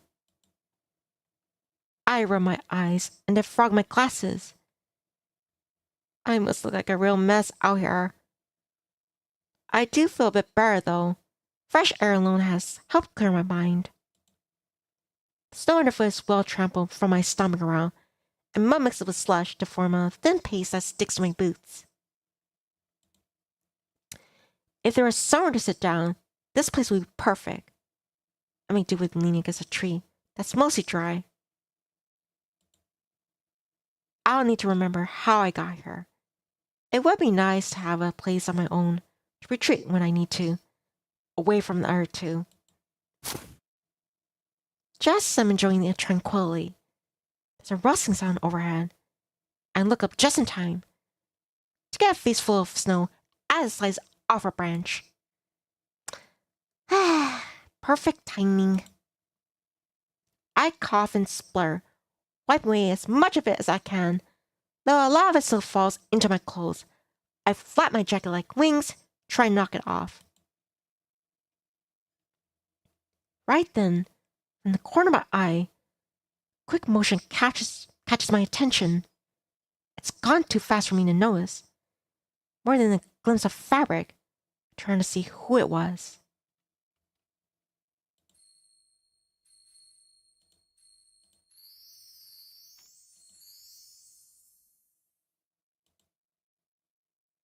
But there's nothing there. No sign of anything having been there. Heart pounding, I walk over in the direction it came from, looking for footprints or something. There's nothing. I rub my eyes. Maybe it's the snow, masking my vision. The harsh, unmistakable sound of a branch breaking. Cracks behind me. I spin around, expecting to see Tara there with a dumb smile on her face for having spooked me. But again, there's nothing. I pull my coat tighter around myself and press my back against a tree. Hello? Is someone there? My voice resounds through the clearing, but goes unanswered. In the middle of a clearing, a mysterious woman just appears for a moment. She has long pink hair and a lavender nightgown. Despite the snow, she's barefoot. Again, a flash of movement from the corner of my eye. This time I'm sure if I see it. A glimpse of purple, darting behind a tree. I start towards it, hand reaching out without clear plan in mind. Just like a dog chasing a car. I don't know what I'll actually do if I catch it. I walk into the middle of the clearing, turning a slow circle, hoping to spot whatever it was. Can you hear me? Hello? Everybody knows I'm here. There's no point in trying to hide. Snow craters off to my left, and I pivot just in time to see a girl disappear, yet behind another tree. Hey, wait! I may also not be seeing anything, but the fact it seems to have. I hurried to the tree where I saw her, but she's gone. I'm just running in circles, chasing after who knows what. My heart beats like a kick drum. A million possibilities race in my head, each more fantastic than the last. Maybe she's from the village. I imagine her. Maybe she's another forest spirit. Maybe she's the same forest spirit we saw, but in a different form. Any of them can be true. I see now that nothing is impossible. I look all around, searching for a clue and finding none. This is a bad idea. I know. Every single fairy tale I've read warns that this is a bad idea. Chasing after a mysterious girl in the woods never ends well. She could be luring me to her secret lair, or could be in disguise for some kind of terrible monster. Maybe it's a forest spirit come to exact revenge for trespassing in its territory. I should turn around and race back to the cabin. I told Tara and Morgan I'm sure this kind of thing would override Tara's noise, at least for now. It could be our last chance to patch things up, pursuing some new mystery. Or I can not tell Tara, and I can solve the mystery myself. Whatever it is. For the first time, something happened to me that doesn't involve Tara. And I can keep it that way. My hand is still trembling. I reach out in the direction I last saw the girl. More a sign of openness than anything else. Are you still there? Silence. If you can hear me, can you let me know? No response. My fingers close over empty air. This is stupid. I feel like an idiot, talking to no one. If she wanted to be caught, she would have let me, I'm sure. But then, if she didn't, then what was the point of showing herself? I'll come back tomorrow, okay?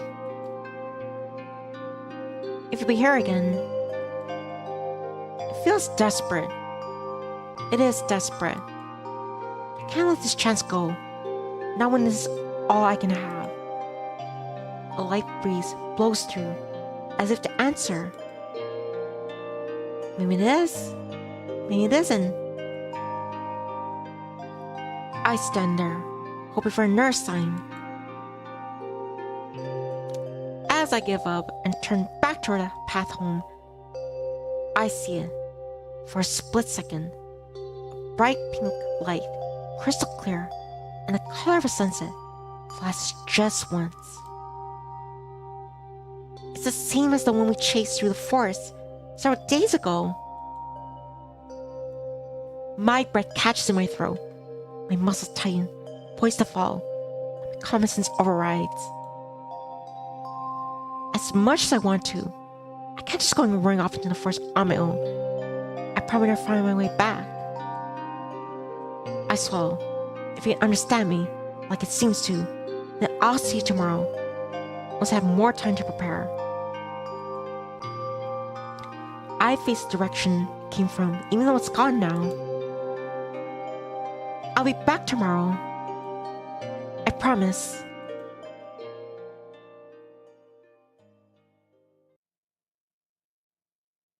Morgan Turner knows me come home. He might even knows that I left. I don't make any effort to talk with them.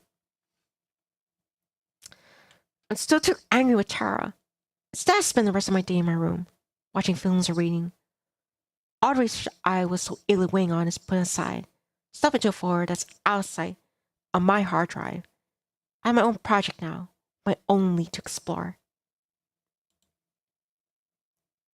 The thought of that light and the mysterious girl in the woods stays on my mind through it all. Even late into the night, I can hear that Morgan's still over, and Tara's in with her. At some point, the sounds go from conversation to something else. I turn up the volume on my computer. They can do whatever they want. It's well past midnight. My eyes finally get heavy, enough to sleep.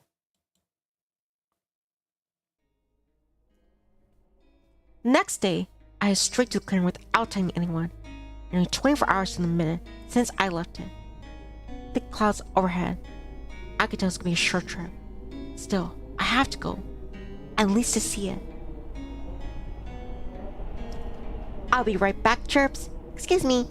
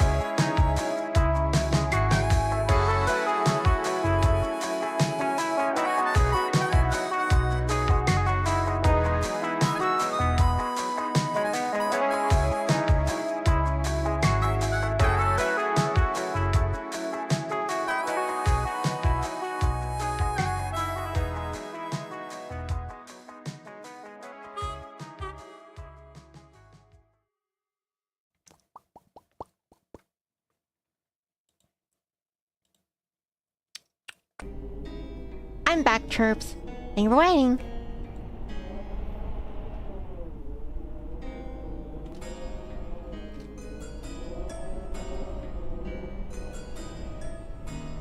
Thanks, Bredex, for smiling. Let me see this. Thought of that light in the mysterious girl in the woods. These on my mind, though. Oh, I already read that. My heart thumps with anticipation, and more than a little nervousness, an odd mix. I force myself to keep a calm demeanor and not get too worked up. Thanks, Trevor. I force myself to calm demeanor not to get it worked up. It's difficult. I'm hopeful. I don't know what for. I don't have a camera or even a cell phone. There's no way I can prove anything that happens. It's not like there's anyone who will vouch for me, say that I saw what I saw.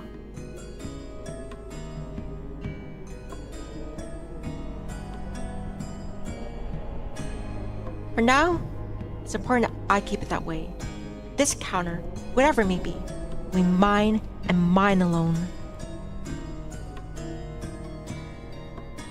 Arriving at the clearing, I brace myself for what I might find.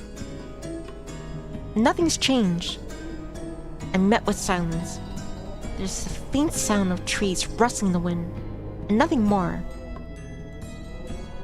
Hello? Are you out there?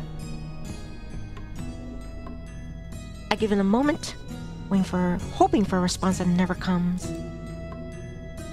Maybe it really was my eyes playing tricks on me. I could have been a reflection in the sun, and a girl could have been.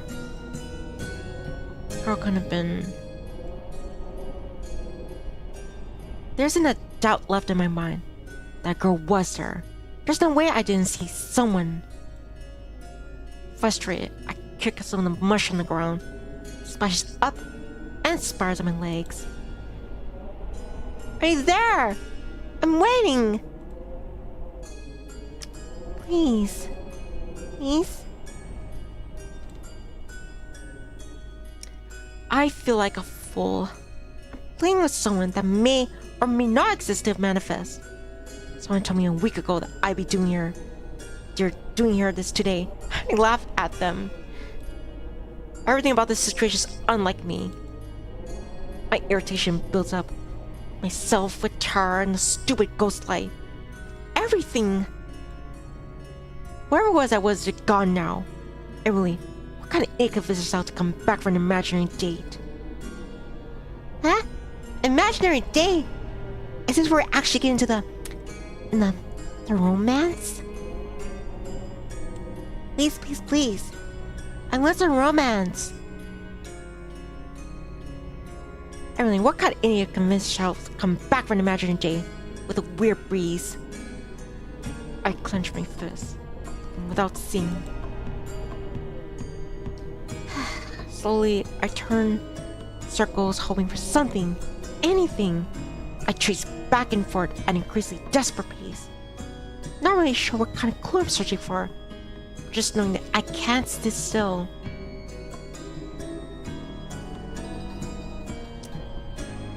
If I sit still, then I'm giving up. If I give up, then I don't really have anything left for me out here. For the second day in a row, I feel the sting of tears in my eyes. I pinch my eyes shut to stop them. Not here. Not today. I hold my hand there and suck in a deep breath. Cold air stings my throat. I steady my breathing, finding the urge to cry. After a moment, once the urge passed, I lower my hand and open my eyes. And she's there. So silently and so suddenly that it's like she was never not there.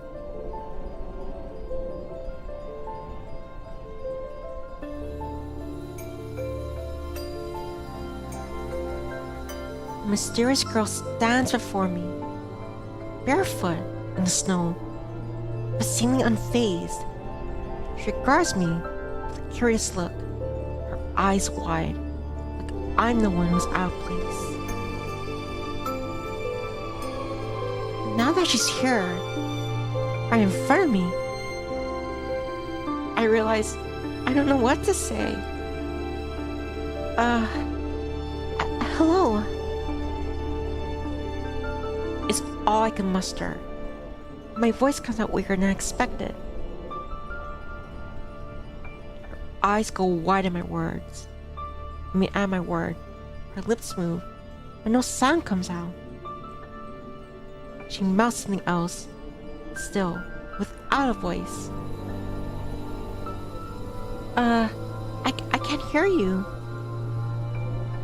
A frown. She turns away. Have I disappointed her? Is she going to disappear again? Please, don't go. I don't know why I want her to stay. Something's clearly different. Unnatural.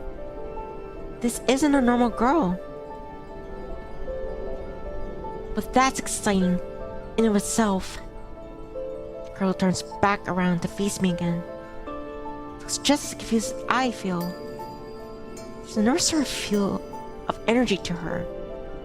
Beneath the gown she's wearing, far too thin for the weather, the girl's legs are tense and ready to bolt. I take a step towards her, bring out my hand the same way I approach a kitten, our last puppy. My name is Madison. You understand me? She still looks a bit nervous, but nods. So we speak the same language. That's good. Is she from Eisenfield? I can't imagine she's from anywhere else. There's nothing else around.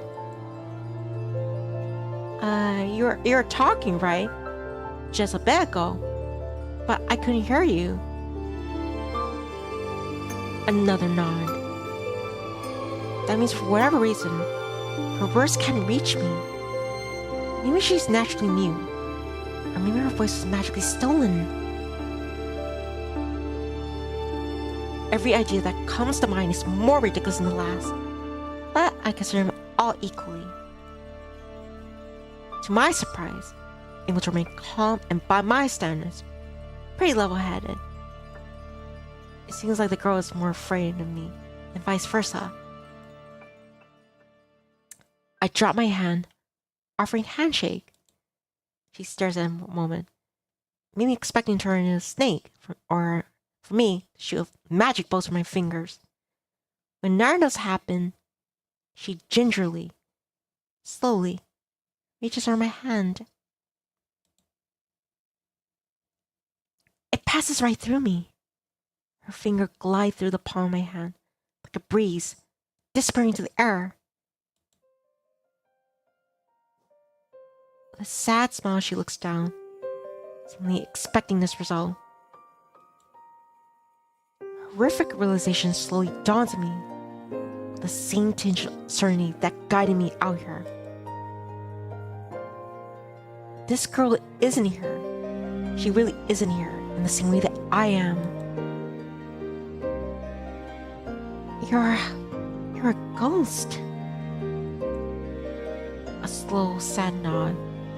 She looks apologetic about it, inconveniencing me with her lack of corporeal form. I'm sorry. The words feel weak and inadequate, nearly like a non sequitur. Really, what do you see to a ghost? She shakes her head vigorously, hair flying about, trying to rid herself of some bad thought. She gives me a big smile and stretches her arms wide, turning back the gesture to the trees around us. What is it? I don't understand. The girl bites her lip, wondering how to better convey her message. And with a decisive nod, she points at me, points at the ground between us. Pausing a moment, she holds that pose. She points to the trees, in particular the path I come from, and shakes her head. A flash of fear ignites its way under my skin. Is she threatening me? She definitely doesn't look like it. Something about where I came from. She nods and repeats the point, first at me, then at the ground.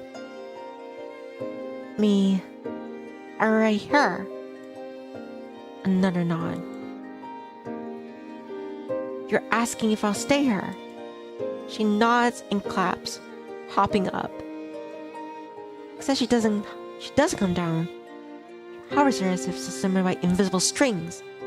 Slowly lowers herself back to the ground. I'm not sure what she's going for, but I smile. Are you showing off? She laughs and nods, glad to be understood. I could stay for a bit, sure, if you want me to.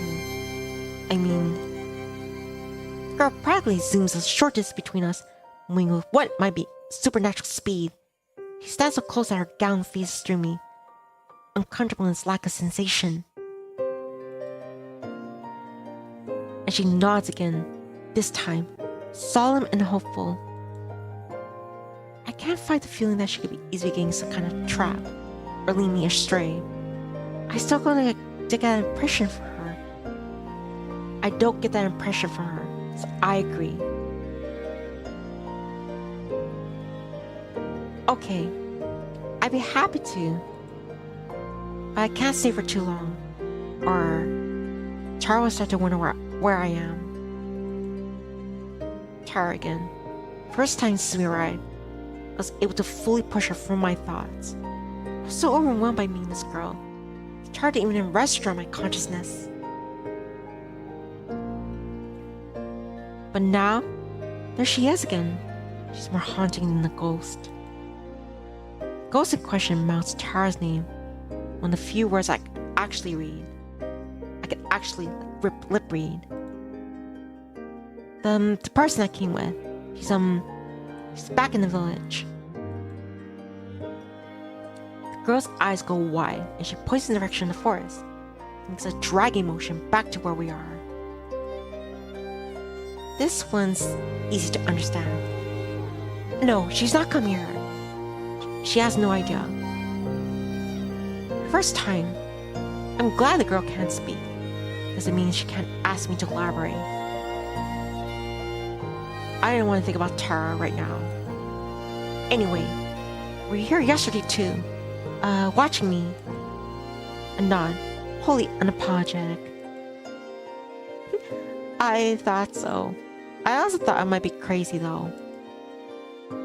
At this point, I wouldn't be surprised by either one. She looks surprised. I wonder if she knows about the other supernatural curses in the forest. Maybe they're somehow connected.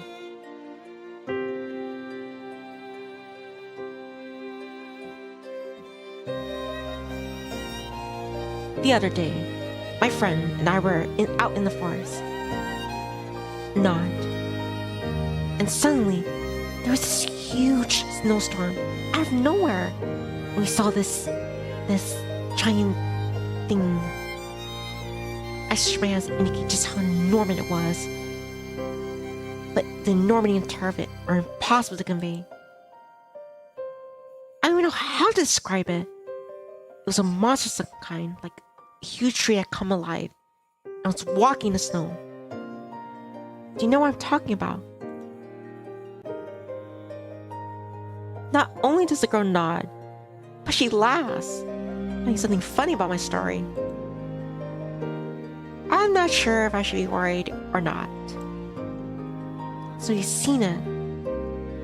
Is it like evil? A firm shake of her head. That's good. That's honestly the scariest thing I've seen ever in my life. After that, we taper off into silence. Well, I do. I don't have a reason to believe her. So far, she doesn't seem threatening at all. I have a hard time enough holding up my conversation under normal circumstances. But this just makes it even harder. Two of us just stand there, looking at each other. Now that she's not moving around so much, I'm able to get a better look at her.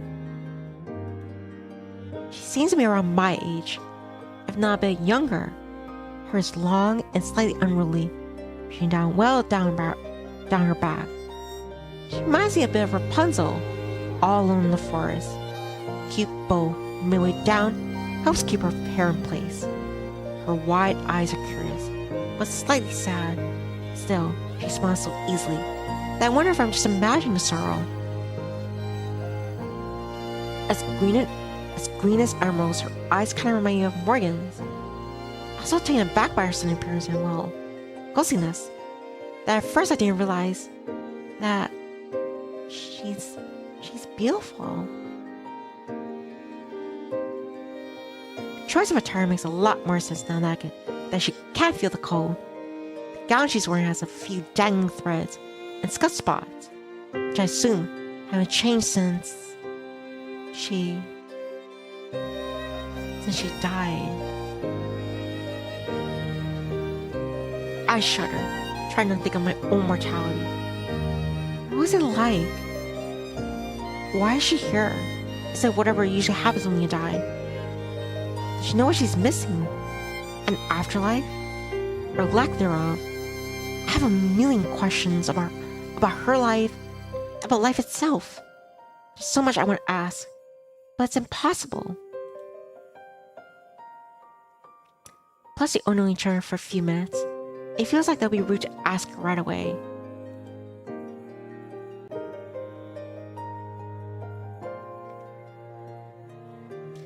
A thick snowflake lands on my cheek, startling me. I pretty much forgot about the weather. Overhead, the clouds are getting worse, and the snow is starting to fall more heavily. As much as I want to spend more time with her, I really don't want to be caught out here in a blizzard a second time.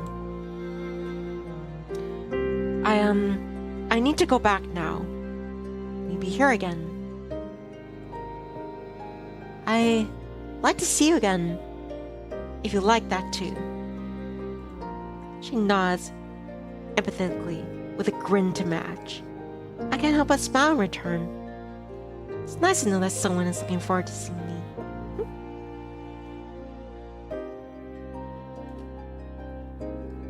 Okay, I'll come back as soon as I can. I promise. Although, I'm not sure when the weather will let me do that. On next sunny day, I'll be there. Okay? She nods. Okay, I'll see you soon then. I hope. Her waves goodbye as I turn to leave, remaining in the center of the clearing. As I get my last look at her, I know that I'm not imagining the sadness in her eyes now. I glance behind several times on the walk back, each time expecting her to have her disappear once more. But she stays there, waving, until the trees obscure her from sight. A splash of pure fabric against the brown and the white of the forest. A little spark of light to look forward to.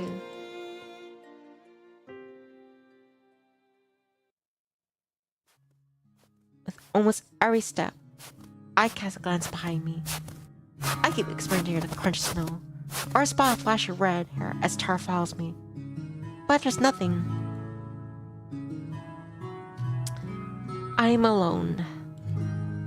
I hurry through the woods, practically in autopilot. Less than a week ago, I have never set foot in the forest on my own. Now, I have the path to the clearing memorized. It gives me extra time to worry. What am I even doing? Anything about the situation is extremely not me.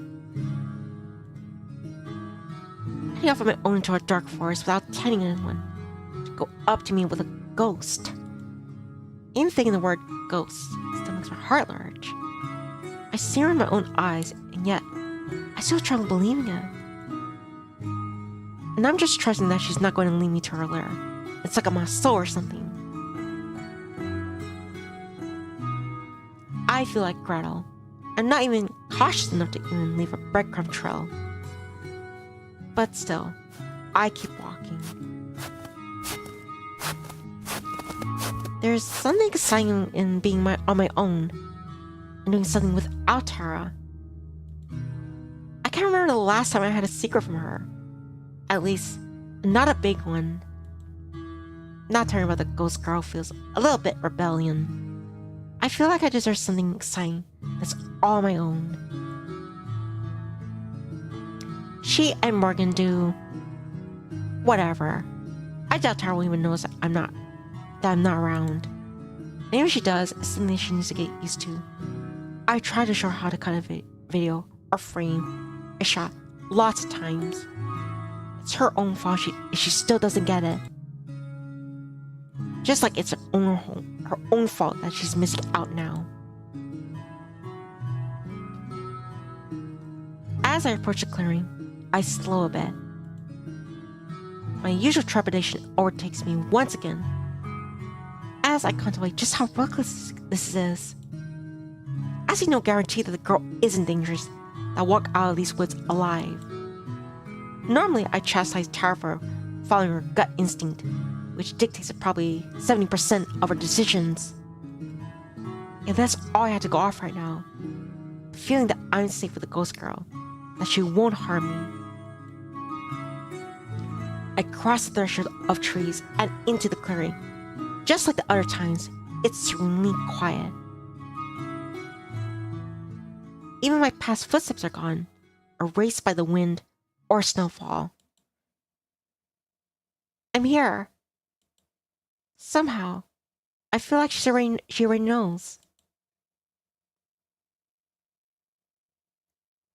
The forest swallows my words, returning to frozen, pristine silence. Soundlessly, she steps out from behind a tree. A small smile sits on her face. Her eyes are slightly downcast. She waves, meeting my eyes just for a moment before glancing away. Hi there. My words hang in the still air.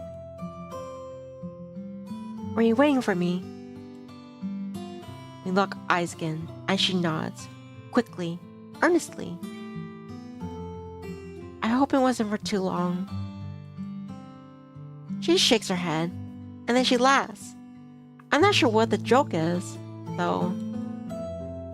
But what's so funny? Once she catches her breath, she bites lip as she ponders. After a moment, shrugs, looking apologetic. I guess explaining a joke through gestures would be difficult. She settles up next to me. I fight the urge to step back, though I decide to trust her. My instincts still belie my nerves. What she seems to be most interested in is the bag slung over my shoulder. She suddenly opened the bag so I could see into it. Nosy, huh?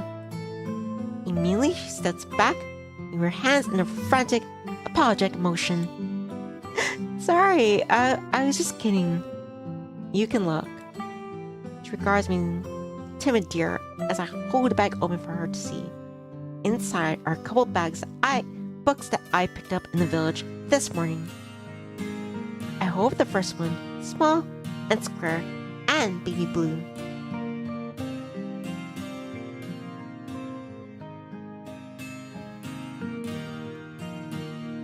I got a really strange look from the person who runs the bookstore because of this book. It's a book of baby names. Eyes go wide. He grasps at her belly, points at me. It takes me a second to understand what she means, and for some reason, I feel my face flush.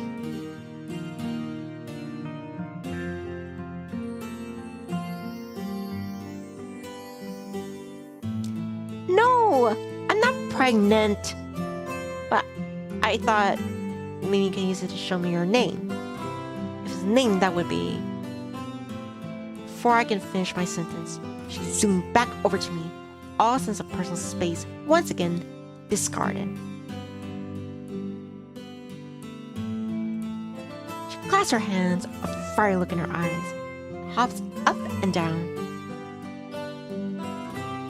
Frankly, it's adorable. Guess you're a fan. Okay, look. Cool. She eyes the book hungrily. She was excited to share her name with me. It's a little exciting for me too. It's nice to see someone so happy about being with me. I fight to keep an overzealous grin off my face. Okay, let's see. I look around. Aside from trees and snow, there isn't much. I wonder if there's something about this place in particular. The guy that the girl likes. Is there somewhere nearby where we could sit down? Feels so weird to just keep standing. Fair on the chin, she ponders. She turns and points towards the woods, even further in. I could tell from the look in her eyes that she's uncertain. I swallow a lump in my throat. I've come this far, after all. Sure, that's fine. Lead the way. She does so. Whenever it gets too far from my side, every few steps she glances over to me as if to make sure I'm still here. That feels a little backwards to me, but in a nice way. I don't really feel compelled to break the silence either. Of course, part of that is because of any conversation will be one-sided. Also, she looks content. She looks like she's happy to be here. And I am too. Silence doesn't feel fast and overwhelming like it has with Tara. It feels warm. Before too long, I realized what our destination is. This is nearly the same path that Morgan took us down a couple dusk ago. I recognize some of the more grotesquely warped trees. We're going to the church. Eyes wide, she nods, probably surprised that I know of it. One of the villagers showed it to us a few days ago. Me and my friend. It feels weird to call Tara my friend. You ever talked to someone about Tara? Met her. The girl just nods yet again. As we reach the edge of the trees, and the church itself comes in sight, I look around for traces of the monster that we saw days before. There are none to be seen though, no snapped or toppled trees. Footsteps as deep as I am tall. Much like the girl beside me, there's no trace of its existence. I look over to the door of the church, where she's patiently waiting for me. Once again, I fight back all my fears and hesitations and head for the door too. It's too late to turn back now.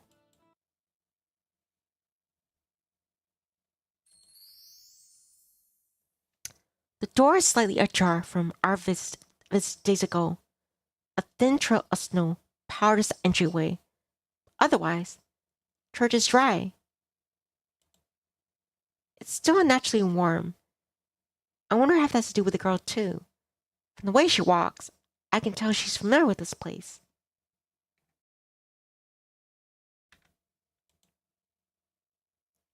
She heads to the front, stopping by just shy of the altar, where she turns around to face me. Being back here is a little unnerving, and I slowly approach her. Though she hasn't given me any reason to be suspicious, the idea of those monstrous eyes is ingrained in my memory.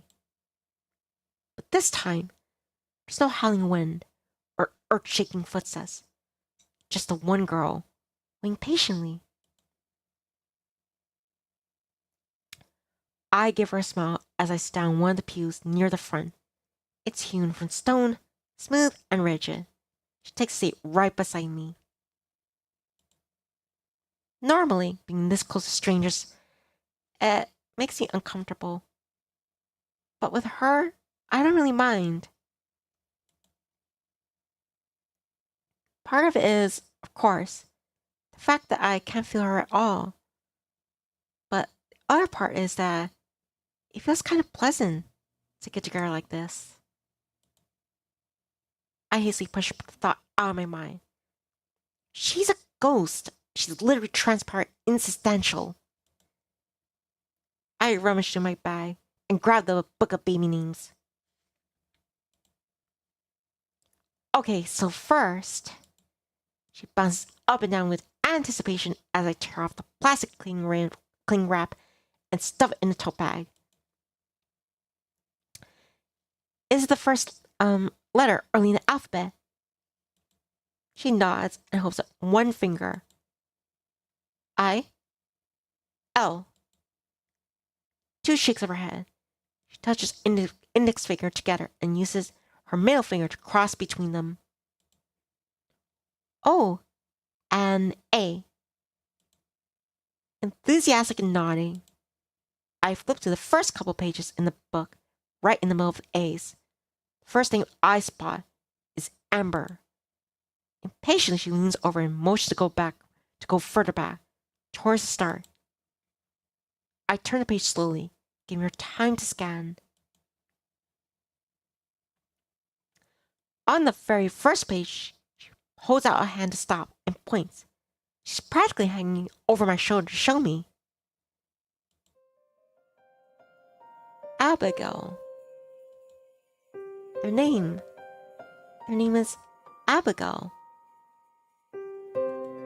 She gives me the biggest, most radiant grin I've seen as she nods. Her joy is infectious. And I can't help but smile too. Abigail, I repeated, and she looks even more joyful. A beam of light breaks through the glass window, only dust motes that make it look as if she's sparkling. We lock eyes, and I feel my breath catch in my throat. Look in her eyes, pure, unadulterated happiness. It's something I've never seen before. They shine with tears, the good kind. The kind that bring out the color of her eyes, the radiant kind. I didn't know I could make someone happy like this. I quickly look away, back to the now, a relevant book in my lap. Anyway, Abigail. I had a couple questions. Is that okay? Abigail nods. So, maybe this is kind of rude to ask, but are you a ghost? Or something else? Abigail closes her eyes, a small smile, nods.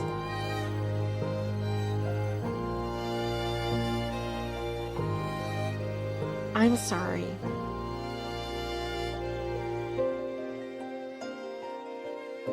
I'm not sure what the appropriate response to something like this that is. Then, are you from Eisenfeld?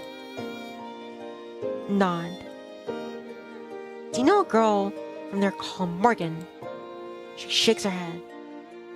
That makes sense. I'm sure Morgan would have mentioned her before, if so. So, have you been like a ghost for a long time then? I cringe a little as I ask. It seems gauche, although I'm not entirely sure what proper etiquette is in this kind of conversation. Answer my question, she nods again. Do you know how long? A shrug. She holds up 2 fingers, then 2 fists. 200? Another shrug and nod. 200 years. I murmured to myself in slight disbelief. It could be more. I doubt she's keeping track of every day. The world out there, the world I come from.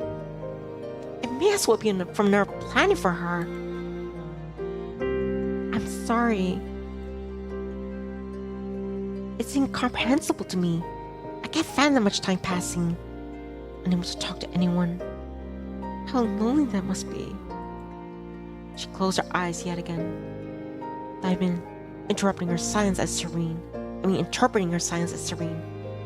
I wonder if that's how she feels. And yes or no questions practically extend what I can ask. There's still such a gulf between us, who she is, and what I know of her. Centuries worth of solitude.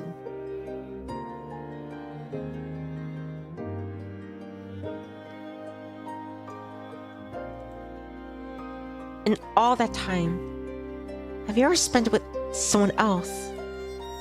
Without opening her eyes or look at me, she shakes her head again. I'm the only one. Nod.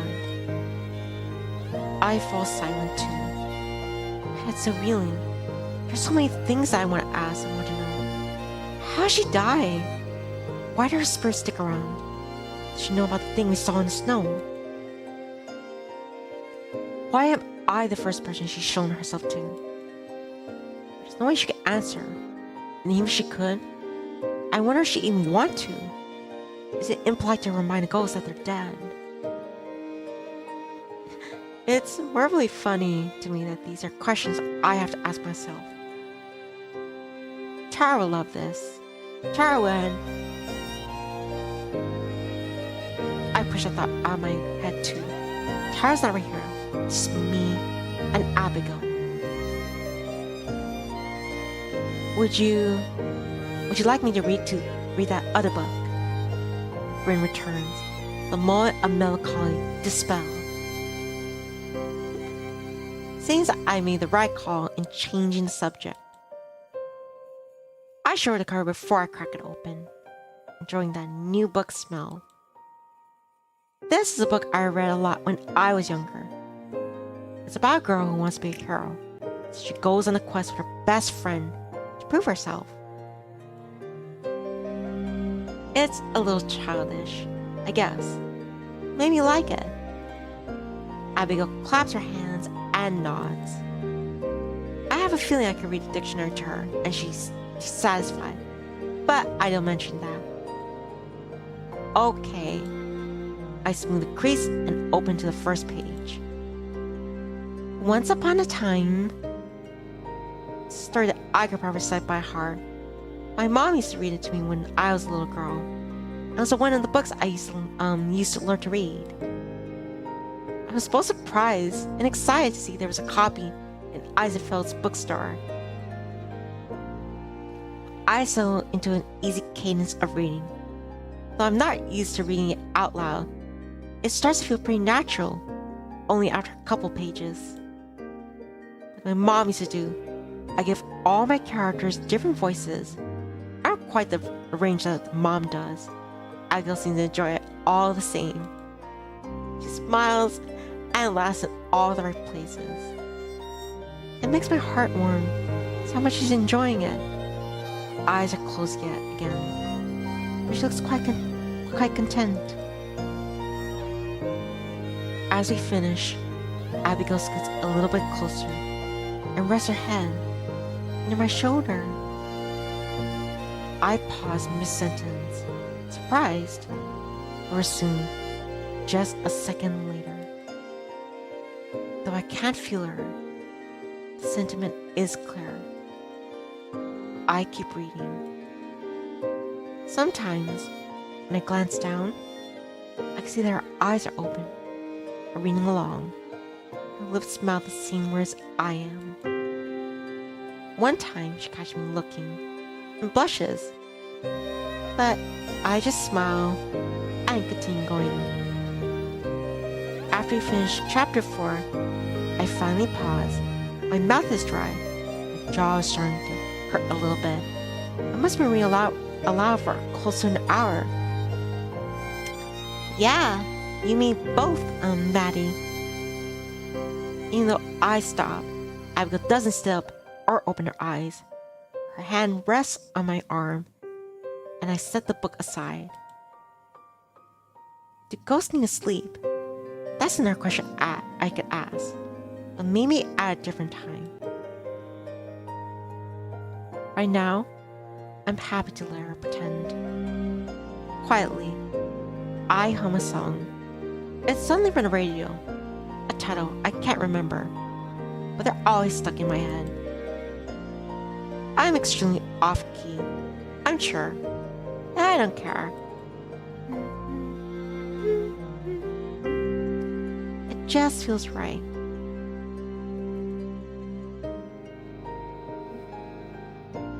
When I stop, she finally opens her eyes and sits back. As we gaze at each other, she mouths two words I don't have to be good at reading lips to decipher.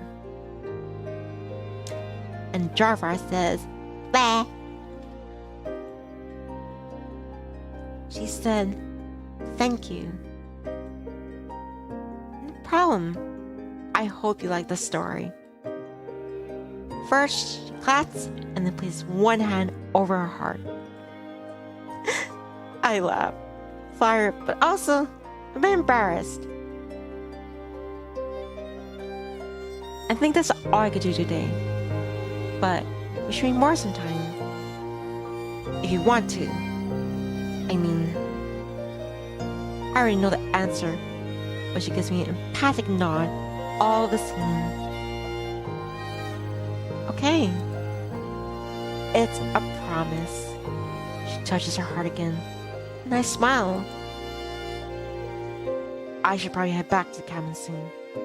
He will start to get suspicious if I'm gone for too long.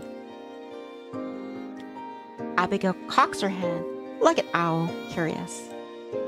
I haven't told my friends about you yet. It's sort of like our secret, I guess.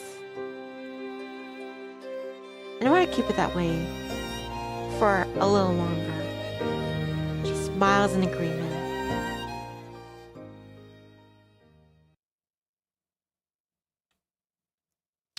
Once it starts getting dark, we say our goodbyes and part ways at the church. Same as when we first met. She watches me go until she vanishes from sight. As I head back towards the cabin, my head is swimming, or maybe drowning. It's hard to think of anything but Abigail, all alone, in the middle of the forest, for centuries. What's her story? I want to know, but I doubt I ever will. Yet I'm already looking forward to seeing her again. Even though in the back of my mind, I'm aware that Tara and I will only be here for a few weeks. It seems almost cruel, and this is only so short-lived. If I were her, would I have rather have a few weeks of happiness just to lose again? Or never have anything at all? The question makes my head hurt. And my heart hurt. The walk back feels like it just goes by much quicker than my journey to the clearing and then the church. That's an interesting question. Like, you find this poor girl, the spirit, in the forest. Possibly she's been like totally isolated from like everybody for like 200 years. And like you're the only company that she has. You can either stay in that place and like make sure she's not lonely, or you could return back to your life. Yeah, that's an interesting conundrum. As I get closer to the cabin, I can see that the windows are dark. Tara must be in town or out with Morgan somewhere. I wonder if she knows I was gone. My musing is interrupted by the sudden sound of footsteps in the snow. The mirror stands out from behind a tree, just like Abigail did earlier. Good evening, Madison. Evening, Miss Mirror. Where have you been? Well, you see, I was in the country of Nine Beeswax. I freeze. Her tone is sharp, with no pretense of being conversational. Larry's even sharper. Does she know about Abigail? about the force spur. Or force spur. Sure she wouldn't have mentioned it or so. My mind reels while I stall for time. I was out for a walk, in the forest. I'm bad at lying, so I try to tell her half-truths. I can see that. Where did you go? I went up your ass. Around. I was walking around. Near the fresh air. Alone? Where is your friend? Or my daughter? With each question you ask, she takes a nearly imperceptible step closer. I shrug, trying to look indifferent. I don't think it's working. I'm not sure. Tara and I had an argument earlier. I wanted to be alone. An argument? Regarding what? That's private. She's far too close for my comfort now. So close enough that she can reach out and grab me by the throat if she wanted to. Still, I'm so taken aback by the nerve of her asking about my personal issues that my voice comes out stronger than I could have hoped for. Sorry, but I'm not comfortable talking about it. The way the mayor regards for me for a long moment. Her nostrils flare. I meet her gaze and don't look away, even though I desperately want to. I half expect her tongue to shoot out and taste the air like a snake. It feels as if something she can see right through me. I'm almost certain that she knows I'm hiding something from her, more than just my argument with Tara. I see. She flips her hair and walks past me, heading into the forest. Be careful, Madison. The woods are dangerous on your own. Is that a threat? I stand there, heart in my throat, until the sound of snow under her feet fades into silence. Shuddering, I hurry the rest of the way to the cabin. Huh, it's switching perspectives. Tell you what, Chirps, let me save here. I know I said I was gonna play like all the way, but I didn't know like it would diverge into different paths. So yeah, what I'm gonna do is, yeah, I will continue this tomorrow. I will mark this as, I guess, the first part of like Maddie's route, and then I guess the next part is gonna be through Tara's perspective, her point of view. But anyway, this is Vtuber Nivni Adair, and Tia signing out. Honest, I'm kind of wiped, kind of tired, kind of sleepy, and a bit hungry. But most of all, I feel blessed and cherished that you Chirps, yeah, stuck it out with me as I started getting friend in the beginning, just to like get a better experience, mostly for myself. Hopefully, yeah, when I listen to it like in my free time, it will be more agreeable with me. But don't you worry, yeah, I'm not gonna restart this time. I think I did it pretty well. Hopefully. But anyway, take care, stay safe, stay nitty. Hope to see all of you again. Good night, products. Good night, Jarvar. Good night, Sakana. Good night, Boo. Good night, You to go funny. Good night, Math and Cole. Yeah, and to the rest of the church that couldn't make it, or just not interested in a fiction novel, which is totally fair. Because yeah, it's not like first person shooter or something. But yeah. Hope you all are stay safe and sound, and I'll miss you.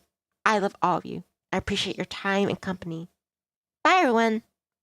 Until we meet again. Mahalo. Blah.